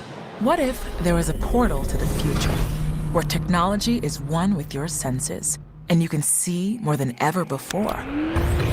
And what if that portal let you move at the speed of electricity? Enter the fully electric Audi Q4 e-tron with an advanced touchscreen infotainment system, available adjustable daytime running light signatures, and available Quattro all-wheel drive. The Audi Q4 e-tron. The future awaits. USC Trojan fans, Smart Stop Self Storage is ready for game day. Smart Stop Self Storage is committing to making the self-storage experience easy and hassle-free for all Trojan fans. Whether you're storing your Trojans tailgate gear, need temporary storage while moving to a new home, or need a storage solution for your business, we're here for you with convenient locations throughout Southern California. Smart Stop Self Storage, the smarter way to store. Visit smartstop.com to reserve your space today. Fight on. Fight on. Hi, it's Tungus. It's hard to express Tungus' self when come to AM/PM's breakfast. So Tungus wrote poem. Tungus no prepared to feel this way when eat AM/PM breakfast today. Savory chorizo, fried egg and cheese on fluffy flaky croissant, please. It's so good, cravenience galore. Tungus prepared to have one more. Oh wait, Tungus forgot to mention coffee. Need to start over. When the breakfast is freshly prepared in store, that's cravenience. AM/PM, too much good stuff. It takes hard work to be the best in the game. Planning, commitment, resilience, sweat. That's why Old Dominion Freight Line, the #1 national LTL carrier for quality, works hard to be the best in the game and is proud to support those striving to be the best in theirs. Old Dominion Freight Line, official freight carrier of USC Athletics, helping the world keep promises. Who run the world? Girls. Who run the world? Girls. Who run the world? Girls. The Women of Troy Report is brought to you by Sprouts Farmers Market. Open 7 days a week. Visit your neighborhood Sprouts for good-for-you groceries and great prices on the freshest produce. I'm Keely Orr, and this is the Women of Troy Report. Today we're speaking with Jada Ward, a goalie on USC's water polo team. So Jada, you're entering your sophomore year here at USC. What are your goals for this season? My goals are to continue to be a good leader on my team and just overall become a better athlete and hopefully win a national championship. As a younger team member, what's it like having a leadership role in that sense? It's definitely a lot of pressure, but at the same time, I have really good teammates that make it easy. I know you're a SoCal girl, so maybe the transition to USC wasn't too hard for you, but what was it like when you first came in as a freshman last year? When I first came in, I just definitely noticed how you just have a really big sense of like family and community. And it was really similar to my high school in that kind of way. So it was definitely really comfortable. In that sense, what made you choose USC? It was a perfect distance from home. I love my family, so couldn't be too far. And then the water polo, it's great. There's so much history behind it. And I just wanted to be a part of something really successful. Now I know water polo trains very hard, and this offseason has been grueling. What's it been like preparing for this upcoming season? It's been hard, but good. We just got a new coach, so it's definitely been different from last year. So I kind of feel like a freshman all over again, but it's definitely been good, and I'm just excited to get playing again. What's that been like transitioning to a new coach? The good thing is that he was our assistant coach last year, so we all have a great relationship with him. But it's just been cool to kind of see the way that the new direction that he's taking the program. In what ways is it a new direction? I think that our new coach has brought a different environment and new values that have taken a complete 180 from last year. And I think that what we were lacking last year is definitely going to be brought in this year. So I think in the end, it'll be really good for our whole program. Is it too early to get a sense for this team? Like, can you tell right now in off-season workouts what this team, the chemistry and the culture is like? I think our team chemistry this year is one of the best out of all the teams I've been on, and I definitely can see a ring in our future. So, I'm just really excited. You just heard from Jada Ward of USC Water Polo. Stay tuned for more action here on the USC Trojans Media Network. It's time to recharge, reconnect, and rediscover your perfect combination at Pechanga Resort Casino. And with your resort favorites back in action, there's all of the excitement and comfort you love, with the peace of mind you can depend on. So whenever you're ready for a little rest, a little relaxation, and a lot of fun, we'll be here. Play your perfect combination at Pechanga Resort Casino today. Your first sip of Athletic Brewing Company's non-alcoholic beer is a game changer. It tastes so good, you can't believe it's non-alcoholic. With a variety of craft beer styles from IPAs to sours, you can sip and celebrate alongside the USC Trojans' game-changing plays. Find a store near you or order online at athleticbrewing.com. First-time customers can use code USC10 to get 10% off their first six-pack at athleticbrewing.com. Near beer, fit for all times. Exclusions and conditions apply. And now Travis Kelce, an overly direct sports person for DirecTV. Now you have two great choices for how you get your football fix on DirecTV, satellite or streaming. Just like my mom has two great choices for who her favorite son is. There's me, Travis, scoring touchdowns and winning games, or my brother who snaps the ball and sticks his butt in the QB's face. Hey, we're both champs. She can't go wrong, just like you. Love you, Mom. Stop compromising. Get DirecTV with or without a satellite. Call 1-800-DirecTV. Tommy Trojan is at the 10, the 5, touchdown, USC! Make big plays on the field and in life. With iTrust Capital, you can buy and sell crypto 24/7 with the tax benefits of a retirement account. That's right, invest in crypto with the tax advantages of an IRA. iTrust Capital is easy to use and has no sign-up fees. Don't be a Monday morning quarterback. Make big plays now. Visit iTrustCapital.com to start investing today. iTrust Capital, the official cryptocurrency platform of the USC Trojans. Taxes and conditions may apply. Fees apply. Cryptocurrencies are a speculative investment. Covering all things SC. Trojans Live, Monday nights at 7 on KABC. What's up, Trojan fans? Welcome back to the Southern California Audi Dealers halftime show. Jason Schwartz with you, holding it down in our KABC studios as we wrap up halftime here.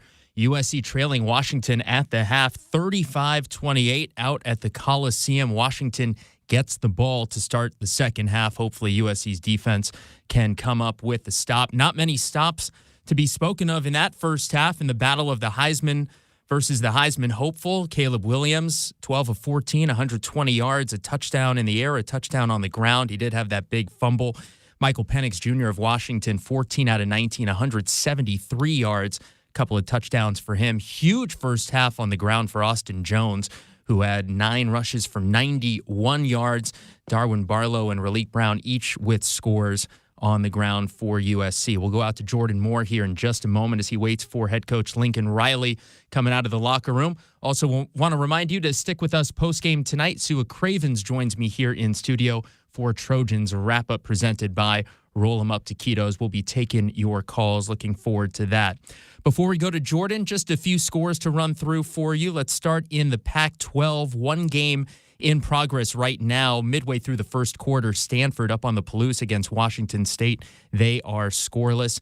2 finals from earlier today. Utah all over Arizona State, 55-3 the final. And it was close for a little bit in Eugene, but number 6 Oregon pulls away from Cal, 63-19. 2 games tonight at not the Rose Bowl, in Tucson. Number 19 UCLA visiting Arizona. That's at 7:30. At 7 o'clock, number 16 Oregon State visits Colorado. Just a couple top 25 big ones to tell you about. Start of the third quarter in Tuscaloosa.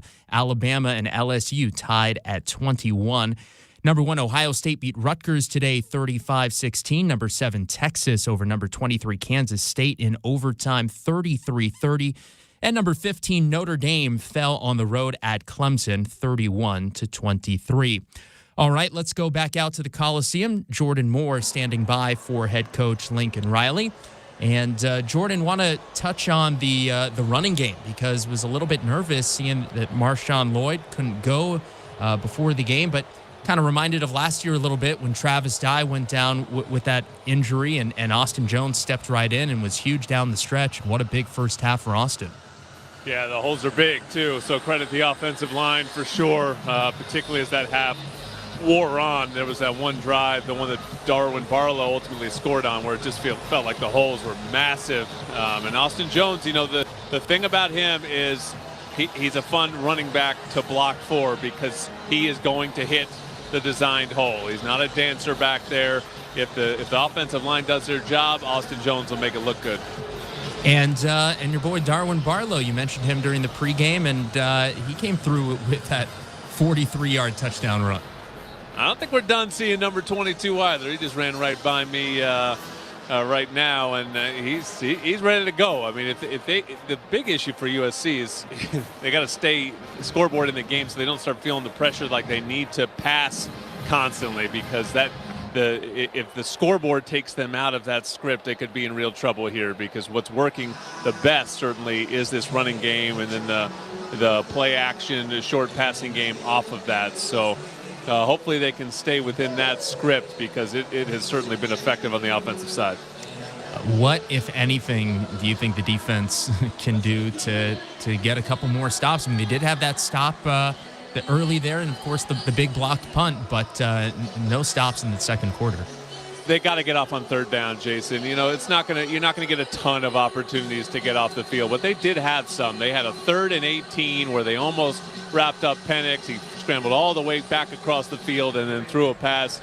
Really could have been intercepted if there was more awareness in the end zone. And then he had another 3rd and long where there was just a complete coverage breakdown, and they got behind Damani Jackson for a wide open catch. So, when you get those opportunities, and they're not going to be a ton, but if you get a holding call or a mistake by them, then you have to take advantage. And I'm about to get Lincoln Riley here, so we'll just stay right here as the head coach jogs towards me right now. Coach, what do you do to get the momentum back here in the third quarter? We need to play a little bit better defensively on the big plays. We've had some of the, some opportunities, the 4th down, the long conversion. We got to play better on some of those and get off the field. Offensively, played pretty good. Just obviously the one turnover hurt. All right, thanks so much, Coach. It will be Washington football here to start the second half. We're going to go to break or stay right here? All right, we're going to stay right here with the voice of the Trojans, Pete Arbogast. He called this the defensive possession of the season. Let's see if the Trojans can get a stop on it. You've been listening to the Audi Halftime Show, brought to you by Audi, your Southern California Audi dealers, proud sponsors of the USC Trojans, by Pechanga Resort Casino, proud partner of USC football, and by Athletic Brewing, non-alcoholic craft beer for the first down to the fourth quarter. Great tasting, low calorie, and fit for all times. Third quarter of USC football is presented by Honey Stinger. Prepare, perform, and recover with Honey Stinger. Looking forward to going to Eugene, Oregon next week, Mr. Cody? Always a fun place to play in Autzen. It's a lovely town. Yeah, it's a nice place to go. It'll be a heck of a challenge for the Trojans after watching this first half of ball. So got to buckle up and hope this offensive ride can continue to roll. Last week the Trojans played Cal and won 50-49. Today Cal went to Eugene and lost 63-19. If you had Cal and 44, you lost. Yeah, that's a little worrisome. Yeah, it's a lot of those scores that Oregon's been putting on people with our comparative competition have been not too friendly for you. See how they treated Utah and how they treated Cal. So every game is a war in itself, and you don't take it for anything. But if you're looking comparatively, not a good look so far. Bo Nix is very much alive in the Heisman race as well. We're going to see him next week. Penix is very good. Caleb Williams is very good, and Bo Nix is very good. It's I hope for a West Coast winner probably, but I'm wondering if the vote out in West will break itself open because it'll split it up. Yeah, maybe. It should be an interesting race. And all kind of different, a little bit of different quarterback kind of, or Bo Nix is kind of get it out of my hands, or he can make it in the run game. Reminds me of almost like a Tim Tebow kind of guy, Bo Nix, but he throw a little better, I think. And where Michael Penix is a complete pocket passer. We've seen him sitting there all day today and just deliver on point. And Caleb Williams can obviously make it happen in a number of fashion. You give Penix an offensive line in the NFL, he's going to kill you. Oh, just going to kill you. He can dot the ball. Some pretty impressive throws today. I can think of the one to the tight end here, the one obviously the one to the tight end in the end zone, and the one where he bought some time. So we're seeing it. Second half underway. The kickoff comes down to Ngata at the goal line, and he will venture forth and get back to the 25 and more to the 29-yard line. Gentry and Kyron Ware Hudson with the tackle for the Trojans. A return of 29 yards and a decent field position to start at the 29-yard line for the Washington Huskies. All right, this is it. In my estimation, you need 3 stops for the Trojans defense this half. You get 3 stops and don't turn it over yourself, you got a chance to win the ball game. Without that, I think it's going to be tough. And this one, super important, this first possession of the second half.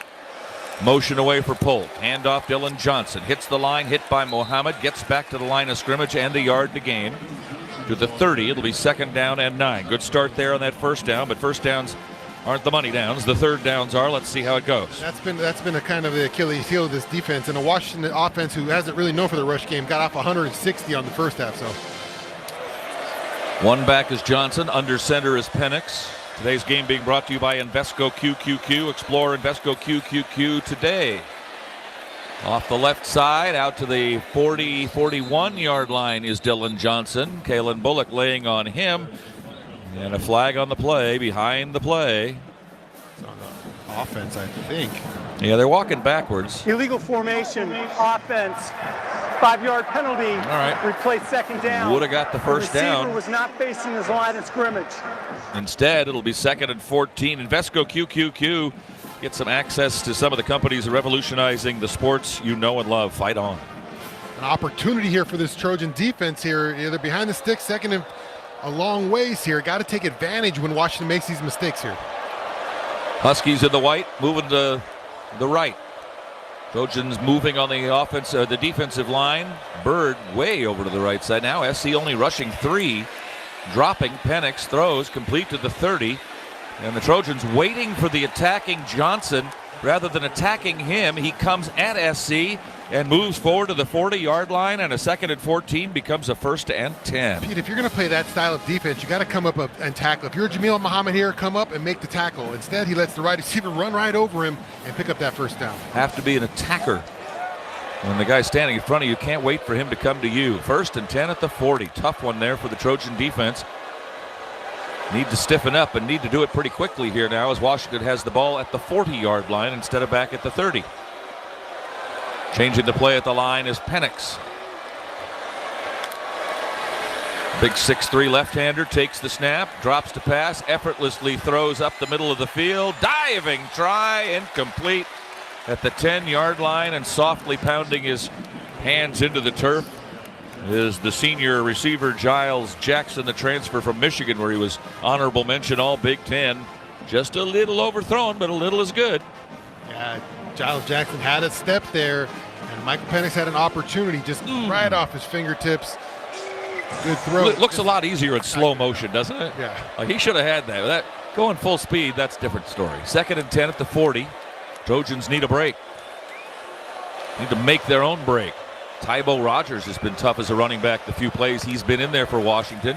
The fake to Rogers, the throw over the middle complete, little slant in is all, and that'll get a first down to the Trojan 46-yard line to Bernard. Jeremy Bernard, Germie. I don't know how he got that one. 1st and 10 after the 14-yard pickup at the Trojan 46. Here come the Dogs leading by 7. First drive of the second half. Trojans need to change something up. Get lucky, make a big play. Something needs to happen, and right now it's not. The crowd sitting back, trying to hope something into fruition. And the Husky fans are having a great time so far. Braylon Shelby in a defensive end. Tyrone Chaleni up front for the Trojans. Snap is back. Penix had to wait for the snap to get back there. Drops, throws left. That's complete. Polt's got it to 38-yard line. And they'll push him back from there, but a nice 8-yard pickup on first down, 2nd and 2. When you've got good beer, good vibes, it's all Buena. Stone Buena Vesa's Salt and Lime Lager, Baja inspired and imported from San Diego. Located near you at find.stonebrewing.com. Cheers. Not so much right now. Very quiet crowd. Band trying to get him going, but nothing happening. Trojans trail by 7 and try not to fall further behind. Showing an extra rusher. They're coming, but unloading it quickly. Throw is made. Catch is made. Nice grab by Rome Odunze, who tipped it up in the air, falling backwards onto his back, made the catch, came up standing and glowering at Damani Jackson, and maybe he should have picked up a flag for that. First down, Washington at the Trojan 21, the All-American Odunze. Just staying with the play there. Damani thought he broke it up, kind of throws him to the ground. Unfortunate for him, the ball just goes right into his hand. Penix looks in the end zone. It is tipped and intercepted. Christian Roland Wallace in the end zone. An interception. The Trojans have turned them away.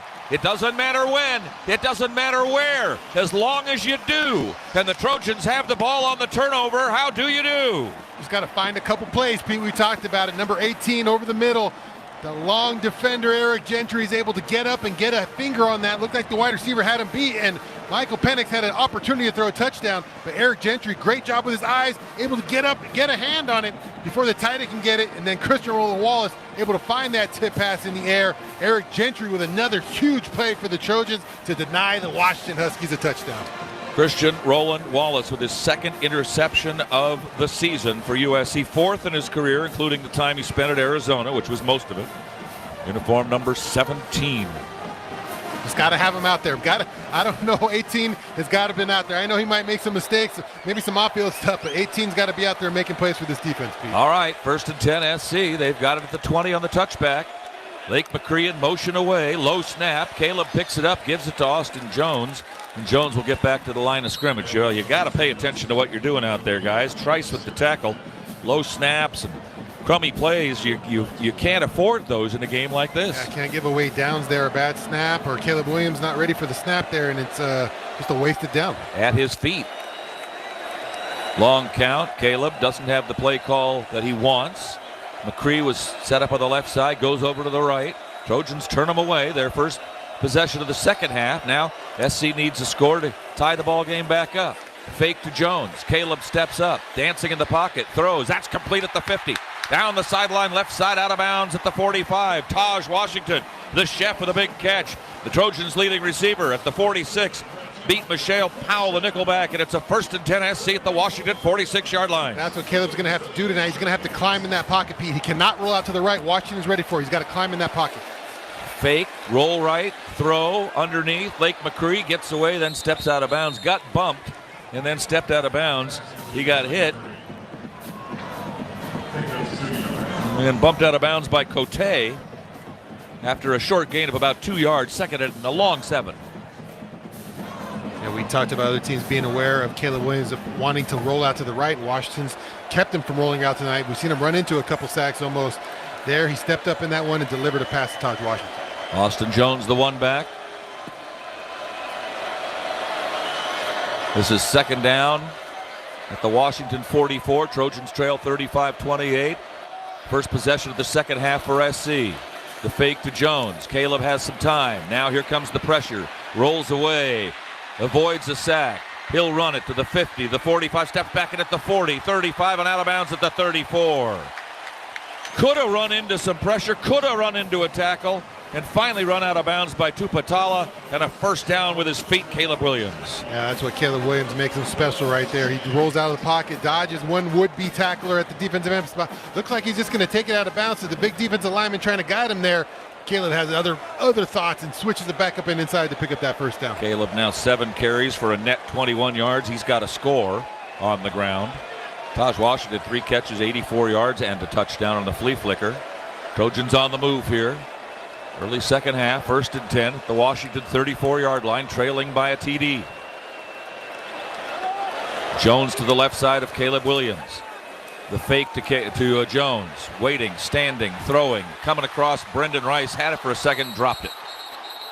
Thought for a second maybe they'd call that a catch, but didn't look like he really brought that in. Washington smartly returning it for what would be a scoop and score touchdown, but it certainly looked, from the naked eye anyway. If you're a Trojan fan, you're hoping that's incomplete, and that's the way the call stood, 2nd and 10. Yeah, just a good job by the defender getting his hand in there, trying to poke it out. Brendan's got to be stronger with his hands there on that one. Get that one tucked away as fast as possible. Be strong there. Defender won't be able to get it out. Defender pokes it out, keeps that one from a completion. 2nd and 10 at the 34. Field goals not on the menu. Jones sets up on the left, moves over to the right behind Lake McCree. Trojan running game was working pretty well today. Late on the play clock. Caleb will throw sidearm right side.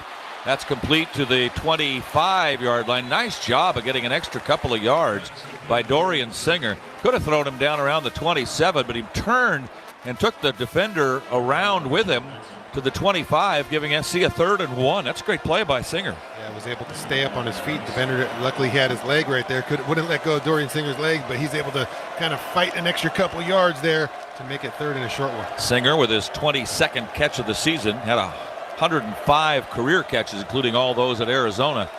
Highly regarded transfer portal guy from Pinnacle High in Phoenix. 3rd and 1 at the 25. Handoff, no. It'll be a lob toss, left side.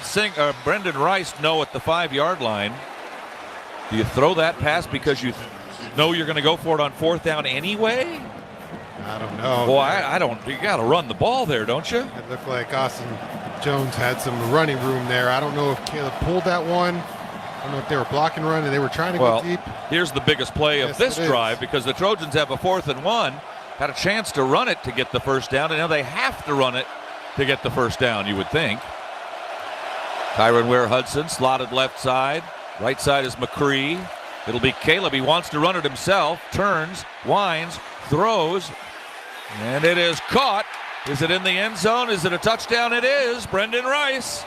Rice with his 10th touchdown catch.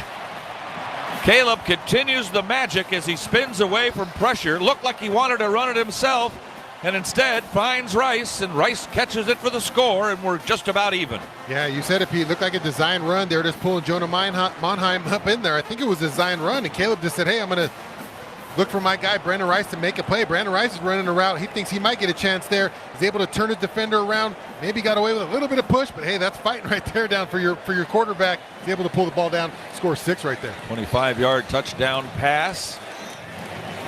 8 plays, 80 yards after the interception in the end zone. A turnover for Washington, a stop for the Trojans, a score for the Trojans, and now they're right back in the game, tied. Timeout on the field, 3rd quarter action. 8 minutes to play in the 3rd. Washington 35, USC 35 on the Trojan Football Media Network. SC fans, this football season, be sure to come out to Trojan Fan Fest, presented by Life Law Injury Lawyers. Located directly east of the Coliseum, right outside the Olympic Gateway, Trojan Fan Fest opens 4 hours before every home game kickoff, and it's free to fans of all ages. Inside the Trojan Fan Fest is the Modelo Ultimate Tailgate, serving up ice-cold cervezas with plenty of food truck options. There are also private tailgating options and fun for the whole family. It's all inside Trojan Fan Fest, presented by Life Law Injury Lawyers, proud supporter and official sponsor of the USC Trojans. Introducing Stone Fight On Pale Ale, with a balanced blend of hops and a deep golden color as vibrant as the Southern California sunshine. Stone Fight On Pale Ale is brewed to be the perfect companion for the beach, the tailgate, or cheering on the Trojans. Stone Fight On Pale Ale is best enjoyed by holding a can in one hand and raising a V for victory with the other. Find Stone Fight On Pale Ale near you at find.stonebrewing.com. That's find.stonebrewing.com. Stone Brewing is a proud partner of USC Athletics. It's everything you love about KABC on your phone. Hello? Your smartphone. The new and improved KABC app. Streaming live Niners and Trojans games on the go. How do you do?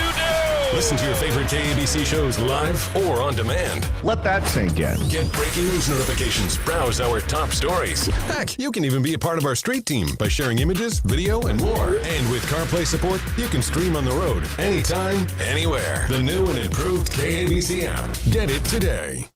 Don't punt your morning drive. Catch Armstrong and Getty. Morning 6 to 9 on KABC.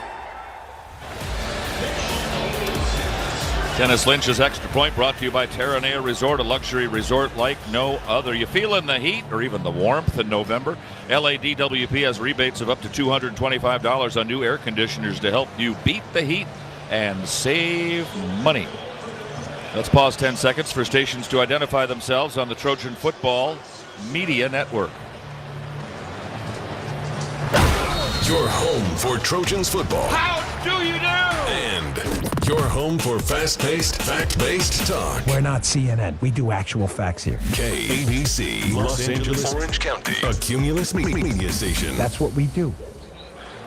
Christian Roland Wallace with an interception in the end zone as Washington was driving to go up 2 scores.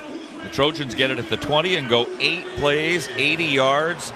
Caleb Williams, a scramble 4th down and 1, 25-yard pass to Brendan Rice. And we're all even at 35, 8 minutes to go in the 3rd. That game-changing play, the interception, brought to you by Athletic Brewing Company. Athletic Brewing crafts great tasting and award-winning non-alcoholic brews available in-store and online at athleticbrewing.com. Use code USC10 at checkout for 10% off your first six-pack order. Exclusions and conditions apply. Top 25 college football playoff report brought to you by Modelo. That's the top-selling beer in America, the fighting spirit of the USC Trojans. 18th ranked Utah plugged Arizona State today 55-3. 6th ranked Oregon blew out Cal 63-19.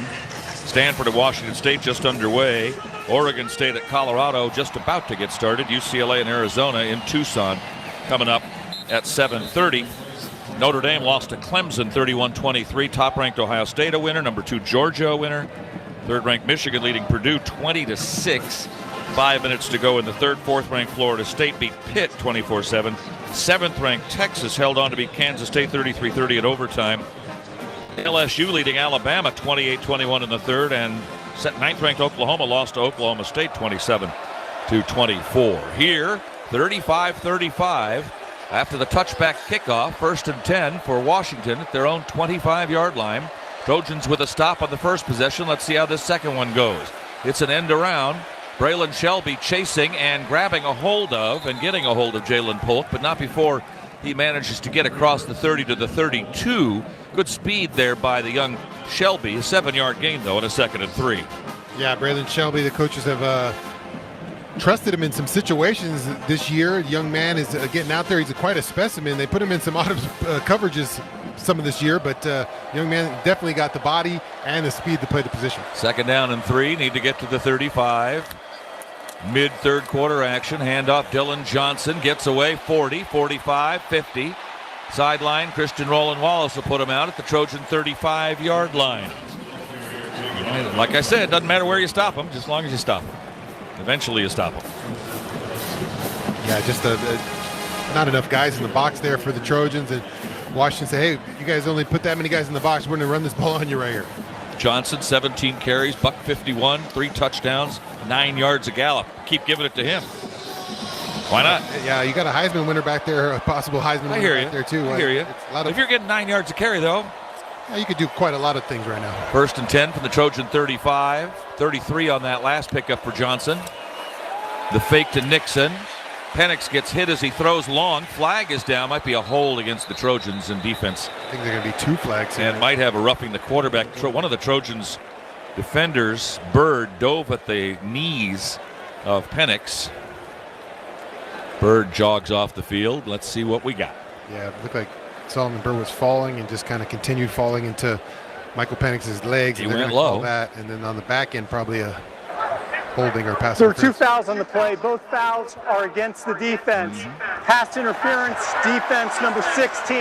That penalty is declined. Personal foul, roughing the passer, defense number 51. Low contact, low hit to the quarterback. 15-yard penalty, automatic first down. Low and a little late, I might add. Just a little. Not much. And that's the first time they kind of touched Penix tonight, really. He got in stumbling. It's such a shame because Solomon Bird had a great rush. He just started falling before he got there, and that's why he hit him low. And the pass got away, and he had no way to stop himself. At any rate, red zone, 20-yard line, and they're great in the red zone, the Huskies. 30 touchdowns out of 42 trips. Under center with trips left. Tight to the line of scrimmage. Motion this way. Handoff up the middle. Dylan Johnson from the 20 to the 14 gets 6. And they're driving again. Here they are. Bear Alexander makes the tackle. Not a great numbers guy in terms of tackles on the season, but he does plug up the holes in the middle. Yeah, I'll stand up for my guys in the interior of the defensive line. Always not a lot of stats out there for you, but you could tell when those guys are playing well up front because they're causing havoc and making it hard for that offense. Delaney and Bear rushing hard. They got the handoff, and talk about Bear. He grabs a hold of Dylan Johnson to the backfield and throws him for a loss. As if on cue. I guess he read the script. And that's the great get off from number 90 right there. Not too many 300-pounders can get off the ball like that. He's coming across. The play's going away from him. He's able to get in front of his guy and almost take the handoff from the quarterback. That's all you need in this defense. Make one play, and then you can try to slow this Washington offense down because they're making plays. Just got to find another one. Here it is, kids. 3rd and 10 from the 20. A 5-yard loss on the play. Bear read that perfectly. Trips right. They love to go to Odunze and Polk, numbers 1 and 2. They're both lined up down below us. One back set, that's Tybo Rogers. Penix winds, throws over the middle. That's complete, down to the 9. First down. They needed a 10. They got 11. Tight end Jack Westover. Now they get down to this situation. They do like to run these ends around. They also like to run that fade pattern to the near corner and the shoulder throw, the off-shoulder throw. The Trojans need to know that. They've been watching the films like everybody else. If I can see it, they can see it. Yeah, you haven't stopped a whole heck of a lot here if you're the defense. So there's a lot of things that are spinning in Alex Grinch's mind. I'm sure you haven't really been successful with the run or the pass here. 3rd and 10 turns into 1st and goal from the 9.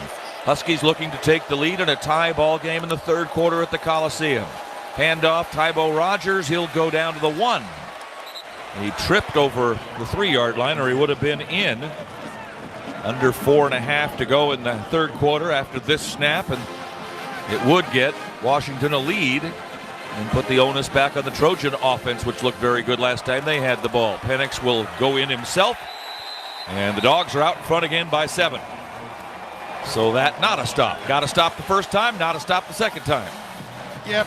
There's not a lot of magical calls on defense when you can't really stop either the run or the pass or a lot of things here. This Trojan defense is on its heels today. They're accepting the punches here, and just got to hope this offense can keep them in this one. Well, out in the press room during halftime, people are like incredulously saying, well, how come this defense can't stop anybody? I told my friend Kyle Lucas, who runs the scoreboard here, I said, are you expecting magic to happen after 10 games? It's something different is going to happen for this USC football team that we haven't seen all of a sudden. Yeah, it just looked like this defense has just took it on the neck too many times, and it looks like they're wore down. They're really on their heels right now. They're accepting the blows here. But Shaun, isn't this who they are? Isn't this what we've seen all season long? Yeah, it's a good offense they're going against. It's kind of punch them in the mouth as well. Right. So we're not asking the world. We're asking a couple of stops. Just a couple. We got one already. We need 2 more. We need 2 more. Timeout on the field. 4:21 left in the 3rd quarter. Washington back on top, 42-35 in the Trojan Football Media Network. I know a lot of you really want the State Farm Personal Price Plan, but what's with the oversharing? Like this voicemail from Leah. Jake from State Farm. Listen, so sometimes I like to nibble on licorice and pretend I'm a teeny mouse, chewing through wires. You don't need to get that personal. The State Farm Personal Price Plan helps you create an affordable price just for you. Like a good neighbor, State Farm is there. Call or go to statefarm.com for a quote today. Prices vary by state. Options selected by customer. Availability and eligibility may vary. Tommy Trojan is at the 10, the 5, touchdown, USC. Make big plays on the field and in life. With iTrust Capital, you can buy and sell crypto 24/7 with the tax benefits of a retirement account. That's right, invest in crypto with the tax advantages of an IRA. iTrust Capital is easy to use and has no sign-up fees. Don't be a Monday morning quarterback. Make big plays now. Visit itrustcapital.com to start investing today. iTrust Capital, the official cryptocurrency platform of the USC Trojans. Taxes and conditions may apply. Fees apply. Cryptocurrencies are a speculative investment. USC Trojan fans, SmartStop Self-Storage is ready for game day. SmartStop Self-Storage is committed to making the self-storage experience easy and hassle-free for all Trojan fans. Whether you're storing your Trojans tailgate gear, need temporary storage while moving to a new home, or need a storage solution for your business, we're here for you with convenient locations throughout Southern California. SmartStop Self-Storage, the smarter way to store. Visit smartstop.com to reserve your space today. Fight on. Fight on. Your home for Trojans football. AM 790 KABC. Great time for sports fans. Basketball, hockey, football, pro football. You got everything going on. Soccer. Magic beat the Lakers tonight, but the Kings won on the road again. That sets a new all-time Kings record for most consecutive road victories at the start of the season. Beat Philadelphia 5-0. Ooh, there's some defense there. Now, if they could just come home and play well at home. We got some good young team, those Kings. So, here we are, 42-35 in favor of Washington. And the Trojans will get the ball back, and before they do, let's spend some time with our buddy Jordan Moore. Yeah, listen, obviously stops are hard to come by in this game, and neither defense is making a ton of plays. I think the one thing that you regret it if you're the USC defense right now, or if you're rooting for USC. There have been 3 third and long / 4th and long situations that they've given up. They just gave up a 3rd and 10 on that drive. There was a 4th and long earlier where they gave up a big play, and then that 3rd and I think it was 18 where they let Penix scramble and throw the long touchdown down the sideline. So to me, it's just, if you can just get a series of downs where you get them in that situation, that's where you have to be efficient and take advantage, because, you know, just shutting them down, holding them to 3 and outs is not looking very likely. Not very much. Kickoff. Here comes Zachariah Branch taking it back out from the goal line. Avoids a couple of guys, but not all of them, and he'll only get back out to the 17. Now there's a guy I don't mind bringing the kickoff out, because you just never know. Any time he touches the ball, you've got a shot. We got a timeout, another timeout. It's the old NFL back-to-back timeouts. All right, break of the action. 4:14 left, third quarter. Tension builds as we move further forward. Washington leading USC 42-35. Trojans ball when we come back. Trojan Football Media Network. In today's college athletics landscape, a strong name, image, and likeness program is an essential pillar to on-field success. House of Victory is an alumni-led, nonprofit collective dedicated to providing a competitive edge in the NIL space for USC student athletes. Contributions allow our coaches and programs to recruit and retain elite athletes while allowing the student athletes to shine beyond the game. House of Victory is calling on all Trojan fans for your support. To join our alumni community and benefit student athletes, visit houseofvictory.com or text HOV to 53555. Hey, are you feeling the heat? No, this makeshift air conditioner I made with my fridge is working great. Oh. LADWP has rebates up to $225 on new air conditioners to help you beat the heat and save money. Ooh, that sounds cool. Plus, you can sign up for Level Pay to get predictable monthly bills for easy budgeting. Very cool. Stay cool. Visit ladwp.com/cool-LA. Now, can you help me fix my fridge? Yard work, groceries, kids' parties. Do your weekends feel like everything but yours? All I wanted was to watch the SC game. Reclaim your weekends with the new and improved KABC app. Stream live Trojans games on the go. So whether you're stuck in your kid's soccer game, turn around! The field's that way! Or driving around town running errands. Touchdown, USA! Never miss a play. The new and improved KABC app. Get it today. Bongino at 9, Shapiro at 3, Phillips in between. Enough said. KABC. Washington leading USC, 4:14 to go in the third quarter at the Coliseum, 42-35 on homecoming Saturday night. Next year, we have seen the future. The schedule is out, and Shaun will be going to the Big House on September 21st, right off the chute. First game in the Big Ten at Michigan. Already got friends asking me about the Detroit landscape and where they need to stay to go to that game. Let's go down to Jordan. He's got something else for us. Go ahead. Well, I just wanted to say thank you, Pete, to the Big Ten schedule makers from this sideline recorder, putting at Michigan and at Minnesota in the beautiful early, late summer, fall weather. Much appreciated. They did a kind service to USC. Those November games shouldn't be too bad. At Washington is one. I think at Maryland is the other one. But my point is that I don't think any of those teams want to come. They all want to come here in November. I assume they would. Did you see the weather today? We said it today. They're going to get off the plane. They're not going to want to go home. We go to Minnesota. We've been there. Go to Maryland. Never seen that one. Go to Wisconsin. Never seen that one. We'll host, not Wisconsin, Washington. We'll host Wisconsin, Penn State, Rutgers, and Nebraska. A lot of red in the lineup. Plus, we've got LSU. Don't forget that. Labor Day weekend in Las Vegas. Got your room booked already? Gia does have a room booked. Yeah, for a few days. I'm week by week, Pete. I'm locked in right now. Play-by-play, man. Here we go. 4:14 left of the third. Trojans in arrears by a touchdown again. Need to keep pace. Stay within one with the ball. See what you can do on defense eventually. Caleb will throw on first down. Throws over the middle. Over the head of Deuce Robinson at the 40-yard line. Well defended by Elijah Jackson. Incomplete pass. And now all of a sudden 2nd and 10 at the 17-yard line. Yeah, Yeah, it looked like he was pretty well locked in on Deuce the whole time there. The defense was reading his eyes in the zone coverage there, just kind of waiting for him to throw that one. Austin Jones vacated the backfield late and was wide open over the middle, but of course it's easy to see that on the replay. 2nd and 10. Rushes on. Caleb. Little lob pass to Deuce at the 20. Flag down. 30. I don't think this is going to go. 35, 40, 50. Still on his feet to the 30. Hope this is going against Washington, but I don't know. As he's down, Deuce Robinson is at the Washington 14-yard line. But, yeah, I don't think this is going to hold up. They're going to make it a pick play there. I think Taj Washington was coming in. And maybe they take a look at it. They're going to talk about it. They're all getting together.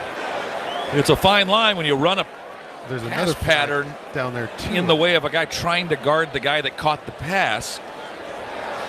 2 penalties. Second flag way down the field. All right. Well, the best you're going to get probably is an offset. There are 2 flags on the play. The first flag was for offensive holding. There is no foul because the ball was caught behind the line of scrimmage. During the run, play would have counted. There's a foul for holding against the offense, number. But that was at the 40-yard line. Number 10. Yeah, that's way down. It's a 10-yard penalty. It'll be first down. I think SC's going to have the ball at the 50-yard line. Yeah, it should be. That's what the flag's at the 40. 40 there. So this one should come back to the 50. It was on the cutback by Deuce Robinson. Yeah, still a big play here. Still a big play. They got Taj on a little bit of a pick here, but they're saying it was in front of the line of scrimmage, so that's not there. They picked up that one. The second one was down the field when Deuce made that cutback across the way. Yeah. They got a foul. Well, all things considered, look, 1st and 10, SC at the 50-yard line. I'll take that anytime, and I think you will too. Quick pass this way, Mario Williams. Good block by Taj Washington. Steps inside the 45-40 and pushed out of bounds in front of the Washington bench down below us at the 36-yard line. It'll be a first down USC at that spot. Good job getting downfield, Mario Williams. Sometimes Mario wants to make a lot of plays happen before he even gets the ball, and he's running sideways and left and right. Right there, get the ball and just get downfield and pick up some yardage. Mario, running mate with Caleb Williams at the University of Oklahoma. Lost a little weight this year, down to about 175, so a little bit more life in his 5'9" frame. 1st and 10 SC at the Washington 36, late stages, 3rd quarter, down a touchdown. Caleb in trouble in the backfield. Stutter steps, rolls right, wants to run. Stutter steps again, pick up a couple of extra yards. Shoulder bumped, and still he doesn't go down, and finally dances out of bounds for about a 3-yard pickup. But that's some kind of 3-yard pickup now. Yeah, Caleb Williams really does a good job of knowing that defenders don't, defenders in their mind, they know they can't hit Caleb very hard. So he takes full advantage of that. He kind of dances around, wants him to kind of hit hard. Maybe he'll take a shot. He knows that they can't really lay the wood on him because they're going to throw a flag. So he just kind of plays with them a little bit. Gain of 2.5, really more like 2. 2nd and 8. Caleb huffing and puffing takes the snap, gets away from one would-be tackler, rolling away from another, looking for a block, gets a chip block, still rolling this way, lob out of bounds. Looking for Deuce coming across, who is mirroring at the 25, but incomplete, and now the Trojans with a little problem, have a 3rd and 8 at the 34. And you got to figure if they get down to close to a first down, they're going to go for it on 4th, but they can't mess around the rest of this ball game. They've got to pick up every available bit of yardage. And they got a quarterback who just ran about 80 yards twice in the last 2 plays, so he looks like he's huffing and puffing right there, just getting back to the huddle there. I would say probably he's not going to run the ball himself this time in a design play. Raleek Brown is in. I need a timeout here. On the right side, far side, joined by Dorian Singer. Near side, Washington, along with Deuce Robinson, 5 of the play clock, and Lake McCree. Throw this way. Taj has it at the 35, steps in 30, 25, first down inside the 20-yard line. Well-designed play there. The Trojans ran it perfectly. Taj knew exactly where to go. Gets the first down. The Trojans in the La Victoria red zone. 1st and 10 SC at the 20-yard line. And the blocking by Lake McCree and Deuce Robinson, the 2 big fellas down the field, leading that block for Taj Washington. Lincoln getting the ball to Caleb Williams' hands fast because he knew his quarterback was still sucking wind from the last 2 plays. Trojans send in substitution Mario Williams, so Washington counters by bringing Trice, their outstanding defensive end, back in. And Tupola Fatui goes out. This is a first down at the 20. Raleek Brown is the feature back for the Trojans. Scored a touchdown earlier this game. 5 of the play clock. Got to hurry. 3-2-1 just in time. Caleb's got it. Throws over the middle. End zone. Down to the left side. Caught. Touchdown. Mario Williams. Tippy-toed in the corner of the end zone. Right on the sideline. Gets the score. And here we are again. 20-yard touchdown pass for Caleb Williams. And they are matching each other stride for stride. Caleb Williams and Michael Penix of Washington, and now a point away from tying the ball game up again. And the ball right on the money for Mario Williams right there, who's able to drag those toes right before he goes out of bounds right there. The back shoulder throw. What a pass by Caleb Williams to his running mate, Mario Williams. Big extra point. They all are. Snap back. Kick is up. And the kick is good. 1:41 left in the third quarter. If you turn this game off, you're not a football fan. Yeah. Michael Penix, okay, you can do this. Watch this as I lead my team back at it. So both quarterbacks exchanging punches here as the quarterback duel continues late into the evening in Los Angeles. 7 plays, 83 yards, 2.5 minutes. Overtime? I don't know. I called that before the game. I called it before you heard me. You all heard me. Still waiting for 2 more stops on defense here, Pete. All right, we got time for that. Ocean views. Got time for this, too. Magical sunsets, a luxury resort like no other. Discover Terranea, located along the stunning Palos Verdes Peninsula in Southern California. Book your getaway to Terranea now at terranea.com. I know it's looking ahead and all that, but really, realistically, the Trojans have to win out to make the Pac-12 championship game, I feel. If they lose next week in Eugene, they're probably not going to be able to make it up by beating UCLA. And you got to start hoping for things to break your way. Yeah. So you got to win out, and to win out, you got to win this one. And to win this one, we need 2 more stops. 2 more stops. And play well on offense, which they have been doing. Lynch, kickoff, short to the 6-yard line. Ngata angles this way, has a bit of a hole, runs around a couple of Trojans, gets to the 25 and out of bounds at the 28-yard line. Not great kickoff coverage tonight. Not great kickoffs for that matter. Doesn't hurt you too much there. They only gain a couple yards there, but it seems like a lot longer. Like somebody just put it out, like last kickoff, out of the back of the end zone, just give them to him on the 25. Bertawada, our spotter. GLR's producer-director Rick Cutler at the controls. Glad to have you along tonight. Great night of college football. It's November, championship month. Let's see what happens. Penix back to work. Tie game, 42-all. We've been tied or about a touchdown apart the whole time tonight. Right since the start. 3-man, 4-man Trojan line. Handoff. Dylan Johnson runs into Jamil Muhammad. Then pushed back by Mason Cobb and Bear Alexander after he gets across the 30 to the 34. You can't give him 5 and 6 every play, and that's a 5er. 2nd down and 5. Trojans trying to move to 8-2, would take over first place in the conference if they can get a victory. Washington trying to stay alive for a national championship berth. They're 8-0 and ranked 5th in the nation. Penix on a 2nd and 5. Whistles, hold, everything. There's a penalty marker, and that's not good news for the Dogs. That 5-yard gain they got on the first down play is going to go away. False start. Offense number 55. 5-yard penalty. 2nd down. I sounded like Keith Jackson tonight. What's going on here? Yeah, these are the opportunities right here. This defense, when they make a mistake like that, got to capitalize here. Obviously, 2nd down here. I think it's going to have a chance to try to win a 3rd down, which the Trojans haven't done too much tonight. Yippee-ki-yay. Penix on 2nd and 10. Johnson, big hole left side, 35, back out to the 37. That's close to a first down, but not enough. It'll be 3rd and 1. Boy, they needed 10 and they got 9. Every time they're deep, they end up getting the big yardage. And now the 3rd and 1 play.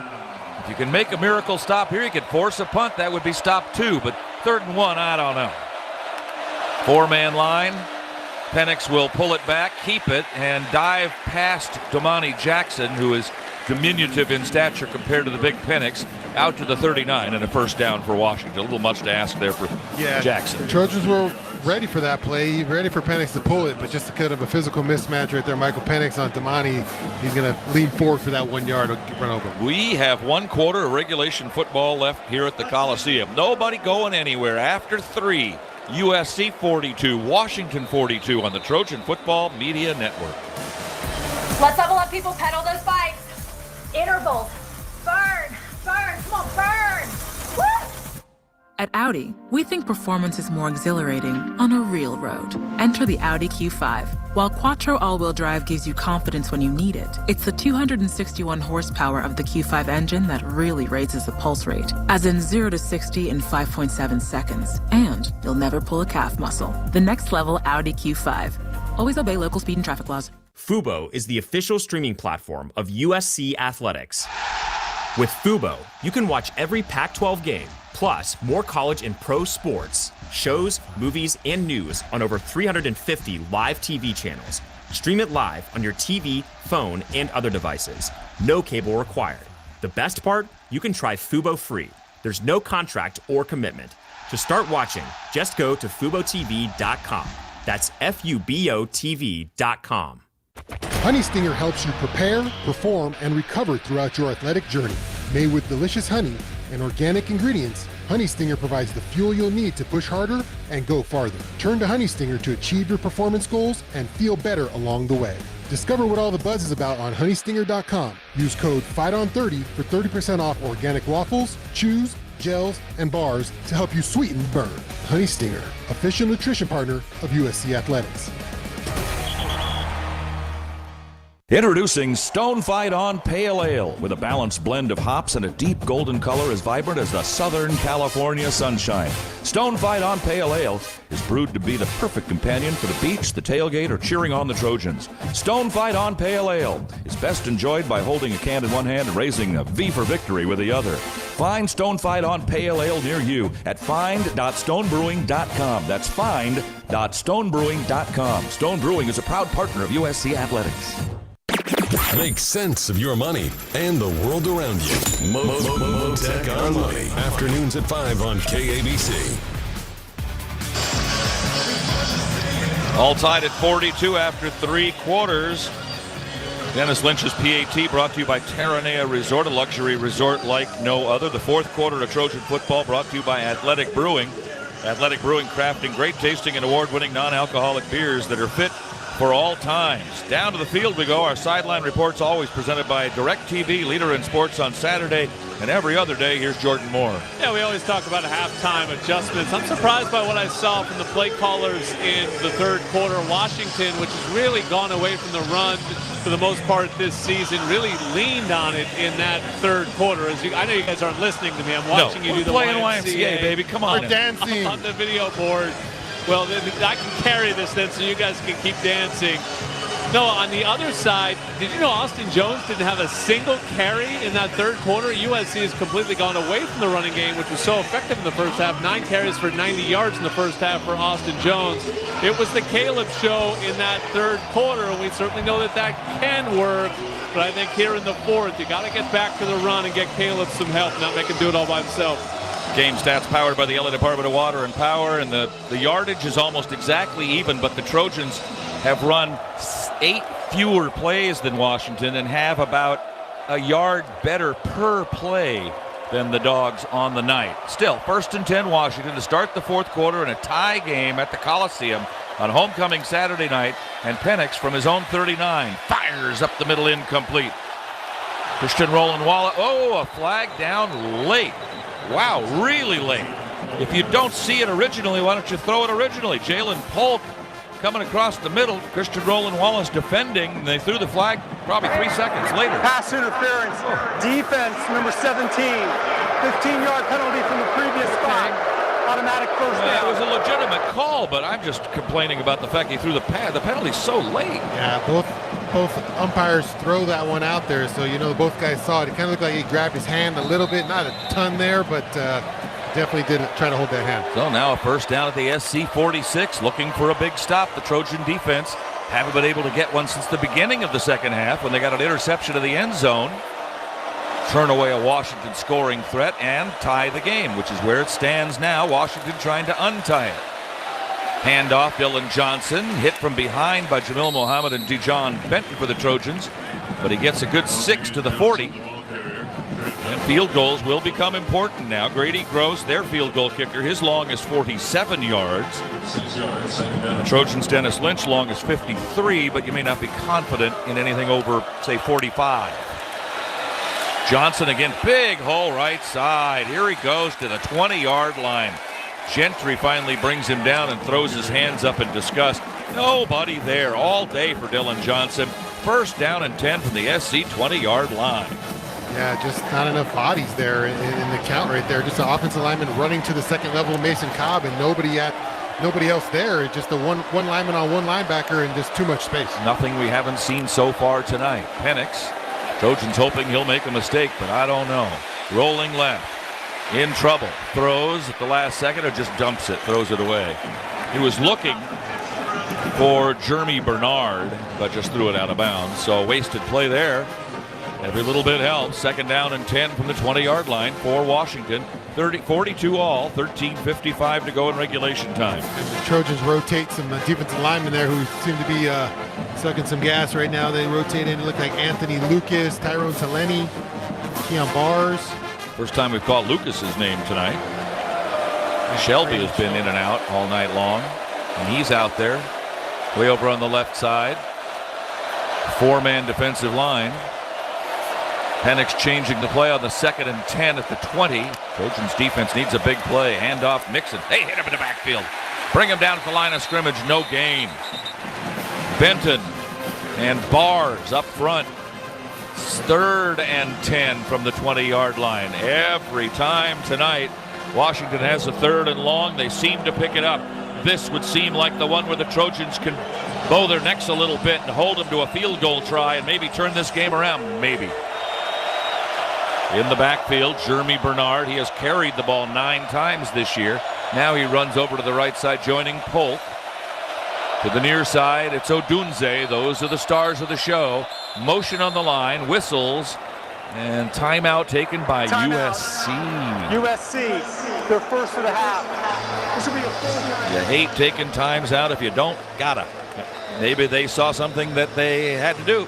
Oh, I think they're trying to get in the right defense here. You know, it hasn't been successful all night. It's a huge play. If they can get everybody on the same page, we have seen the defense in a couple occasions not all be on the same page, and it cost them. So here, they decided to take a timeout, get everyone on the same page, make sure they're running the same defense. We've got a timeout on the field with 13:06 remaining in the 4th quarter. The score is USC 42, Washington 42 on the Trojan Football Media Network.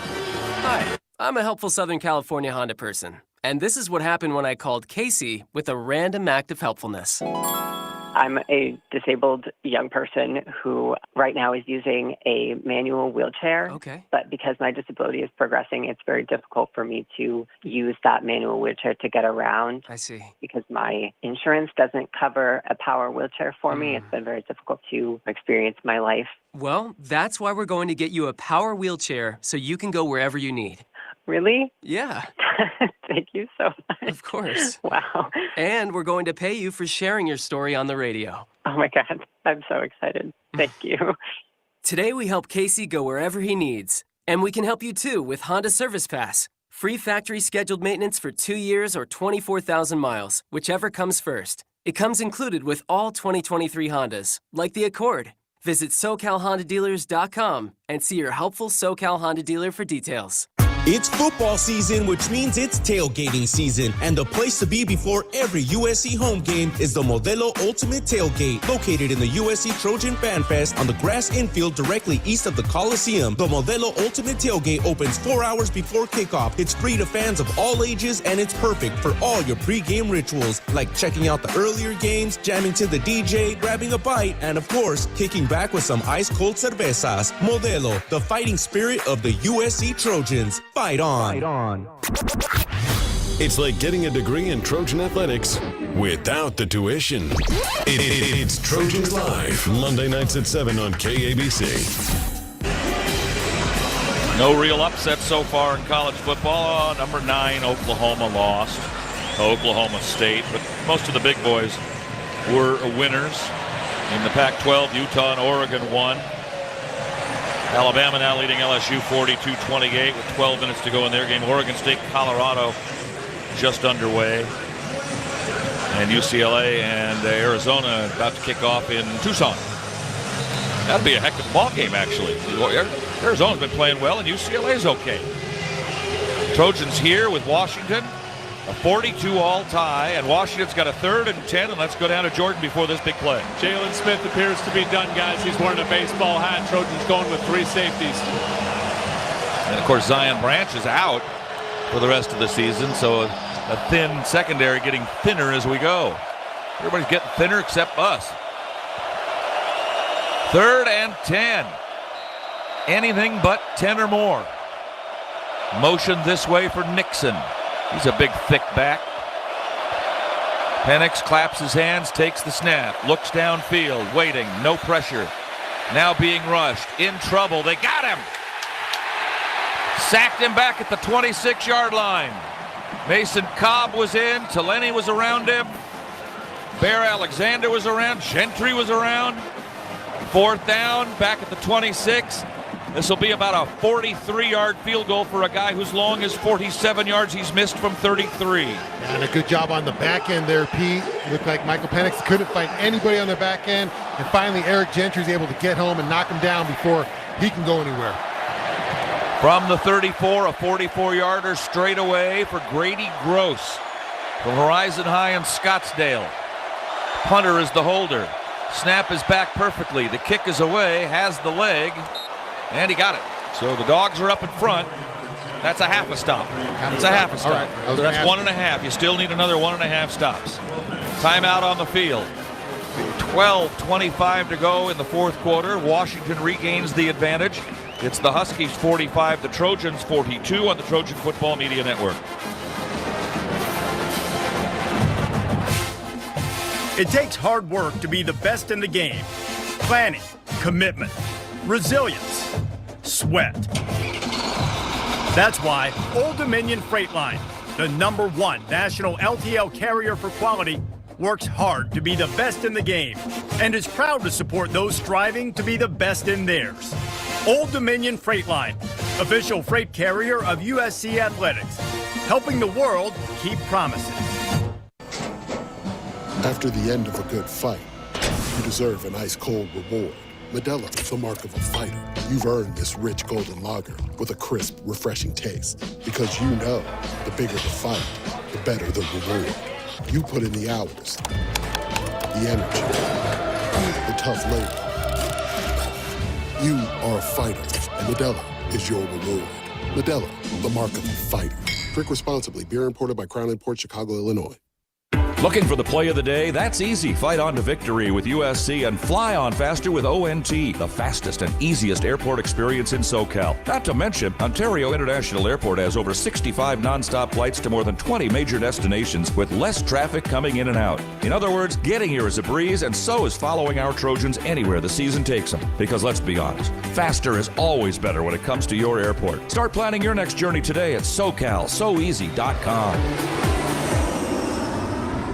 Like winning drives? Catch Ben Shapiro on your drive home. Afternoons at 3 on AM 790 KABC.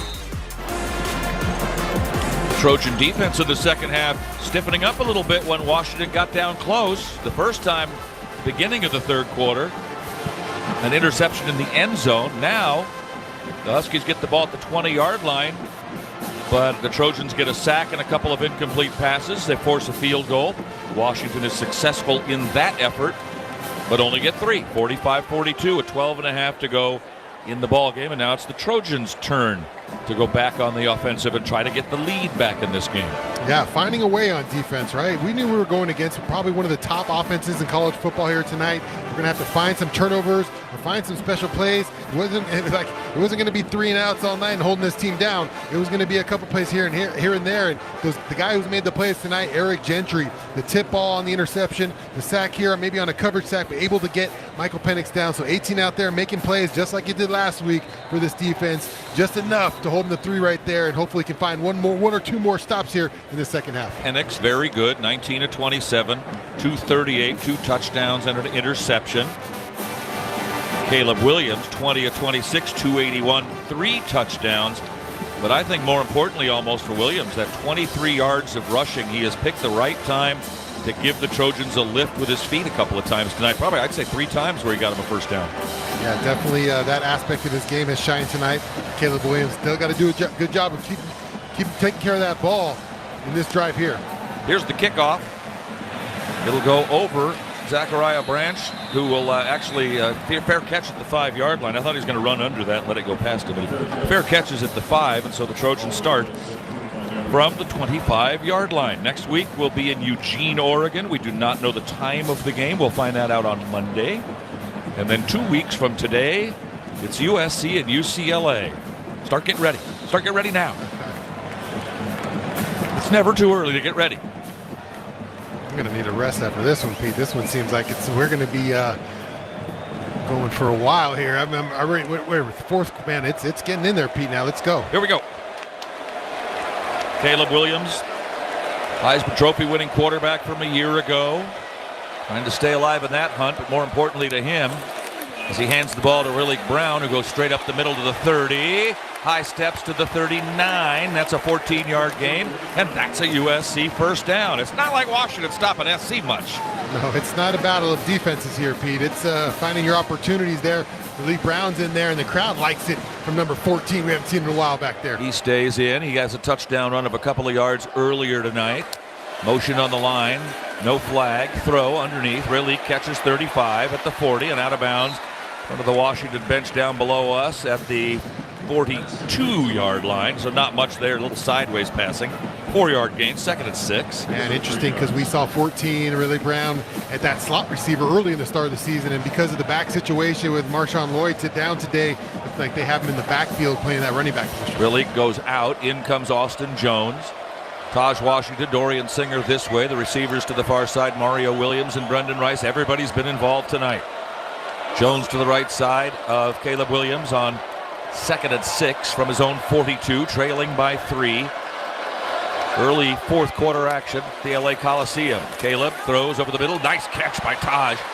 Boy, he had to really have some strong hands. That's like it was shot out of the passing wheels at practice, and he makes the catch with a little bit of a high pass, gets his way out to the 48-yard line, bringing up a very important 3rd and 1 for USC. Yeah, go to the zero blitz there. Caleb knows he has to get rid of the ball quick there. Good read by Caleb. Get the ball to Taj Washington. Don't hold the ball there. A lot of pressure was coming. Just pick up a quick, get it down to really 3rd and a couple inches here, maybe a foot or two. Double tight end, strong left side, Jude Wolfe and Lake McCree. Austin Jones, the one back behind them to the left side of Caleb on 3rd and 1.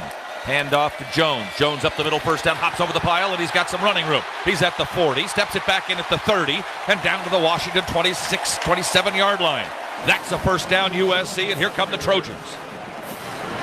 Back up on the ball real quick as Austin Jones did a great job picking that one up with a little leap over a defensive lineman on the ground. 4 different Trojan receivers come in. Out goes Brendan Rice. You've got Deuce Robinson, Taj, and Mario Williams to the far side. Kyron Ware Hudson to the near. 1st and 10 Trojans at the Washington 27, trailing by 3. Fourth quarter action. Snap back. Flip pass left side. Mario looking for a block. Gets a touch block from Taj. Gets face masked down, it looked like, at the 24-yard line. He comes up hopping mad, but no call is made, and a short gain of 3 yards on the play makes it 2nd and 7. Yeah, I think he's a little more mad at himself that he couldn't stay up right there. It looked like he almost could have broke that tackle. If he could have slipped that tackle, it would have been maybe off to the end zone. So a little frustrated, he couldn't keep his feet there. Triple figures on the scoreboard clock now, under 10 minutes to play in regulation time. Jones goes out. Rillick Brown comes in for the Trojans. This is 2nd and 7 at the Washington 24. Handoff Rillick. Outside, got some speed, but they pushed him out of bounds after he got to the sideline there at the 24-yard line. No flag on the play. Boy, oh boy, they living dangerously, that Washington defensive team. No gain, 3rd and 7. Yeah, that was awful close to the sideline. I'm going to take the replay here, but it looked like the defender got his hands on him before he went out of bounds. Okay. He put a little extra on it at the end, but he was in position. I think a guy like Rillick, if you don't touch him, he's going to go around you, so you better hit him hard. 3rd and 7, empty backfield. Trips right, including Robinson. Play clock running. Snap back. Flip this way. Taj has it. Gets a block at the 20. First down at the 15. Flag is down behind the play. Taj will go in the end zone. I think we're going to have a hold back at the 19-yard line. This is going to end up being 3rd and about 11 from the 29, it appears to me. Yeah, it looked like they might have got Deuce Robinson there.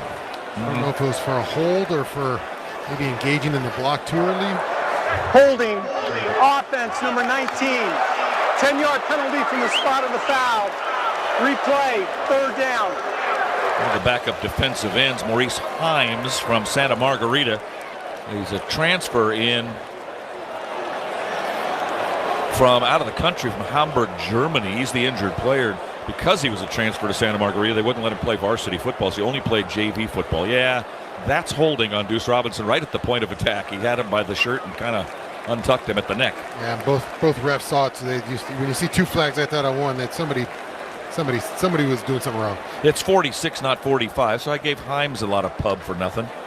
Sakai Asau Afoa from Tacoma, the injured player. He backs up Trice, so Trice will go back in. See Washington pick up a few big 3rd downs tonight. Now Caleb Williams' a chance right here to pick up a huge. They moved the flag back, so it's going to be 3rd and 13. This is a long way back. A field goal here, if he doesn't get any yards, it'll be a 47-yarder. That's a long one for Dennis Lynch, who has not been perfect field goal kicking. Caleb wants to pick up a bunch. Waiting, chased, sacked, way back at the 45-yard line. Now they're out of field goal range. Cannot kick it from here, so probably have to punt. Now Washington's got to stop. Now they're going to get the ball back with the lead. And only 8.5 minutes to go in the game. That's a tough one to suffer. Tunu Ufi and Himes making the tackle for Washington on the sack, and they'll bring in Chapliski to punt. Yeah, good job covering up guys on the back end for Washington. Caleb couldn't find anybody, just trying to make another miraculous play where he spins out of it, couldn't get the ball, couldn't get his arm up really to get rid of it. Good job by the Washington defender there. Missed opportunity. Looked like the Trojans had an opportunity to take it in, but that Deuce Robinson holding call really backed him up. Chapliski with the snap back, trying to pin him back deep. Fair catch is called for at the 9-yard line, so he does exactly that as Boston makes the fair catch there. We've got a break in the action. Not much time left. 7:42 to go in the game. Washington 45, SC 42. And you pretty much have to hold them to 3 or 0 on this next possession if you're SC's defense. We'll be back to find out what happens after these messages on the Trojan Football Media Network. It's everything you love about KABC on your phone. Hello? Your smartphone. The new and improved KABC app. Streaming live Niners and Trojans games on the go. How do you do? Listen to your favorite KABC shows live or on demand. Let that sink in. Get breaking news notifications. Browse our top stories. Heck, you can even be a part of our street team by sharing images, video, and more. And with CarPlay support, you can stream on the road anytime, anywhere. The new and improved KABC app. Get it today. Your Trojans are back for another exciting season in Troy. And this year, when they win, you win. After every USC victory, visit your participating SoCal AM/PM for a free rib sandwich with the purchase of any 20-ounce Coca-Cola product or 700-milliliter Smart Water. Only with the AM/PM app. Only 1,000 deals available on the AM/PM app for 24 hours on first-come, first-served basis between August 26, 2023 and November 18, 2023. Only at participating Southern California AM/PM stores while supplies last. AM/PM, proud partner of the USC Trojans. Fight on. Trojan fans, it's time to get your roll on with Roll 'em Up Taquitos, the official taquito of USC Athletics. Using Mama Karen's special recipe, our taquitos are hand-rolled daily and pan-fried to order with your choice of beef, chicken, ground beef, and vegetarian options. We got bomb AF taquitos and a delicious selection of side dishes as well as our bomb churro donuts. Visit rollemup.com to find the location nearest you. Fight on and roll 'em up. Your USC Trojans fight on here. You know where that is? AM 790 KABC.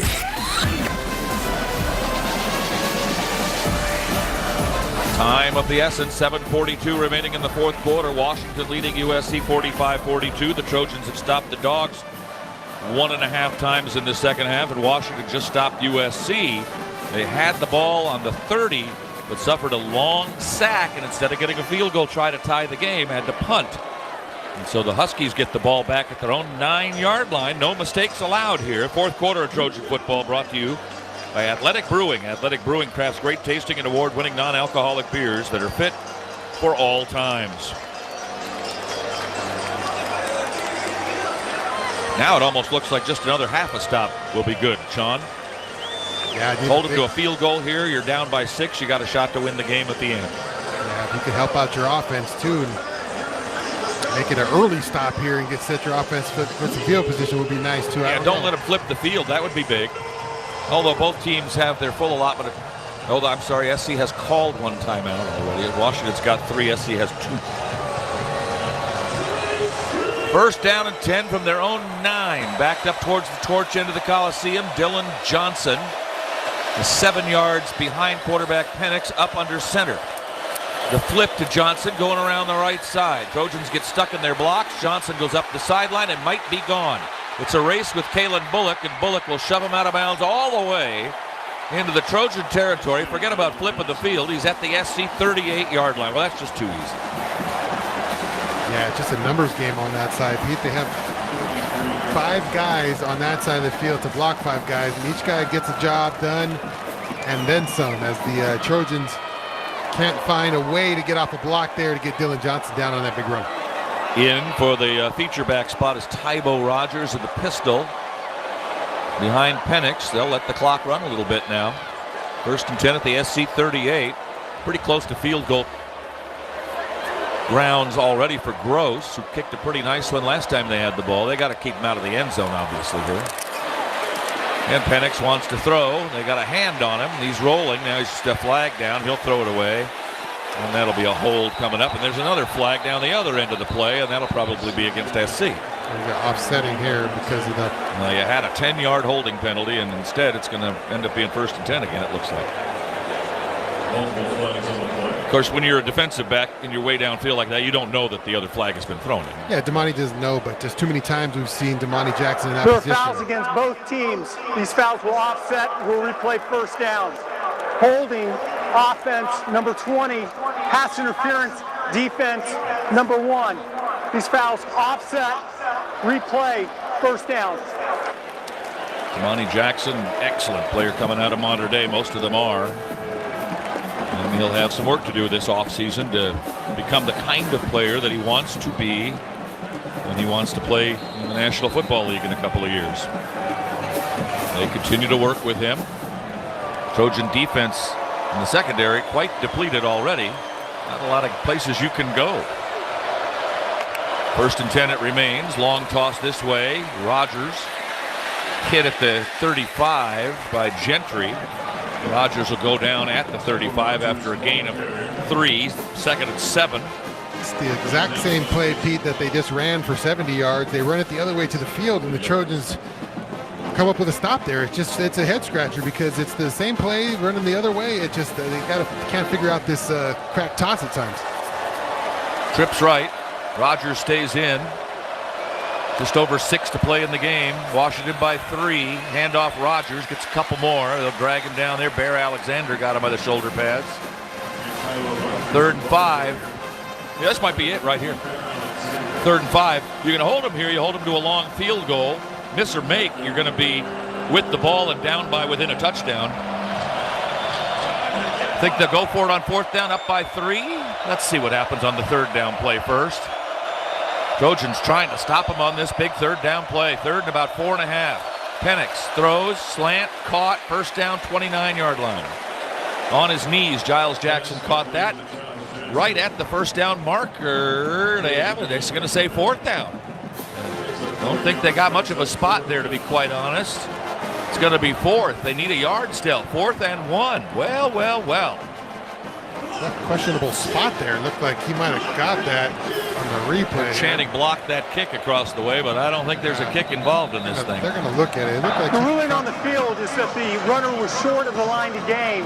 The previous play is now under replay review. When I had the binocs on the play, I thought he had made the first down. Yeah, it looks like it. To me, he catches it right on the yellow line. I know the yellow line isn't official, but it looks like he has enough for a first down there. They give him a ball.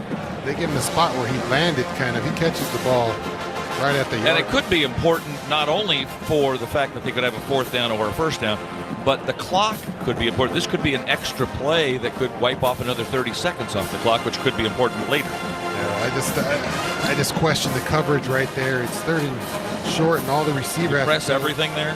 Well, all the receiver has to do is go to the stick and turn around, and it's just talking about a great passer in Michael Penix, and it's just the easiest throw he had to make all night, really. Just right to his guy, and he kind of really short-armed it a little bit, but that's first down. It's too far off. That's going to be a first down. He caught that. His forward progress is first down. For Kalen Bullock there, he's got to be aware. I was looking at that receiver the whole time. No one was on him. No one was going to press him off the line. After review, the receiver made the line to gain. It'll be first down at the 27.5-yard line. A cacophony from the crowd. Some happy, some not so. And that review brought to you by Life Law. Injury law made simple. So 1st and 10, Washington at the Trojan 28. Hard to believe they wouldn't have gone for it and gotten it from half a yard away. So another 4-down situation. More clock will come down. 5:05, 5:04 remaining. Trojans can only stop it twice. They're down by 3 points. Need the ball. Need some time to do something with it at the end of the game. Long toss right side, Tybo Rogers. They've run this play great tonight. This time, not so much. Get to the 25.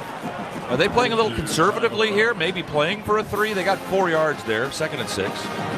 Playing to run the clock here a little bit? Yeah, I don't think it hurts them if they run some clock off and get a score. So, yeah, I think they know that they're going to get the ball back. If they don't get a touchdown, then they're really worried with the amount of time that they're leaving on the clock from the Trojans. 2nd and 6. Need to get to the 17.5. Penix throws all alone. Jackson. That's an easy catch. Giles Jackson. And where do they finally bring him down? Around the 14-yard line. That's another first down. They'll say 16-yard line. 1st and 10, Washington. Touchdown here. You're in trouble. Touchdown here might be enough. And they're going to go to Polk. Or they're going to go to Adunze sooner or later with that back shoulder throw he's so good at. Penix hasn't made many mistakes tonight. Had one tipped up in the air by Eric Gentry for an interception in the end zone. Or we'd already be down by 10. Long look over to the sideline for Michael Penix Jr., 6'3", senior from Tampa Bay. Tampa Bay Tech High. Penix throws outside right side, complete. Tackled by Fagans, the Trojans, Tequan Fagans, as it's complete to Jalen Polk. Got some yards on that, 6 of them to the 12-yard line. 2nd and 4. They're just milking the clock. 3:23, 3:22 to go. This ball game right here. Yeah, they're going to milk it as far as they can, and then it's going to come down to whether the Trojan defense can hold them to 3 or not. Trojans almost need to call timeout after this play if they can make it a 3rd and 4, 3rd and 5 situation. In the backfield, Dylan Johnson. He's been great. Long toss Johnson looking for a block and gets up to the 10, to the 5, dives to the pylon. I don't think he made it, but he's out of bounds at the 1. He's out of bounds at the 1. Is this one of those situations with 2:48 and the clock running where you let him in? Because you need to score twice if he scores. If you're Washington, don't you take a knee here on the first down, make the Trojans call one of the timeouts? Yeah, you still want to score the touchdown. Well, I hear you, but why not? Why on first down? Why not on 2nd or 3rd? Feeling pretty positive then that you're going to get in there. So wouldn't you be? Yeah, if you move the ball all night like you have, I would imagine you can run a crack toss left or crack toss right, and you can probably pick up the I wouldn't try to score hard. And if I was SC, I don't know that I'd try to stop him. Handoff Johnson. In. Touchdown. All right. Moot point. The Dogs are going to be up by 10. So now here we are in the situation that we have seen before that doesn't work very often, but you need a touchdown and an onside kick and another score to get even in the game. And of course now, keep in mind, no matter what happens on this next drive, the Trojans don't need a touchdown on the drive. They need a score on the drive. A field goal will be fine. Got to keep them alive. Got to score. Yep, the Trojans are going to need a lot of things to break their way to find their way back in this one. Washington took advantage of that opportunity there given by the Trojans and drove that one down the field at ease to scoring the Trojans. Nothing to it. 9 plays, 91. Remember, he had him backed up at the 9-yard line. Extra point kick is good. 10-point game, 52-42. Joint chiropractic helping to ease your pain and keep you moving. To learn more and lay claim to the $29 new patient special, visit thejoint.com today. It seems impossible, Jordan Moore, but we're still here. Coming into this game, guys, Washington was 119th in the nation in rushing offense. They have 320 yards on the ground. And I have to give credit to Kalen DeBoer. You know, we've seen so often with these air raid offenses, USC's had them run and shoot, air raid, whatever you want to call it. They're always so pass heavy that ultimately, even when running's working, you tend to go away from it. Washington has it. It has worked tonight, and Michael Penix doesn't necessarily need his Heisman moment on this stage. He just needs a win, and they are 2 minutes and 20 seconds away from getting one. Trojans have rushed for 187, but Dylan Johnson's just had a night of his own. 256 yards on 26 carries and 4 touchdowns and 10 yards per carry. Like I said, give him the ball every time. Yeah, pretty good. You watch Washington on film all year, and really basically reluctant kind of to run the ball, and Dylan Johnson has run the ball well for them, just not really what they want to do, what they're comfortable doing. And tonight they said, hey, if we can find it in the running game, why even try to put it in the air and do it? If the Trojans are just going to allow us to run crack toss left, crack toss right, and march down the field, then so be it. What do you think of the quarterback competition tonight? It's fairly even. I think obviously Michael Penix had that tip ball, and Caleb had that backed up fumble, which hurt him. Other than that, pretty even. Both had a ton of success and doing a good job of leading their offenses. Just maybe a couple more stops for Washington's D than USC's. Dylan Johnson played 35 games for Mississippi State before transferring in to Washington. Looks like a good decision now. Let's pause 10 seconds for station identification on the Trojan Football Media Network. Your home for Trojans football. How do you know? And your home for fast-paced, fact-based talk. We're not CNN. We do actual facts here. KABC, Los Angeles, Orange County, a Cumulus media station. That's what we do. Some of the crowd heading for the hills, but they stuck around for a Butte tonight. 52-42 right now. Washington with 2:20 to go in the game. The Trojans will have to score. Here's the chance. You got to score with you can't leave much less than 30 seconds on the clock because you have to have time to score that second time. The idea would be get the touchdown first, certainly if you can, but a field goal will be good because it'll give you a chance to get the onside kick. Got to score one of the two. And you have 2 clock stoppages in your name.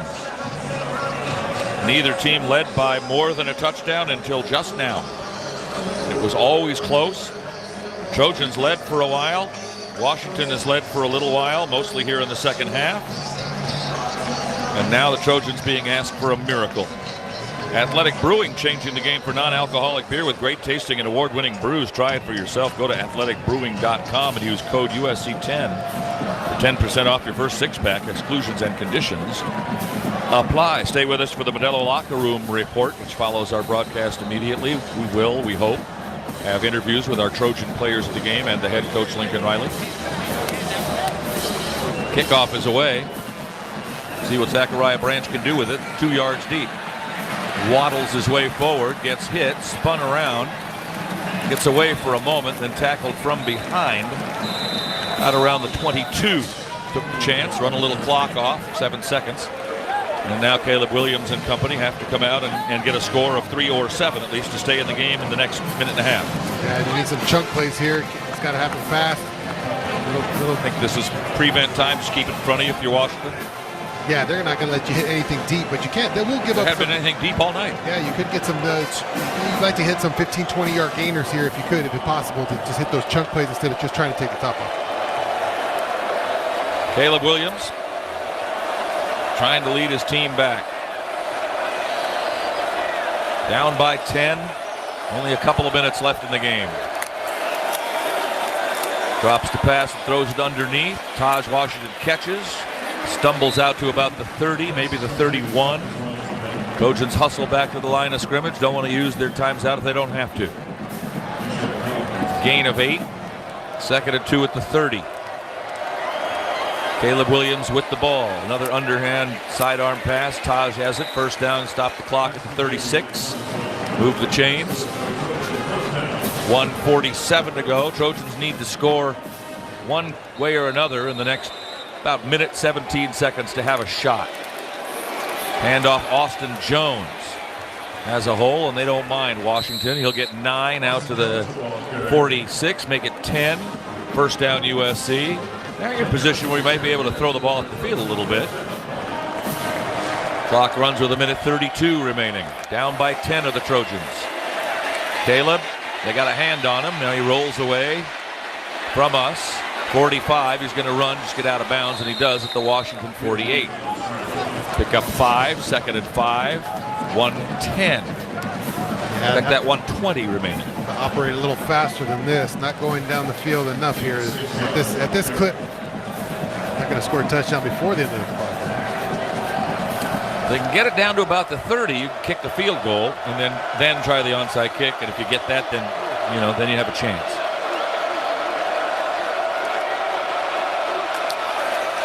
Caleb to throw on second and 5 if he can.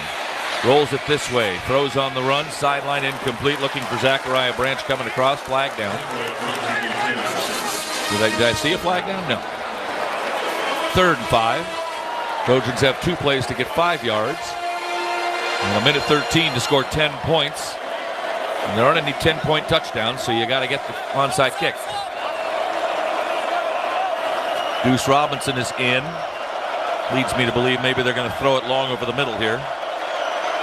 Malik Brown split wide to the left. Good to see him back out there after missing a bunch of games this season. Hope to see him more against Oregon and UCLA. Tough to defend.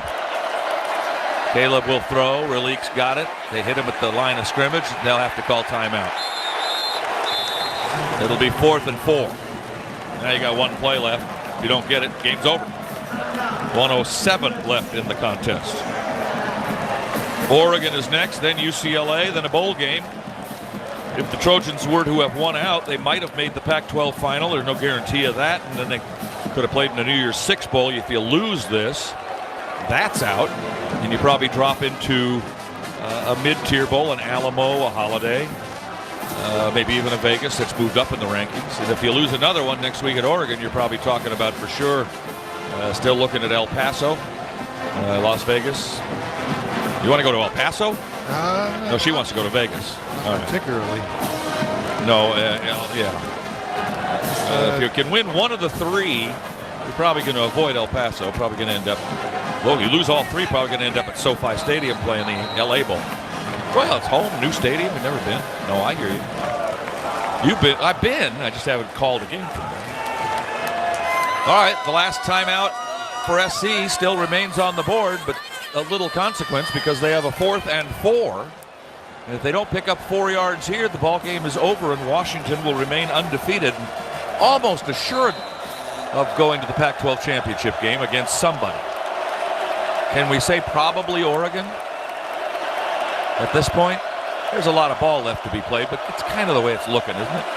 Caleb to throw on 4th and 4, does. Nope, incomplete. That's all she wrote. The Huskies will take over on downs. Trojans can only stop the clock once. And Washington comes to the Coliseum, scores the most points they've ever scored against USC in a college football game in the last 100 years. They'll be 9-0, 6-0 in the conference. And Shaun, they will play Utah at home, go to Oregon State, and play Washington State at home. It's hard to fathom that they would lose 2 of those 3 games. Yeah, Utah will be a tough game for them. Not there. They'll play tough. I think after that big loss that they took to Oregon, Utah got back on track. Even if they lose 1, they're still going to go to the conference final. Yeah, I think the path is good for them. Look, they got a Heisman hopeful quarterback who's playing some of his best ball. The run game got going today. I mean, defensively, not much today, but got some stops when it mattered. And if they win out and win the Pac-12 championship game, Michigan and Ohio State, some are going to lose. They're likely to be in the Final Four. Yeah. I would say, it might be the Pac-12's really only chance maybe to get into that playoff game. I don't know that they're good enough to hang with a team like Georgia, but I've watched Michigan.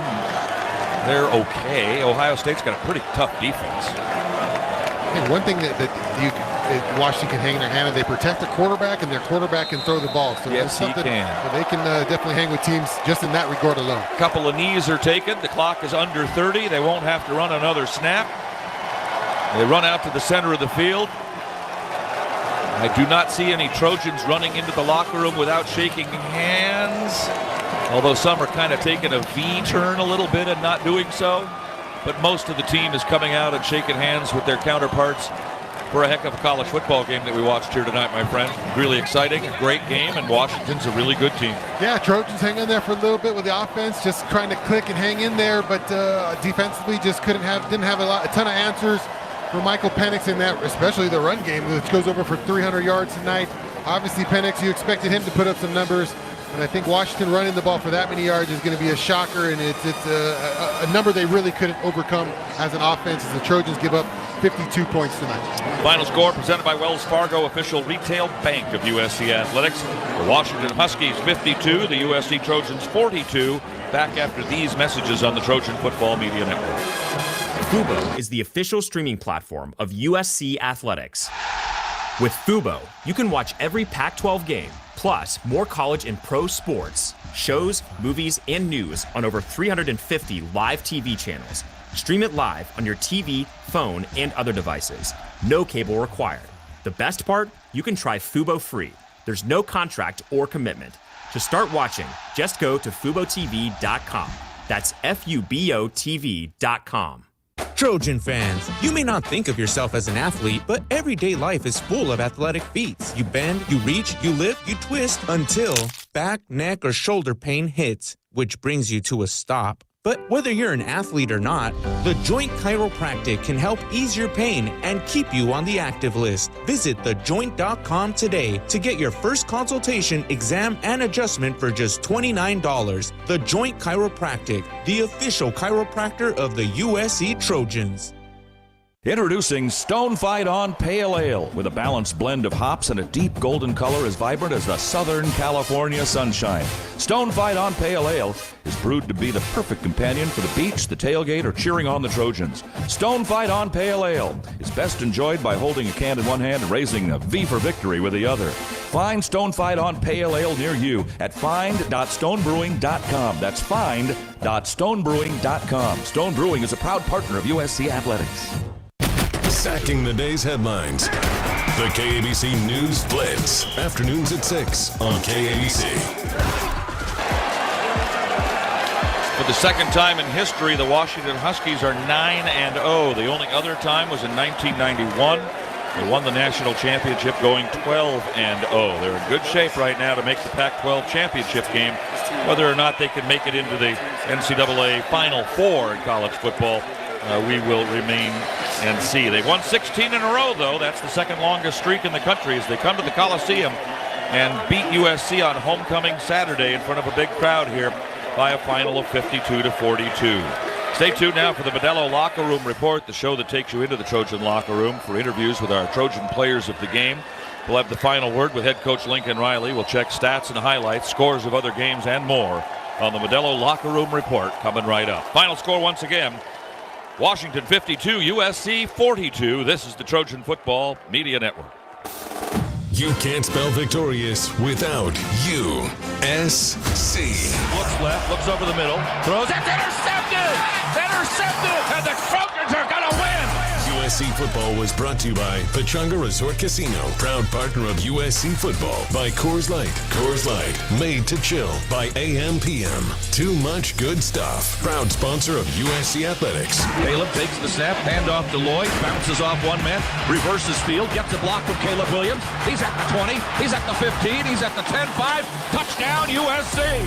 USC football was also brought to you by Honda. The SoCal Honda dealers are doing random acts of helpfulness for USC fans this season, and they can help you too. Visit SoCalHondaDealers.com to find the helpful Honda dealer near you. And by State Farm. The State Farm Personal Price Plan helps create an affordable price just for you. Don't go anywhere. Coming up next, it's the Modelo Locker Room Report with a full breakdown of the game, highlights, and head coach Lincoln Riley's final word. Right here on your home for Trojans football, AM 790 KABC and the USC Trojan Media Network. Presented by Pechanga Resort Casino. Trojans, tired of being a number at your bank? Be the owner of your financial future with USC Credit Union, the official credit union of USC Athletics. We put our members before profits, offering better rates and personalized service that'll leave you cheering for more. Open a checking or savings account today and enjoy easy online banking with access to over 30,000 fee-free ATMs nationwide. Bank with a champion that elevates your financial game. Make the winning play and join USC Credit Union today. Federally insured by the NCUA. Calling all Trojans, it's football season, which means it's tailgating season. And the beer you need to grab for every USC football game is Modelo. Modelo is a new proud partner of the USC Trojans. So all season long, whether you're at the Coliseum or at home watching the Trojans, you need to have a Modelo in hand. Modelo and USC football. It's the perfect combination for all your game day rituals. Modelo, the fighting spirit of the USC Trojans. Fight on! It's time to recharge, reconnect, and rediscover your perfect combination at Pechanga Resort Casino. And with your resort favorites back in action, there's all of the excitement and comfort you love with the peace of mind you can depend on. So whenever you're ready for a little rest, a little relaxation, and a lot of fun, we'll be here. Play your perfect combination at Pechanga Resort Casino today.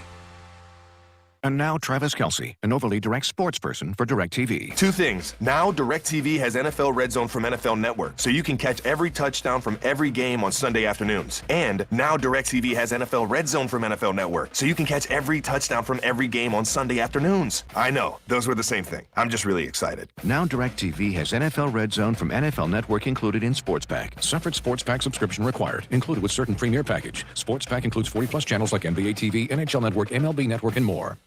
This Let's go! is the Modelo Locker Room Report. Caleb Williams to pass. Throws right side, down the sideline. Caught! He's in the end zone. It's a touchdown, USC. Brought to you by Modelo, the fighting spirit of the USC Trojans. Pechanga Resort Casino, proud partner of USC football. Honey Stinger, the official nutrition partner of the USC Trojans. Prepare, perform, and recover with Honey Stinger. And by Celaya Tequila, proud partner of the USC Trojans. Once again, we go back up to the booth to the best broadcast team in college football. Pete Arbogast and Shaun Cody. Can't argue that you weren't entertained tonight. 52-42, Washington beats USC. We had 1,100 yards in total offense. And in the offseason, people asked, do you think this SC team will be better than last year's? And I said, if the defense is 20% better, 20% better than they were last year, it'll be a better team, probably have a better record. They're not. They're not better than they were last year. They might have better personnel, but they can't stop the Sisters of the Poor right now. They're having problems stopping anybody, and because of that, their record is going to suffer, especially against teams like Washington, and you almost want to avert your eyes to avoid the trauma of what's coming against Oregon next week up at Eugene. I'm not saying that facetiously. I mean it. They're very good on offense, and especially at home. So you get a game like this that you have to play perfect in, Shaun. You can't make any mistakes. And if you fumble back at your own 13-yard line and you can't stop anybody on those tosses out of the backfield, then you're probably not going to win the game, and that happened. Yeah, so much weight, I think, falls upon this offense to carry this team, and that's what you see tonight. And that's why you see Caleb Williams after the game who's emotional about this game, because the strain of winning games this year has fallen on his shoulders, and it's really unfair, right? It's a team game and a defense that needs to back you up. And at times this season, the defense has stood up and made some plays, but just far too many times this year, you get results like this where there's just no defense being played. You get 52 points. Now give credit to Washington. This is a great offense led by a great quarterback.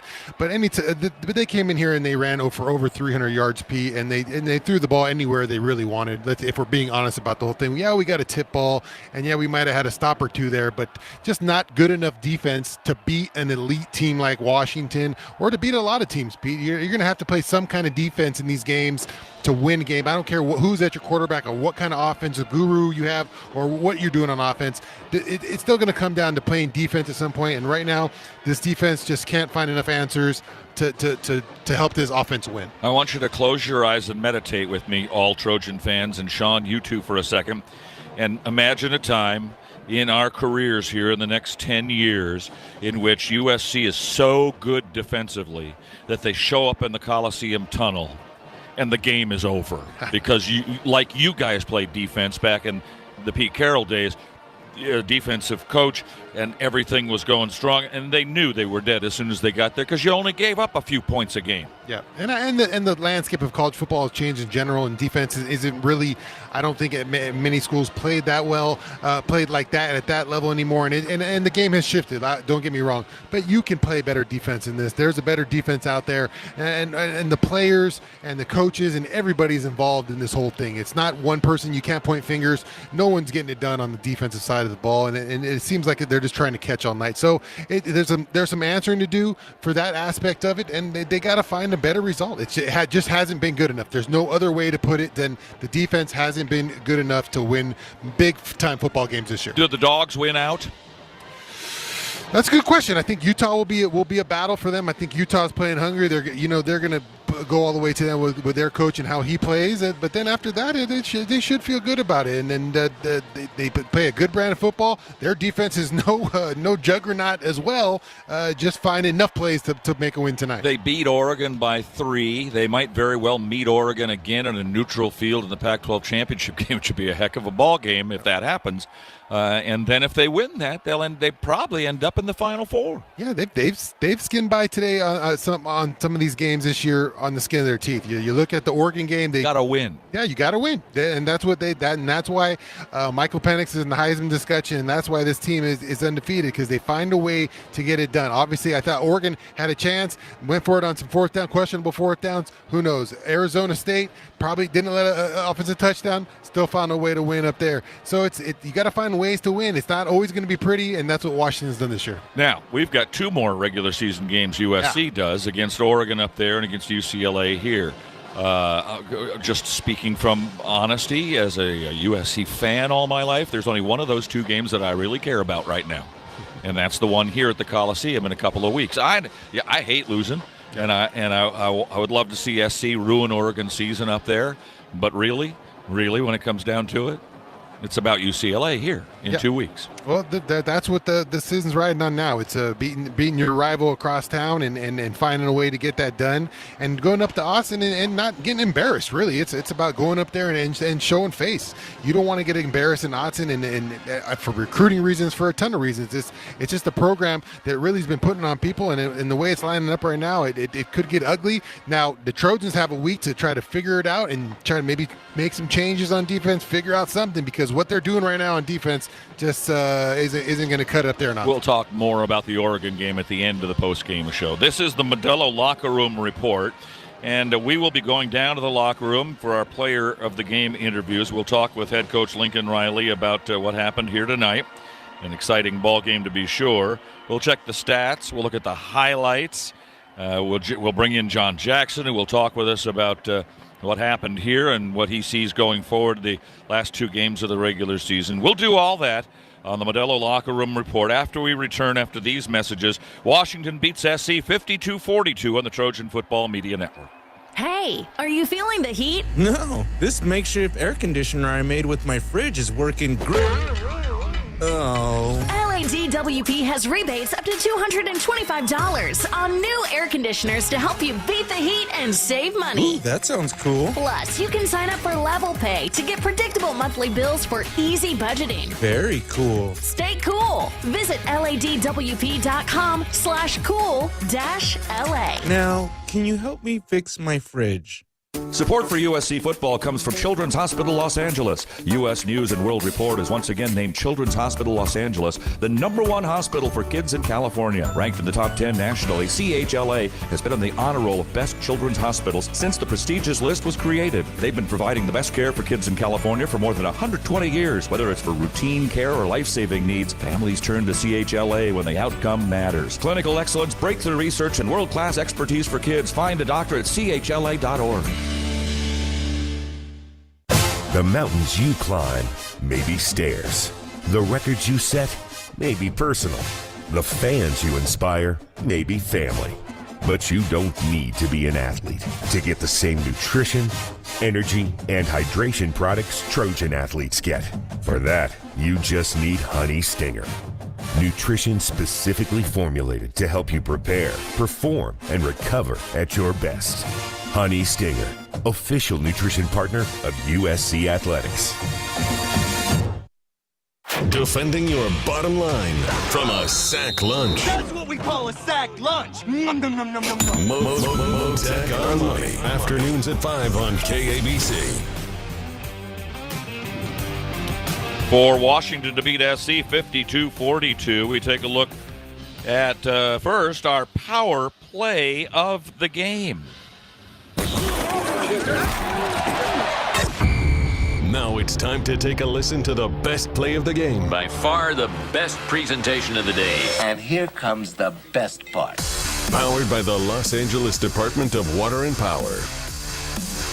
Penix looks in the end zone. It is tipped and intercepted. Christian Roland Wallace in the end zone. An interception. The Trojans have turned them away.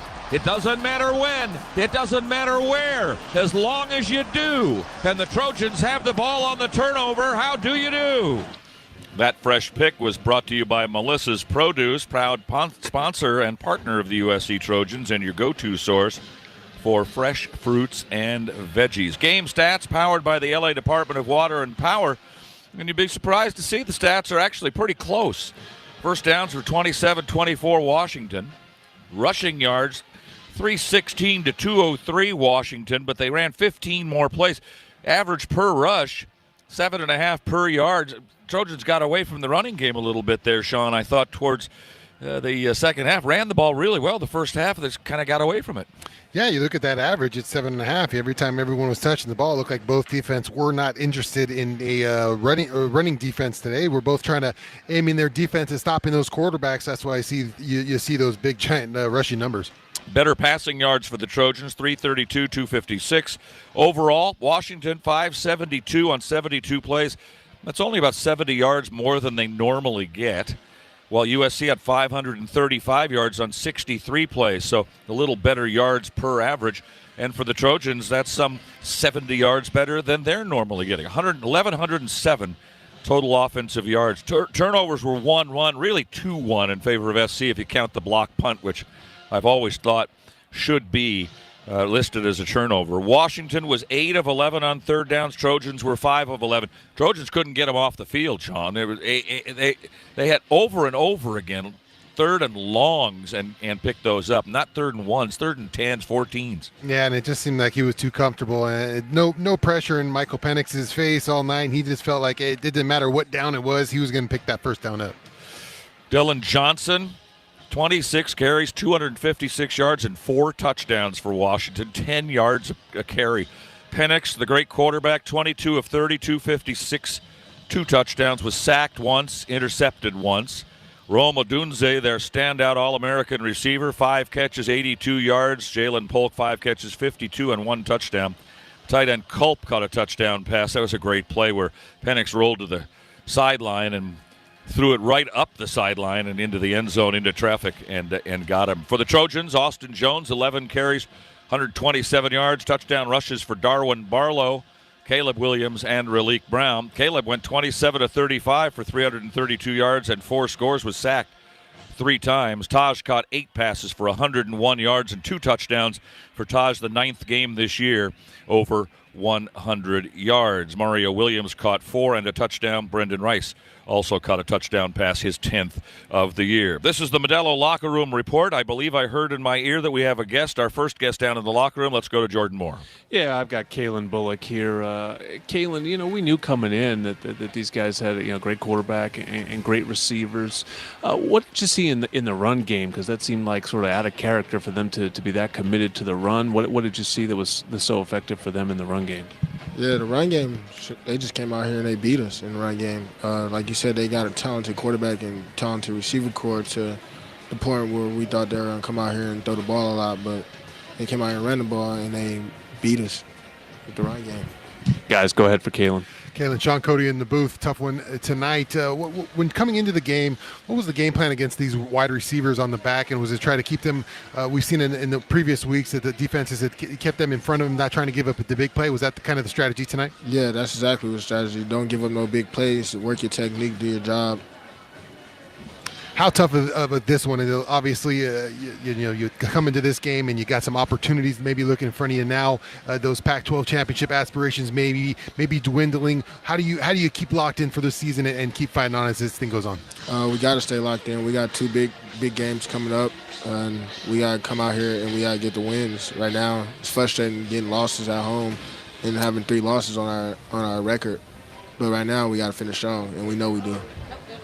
Pete Arbogast upstairs. I'm always interested to know, because I know you play the game, but I know you're a fan of the game as well.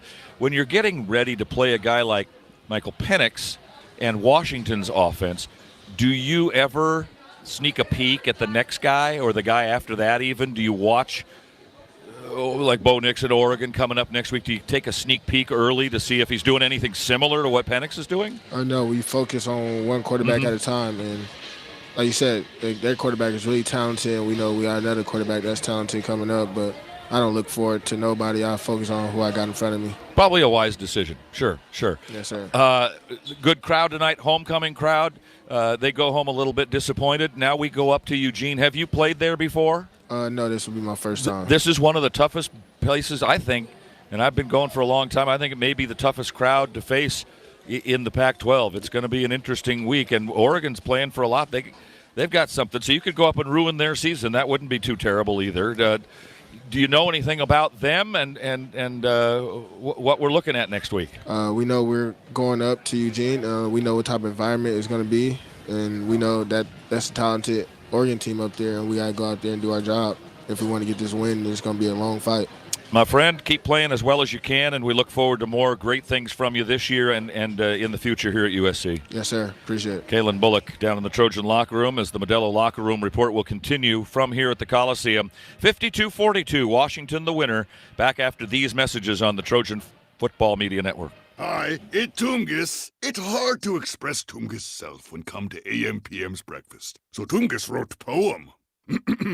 Tungus no prepared to feel this way when eat AM/PM breakfast today. Savory chorizo, fried egg and cheese on fluffy, flaky croissant, please. It's so good, cravenience galore. Tungus prepared to have one more. Oh wait, Tungus forgot to mention coffee. Need to start over. When the breakfast is freshly prepared in store, that's cravenience. AM/PM, too much good stuff.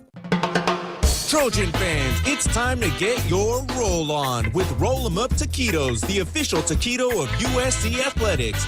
Using Mama Karen's special recipe, our taquitos are hand-rolled daily and pan-fried to order with your choice of beef, chicken, ground beef, and vegetarian options. We got bomb AF taquitos and a delicious selection of side dishes as well as our bomb churro donuts. Visit rollemup.com to find the location nearest you. Fight on and roll 'em up. What if there was a portal to the future, where technology is one with your senses, and you can see more than ever before? And what if that portal let you move at the speed of electricity? Enter the fully electric Audi Q4 e-tron, with an advanced touchscreen infotainment system, available adjustable daytime running light signatures, and available Quattro all-wheel drive. The Audi Q4 e-tron. The future awaits. Cue up the band, because Trojans Live is back. Monday nights at 7 on KABC. Back at the Coliseum, Pete Arbogast, Shaun, Cody, Jordan Moore, and John Jackson. As we look at the defensive statistics, the Trojans could only muster one sack against Penix, the quarterback for Washington, but they don't give up many of those. 6 now in the season. Through 10 games, Tackett Curtis had Eric Gentry had the only one. Each team had 3 tackles for loss. The ones for the Trojans came from Gentry, Bear Alexander, and Tackett Curtis. The fumble recovery, a huge play on that second half, Shaun. The Trojans blocked a punt early to give themselves a touchdown, but SC gave it right back on a sack and a fumble, and it gave them a score, and that turned out to be one of the differences in the ballgame. Yeah, got to take care of the ball down there. Caleb knows that better than anything, and unfortunately, let's go that one gives Washington an easy score. Back to the locker room for Jordan Moore, the Modelo locker room report here at the Coliseum. Yeah, I've got Taj Washington, 3 straight 100-yard games for Taj. Taj, seemed like the screen game worked really well for you guys right away tonight. What was the goal and the way you wanted to attack this Washington defense?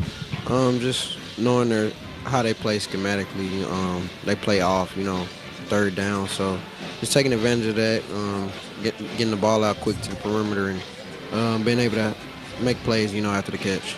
Guys, go ahead for Taj. Taj, tough one obviously tonight, but you can continually put up some big numbers tonight. What has been, the biggest improvement you made this year to why Caleb trusts you and getting you the ball all year long? Just trying to be consistent in my route running. Just building that chemistry, throughout day to day. Practice is just showing up every day and trying to be in the right place at the right time.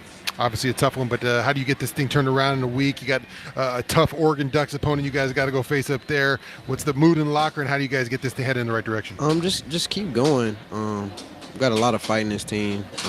Just very focused throughout this week. I feel like we had a great week of practice, and just fell short. So just keep building upon what we already laid the foundation for. So. Hey, Taj, JJ, John Jackson, the better-looking John Jackson, by the way. What do you do? From your own personal perspective, going into this week coming up? Obviously, a big week with Oregon coming up, but you guys, of course, gotta, turn the page and be a different team 7 days from now than you were tonight. What kind of role or active role would you take, in maybe yourself personally or rallying the troops or anything like that? Just continue to, treat each day as its own, just continue to come to work every day and put our best foot forward. I mean, that's all we can do. So just going forward with that. Taj, Pete Arbogast upstairs. I got one for you. Yes, sir. Tell me about the flea flicker. Does it ever not work in practice when you practice it? No, sir. I mean, you see Zach Branch out on the perimeter, everybody gonna scramble, try to make that play. So, I thought he was going to run it. He does that thing where he runs one way and then he turns around and here he goes. Exactly. That's a great play design. I was kind of shocked that he pitched that thing back. You, on the other hand, not a great throwing ball on the thing. You managed to hang on because it looked like you were going to trip and fall. Yes, sir. All right now. Do you take any additional? I know there's a lot of receivers that I've talked to in my life that take classes in balance, in core work that aren't related to football necessarily. Do you do any of that kind of stuff? I ride a skateboard every day. Well, that counts. I think that counts, an LA guy. Yeah, I ride a skateboard every day. Well, you're an LA guy now anyway. Yeah, now. You're an honorary LA guy. Yeah. Thank you for joining us. It's never fun after a loss. Let's do better this week and see what we can do up at Oregon. Yes, sir. Thank you. All right, Taj Washington. Something else I want to tell him, but I don't want his head to explode. There's a lot of great receivers on this USC football team, guys. And he is the number one receiver on this USC football team. He has separated himself from the rest of the guys on the team. Yeah, and a stud. You hear him talk. He takes, it's tough to do interviews after these kind of situations. And Taj steps up and does this kind of and a likable young man. But he's just done it all year long. He's been consistent. Last year he was consistent. He just works hard. Every coach on this staff says something great about the kid, and that's why he's in the position he's in, because he works hard, keeps his mouth shut, and just tries to find a way to make plays for his team to win. You want to say something? And that's why I was curious of what active role is he gonna, personally set for himself this coming up week? Because when you're the go-to receiver or any go-to guy, Caleb, Marshawn, any of the guys that get the ball and are sort of leaders, quote unquote, on this team, it's interesting. I find it interesting on what kind of role.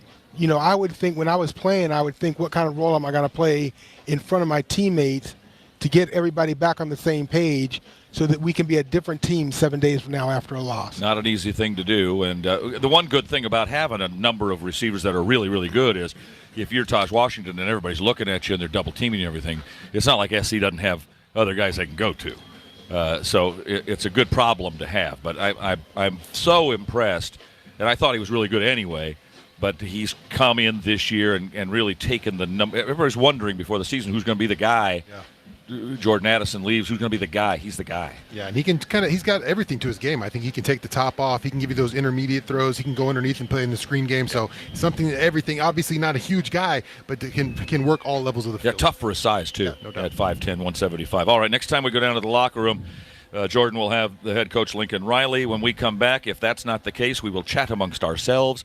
The band concert is over. The fans are heading out. It's only 8:30 at night. It feels like 2 in the morning. Don't forget, spring forward, fall back. Set your clocks back tonight. If you still have a clock that doesn't set itself back by itself, and if it's your car radio and your clock on your car radio, just leave it till April. Don't mess with it. So I gain more sleep tonight. I don't Yes, know. right? Yeah, Fall back. Yeah, it'll be darker earlier tomorrow night. Get another hour in. Right. We'll be back after these messages on the Trojan Football Media Network. Tommy Trojan is at the 10, the 5, touchdown, USC! Make big plays on the field and in life. With iTrust Capital, you can buy and sell crypto 24/7 with the tax benefits of a retirement account. That's right, invest in crypto with the tax advantages of an IRA. iTrust Capital is easy to use and has no sign-up fees. Don't be a Monday morning quarterback. Make big plays now. Visit iTrustCapital.com to start investing today. iTrust Capital, the official cryptocurrency platform of the USC Trojans. Taxes and conditions may apply. Fees apply. Cryptocurrencies are a speculative investment. It's time to recharge, reconnect, and rediscover your perfect combination at Pechanga Resort Casino. And with your resort favorites back in action, there's all of the excitement and comfort you love with the peace of mind you can depend on. So whenever you're ready for a little rest, a little relaxation, and a lot of fun, we'll be here. Play your perfect combination at Pechanga Resort Casino today. After the end of a good fight, you deserve an ice-cold reward. Modelo, the mark of a fighter. You've earned this rich golden lager with a crisp, refreshing taste. Because you know, the bigger the fight, the better the reward. You put in the hours, the energy, the tough labor. You are a fighter, and Modelo is your reward. Modelo, the mark of a fighter. Drink responsibly. Beer imported by Crown Imports, Chicago, Illinois.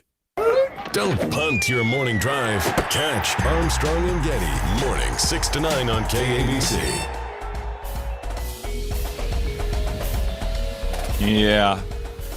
We've all failed in our bids to hit the field with our paper airplanes tonight. They all crashed and burned. I think that's probably what happened tonight here in the Coliseum. The Trojans losing to Washington 52-42. No shame in that. That's the number 5 team in the country, and you gave them a ball game right to the end. But close doesn't count in this particular sport. And another day ahead now as Trojans take off and go to Oregon. Great time for football fans. Look, this was a great day at the Coliseum. Homecoming Saturday, a really fun ball game to watch, a fun ball game to call, guys. And it just didn't go the Trojans' way at the end. And, a great time for college football, for football fans in general. You got the NFL going, of course, in the middle of the season. But the junior college games are about to end the regular season. High school's already in the playoffs. First-round games all done last night. And congratulations to your team if you made the playoffs. And even more congratulations if you advanced into second-round play next week. So lots of football still left in this season. Even for us, we've got at least 3 games left. I think that's what's going to be. A couple of regular seasons against Oregon, UCLA, and a bowl game wherever we happen to end up. And that's what you want. You play for a bowl game. You get into it. Go out there, get a little extra practice time for the young guys especially, and a good way to say goodbye to your seniors. And it'll be fun down the last 3 games of the season to see USC football because we don't get to do it again till August, so we better enjoy the heck out of it.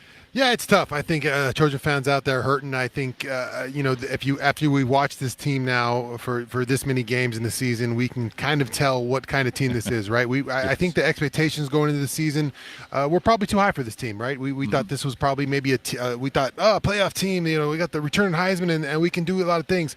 I think the bar was just set a little bit too high for this team, and they strained to get there all year. Just wasn't that. There just wasn't the case. Not enough defense on this team. Not enough. I think consistency from from the offensive side to do it tonight. A terrific offensive performance. Just couldn't keep up at the level that Washington did against USC's defense. So yeah, just a season that that the defense never could really figure it out. Now we got a couple games here to try to salvage some things with UCLA, and against Oregon might be a tough one, but it just didn't turn out the way Trojan fans maybe thought it can be. But I think it's really just the team is this year, and we wished for more, but this is who they are. Have you been, both of you, have you been on teams that have had goals in front of them that were lofty and then lost those goals and had to fight your way through the last couple of weeks of a season?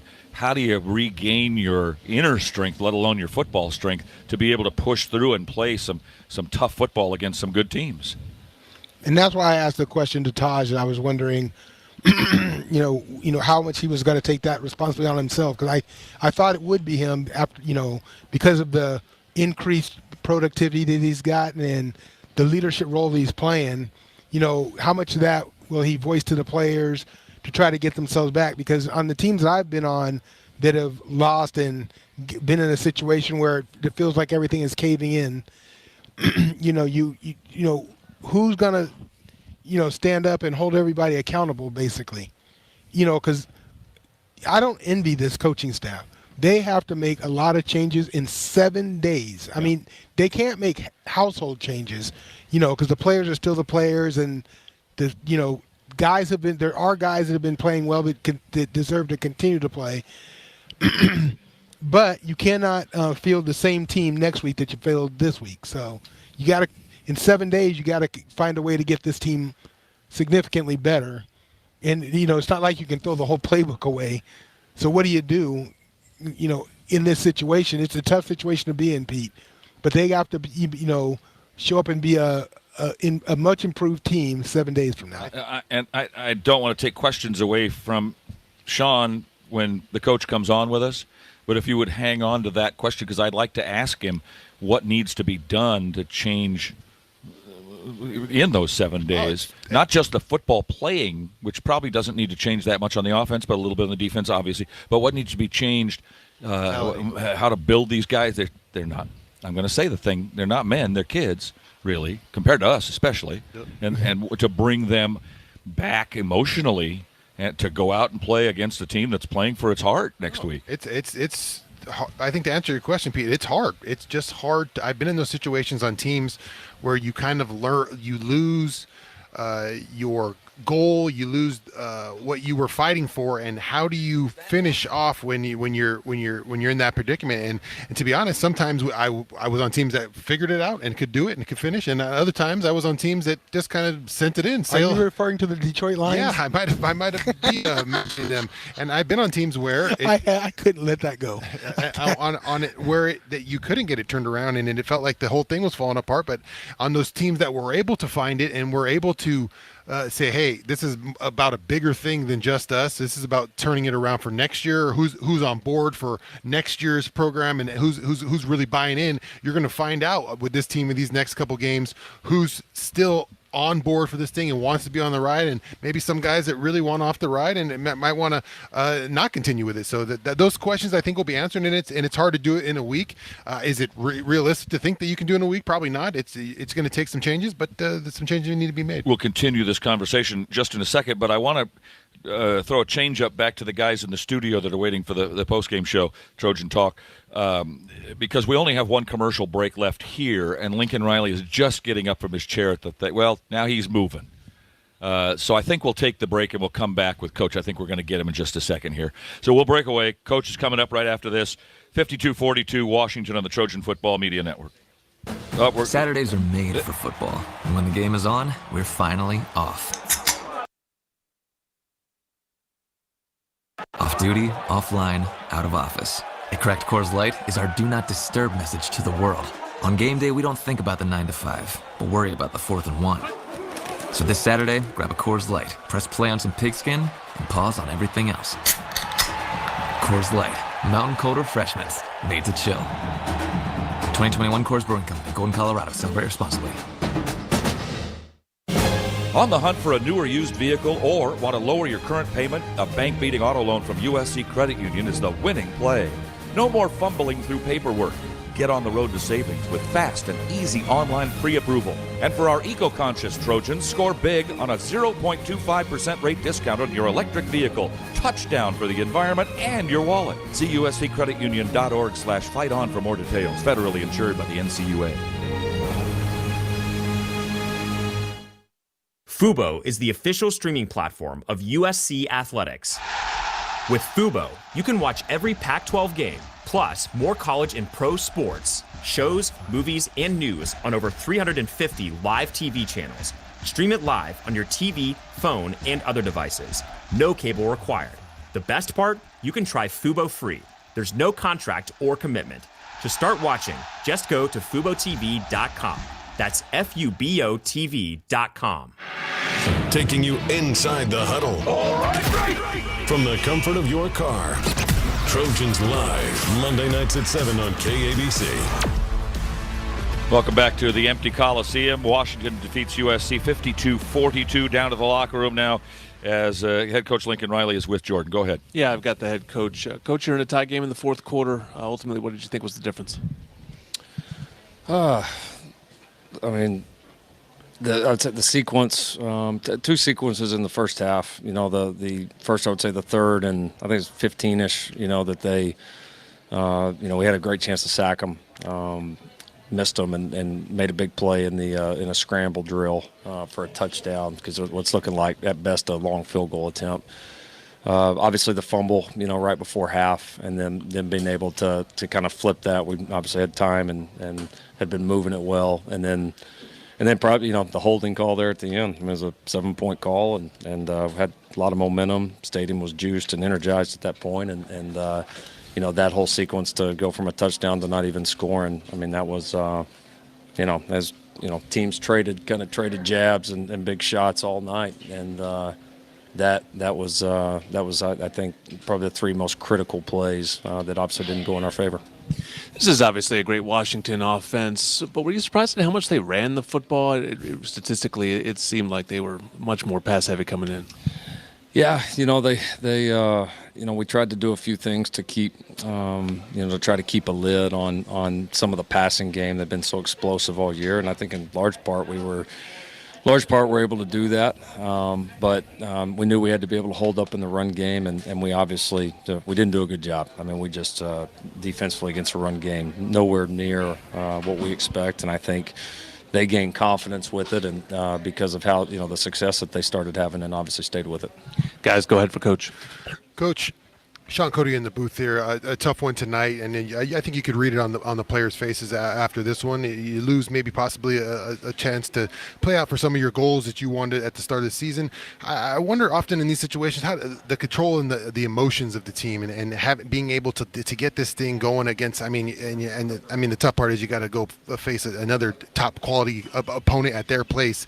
What do you try to get to these guys in to try to turn this thing around for these last two? Well, I mean, it's as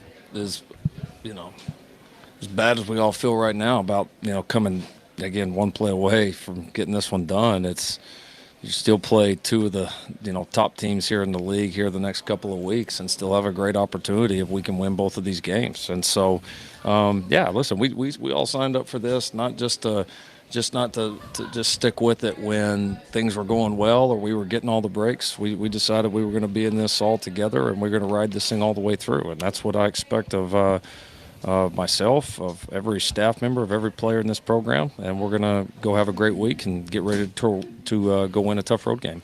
Coach, the rush defense you mentioned, it just wasn't good enough tonight. How do you get that thing flipped around in a week? Did you think of personnel changes? How could that affect how you play against this Oregon offense? Yeah, you look at everything. You look at everything after something like that. Was it the calls? Position we put our guys in. Was it not executing the calls? Missed tackles? I mean, you can't. You're not going to win. Really good, opponent or beat opponents in big time football games, giving up the rushing yards that we did tonight. I mean, you're just, and now consequently, we were able to do it a little bit on the other side, and run the ball well. So, both teams were able to kind of get the run games going, and that's just kind of the way that the game went. So, but obviously it's got to be a lot better, and we take full ownership of it and got to get better quick. Coach, good to see Raleek Brown out there tonight. There are other maybe 5 or 6, 7 guys that still have the potential to play without taking their red shirt off. Do you plan to get them in games these next couple and the bowl game? Yeah, it's available for some of those guys now. Some of these guys that didn't play much early, to still be able to play and preserve that 4 games. So yeah, absolutely. This is all hands on deck here for these last 2 regular season games to go play our very best. And your comment about Raleek and how he did tonight in his first time back for a while? Yeah, he did a pretty good job, I thought. Thought he battled, made a couple of plays for us, and it was good to see him back on the field. And I thought, kind of given the circumstances, he came in and did a nice job. We were talking about how we don't envy you and your staff the difficult task. I mean, these are young men. They're not grown men. And you took them out of high school and when they were high-flying players and all. And you've got to get them re-motivated. I know your job is to try to have these guys go into the NFL, but not all of them are going to do that. You're trying to make good adults for society. I know that. I guess my question is, how in these next 7 days do you get them as kids? They're kids, most of them, to get re-energized for the rest of this season. They've done that all year. I mean, our fight and our energy and our desire to win has not been a weakness of this football team. And in fact, I would argue that I think it's been a strength. And I think it's we've seen it. I mean, we're playing probably the toughest stretch in college football on a 9-game stretch here. And I mean, these guys, we're far from perfect, obviously, but our fight is still there, and I know it'll be there again here, however many games that we got left to play in this season. So I want to play better because I want to see these guys in here celebrating and having some of the success that you want so bad for them. And so we're going to keep battling for them, and I know they're going to keep battling for us and our university. Well, I want you to know Trojan fans all care about the kids, of course. They all care about the players. But we care about you and your staff as well. You holding up okay through this? It's not an easy thing to be a head coach. Yeah, I hadn't had too many of these, too many losses. And so, no, I mean, you just get up and battle. You do it for the kids, you do it for the staff, for each other. And it's, there's nothing like when it's not going your way of everybody circling the bandwagons and gutting it out. And that's there's some scars that have to be had to get to where we want to be as a program, and we all kind of knew that coming in, and so we're going to keep battling like crazy, and these scars are going to pay dividends in the future, I promise. BDA, better days ahead. Always. Thank you, Coach. Thanks. That was the final word with head coach Lincoln Riley. It's the final word. That was the final word from head coach Lincoln Riley. Brought to you by Smart & Final. Smart & Final is a proud sponsor of USC Athletics. Smart & Final, ready to help you add some serious flavor to your game day snack spread. Back down to the locker room. Jordan, not so much about tonight or the future, but what's Monday look like? Because you got basketball. When's Trojan Live going to be on this week? Trojans Live will be live as it usually is on Monday on YouTube at 5:30. Keely Yore will host that in my stead, and then we will go on at 6:45 on KBC and across the USC Trojans Media Network before the 7 o'clock tip. So I'll be on a flight to Vegas tomorrow, and it's crossover season, so we got a basketball game on Monday, another one on Thursday, and then we're on a flight to Eugene. And I just found out we got a 7:30 kick in Eugene, guys. So it's going to be under the lights and the rain, cold, and lights. Great. We'll get home about 2 in the morning. Yeah, well, lovely. It'll be soggy, but we only have a few more of these left. All right, no postmortems from you. We'll look forward to hearing from you with the little hoop works on Monday. Thanks so much. All right, Shaun, JJ. Last words from you guys before we get out of here? Yeah, that's what I say, too. That's exactly what I say. Rough one. Like I said, you lose some goals tonight. Obviously, if you wanted to try to make a Pac-12 championship, you needed this one tonight. Looks like that out of the works here for this team. But a couple more opportunities to fight on. And like I said, this is for you heard those last words from Coach. This is about building this thing. And these two are character builders. Whether you get a win or you get a loss, you got to find a way to beat the Bruins. That's all that matters right now. That is all that matters to me right now. JJ? Yeah, well, I said I don't envy the coaches. I really meant it this time. I do, too. It's not an easy job to be a coach, assistant or head. Yeah, but in Lincoln Riley's case, think about it. The same team cannot show up next Saturday. So what do? Do you change the position of players? Do the starters become second teamers? You only have a finite number of guys you can use and a finite number of places you can put them. Yeah, you can't really change schemes at this point in the season. You're not changing a whole bunch of stuff. You're gonna have to find some guys, and your soul's gonna be tested up there in Autzen. The will to play defense, I think, will be definitely tested this week. And like you said, there's just not a lot of answers you can pull at this time of the season. There's no magical call. There's no magical player that's gonna step on the field. This is what we got. But I did appreciate that fake reverse.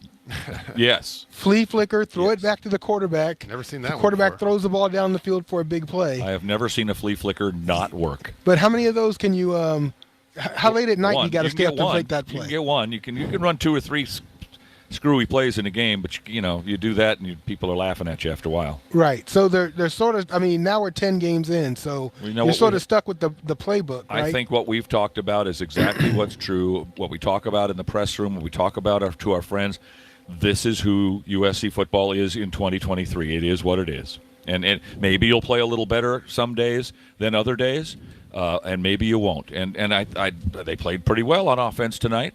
And the defense was good a couple of times, now and then, but the consistency is lacking, certainly. Offense gave them a chance tonight, and defense is what it is. Isn't that the case for the last 2 years? Yeah. Offensive efficiency for the rest of the year. It's all going to be what percentage of efficiency does the offense play? Are they good? Do they put up 45? They're going to have to put up 40 to have a chance. Fine. Yeah, we needed 53 tonight, and we didn't get there. So. Yep, thanks, guys. Ready for what? What are we doing? Oh, yeah, yes, absolutely. Guys, thanks for your work tonight. Thank you, Pete. All right, Pete. Thanks. All right, our next broadcast coming up Saturday, November 11th. Trojans take on the Oregon Ducks, Autzen Stadium in Eugene. Kickoff, we just understand, is 7:30 p.m. Our broadcast will start at 5:30 with the Trojan Tailgate Show, and then 7 o'clock from the press box with countdown to kickoff along the USC Trojan Media Network. Stay tuned now for the USC Trojan wrap-up show as Jason Schwartz and Sua Cravens talk Trojan football and take your calls. Thanks to our in-studio board op, Wayman Porter. Highlights provided by Jose De La Roca, our spotter, Bert Awada, producer-engineer Rick Cutler, producer-director Gia Lares, and the executive producer of USC Football is Drew DeHart. Now for Shaun, Cody, Jordan Moore, and John Jackson, this is Pete Arbogast reminding you to turn your clocks back an hour tonight before you go to bed, and that the final score once again was Washington 52, USC 42. Fight on, everybody. All right.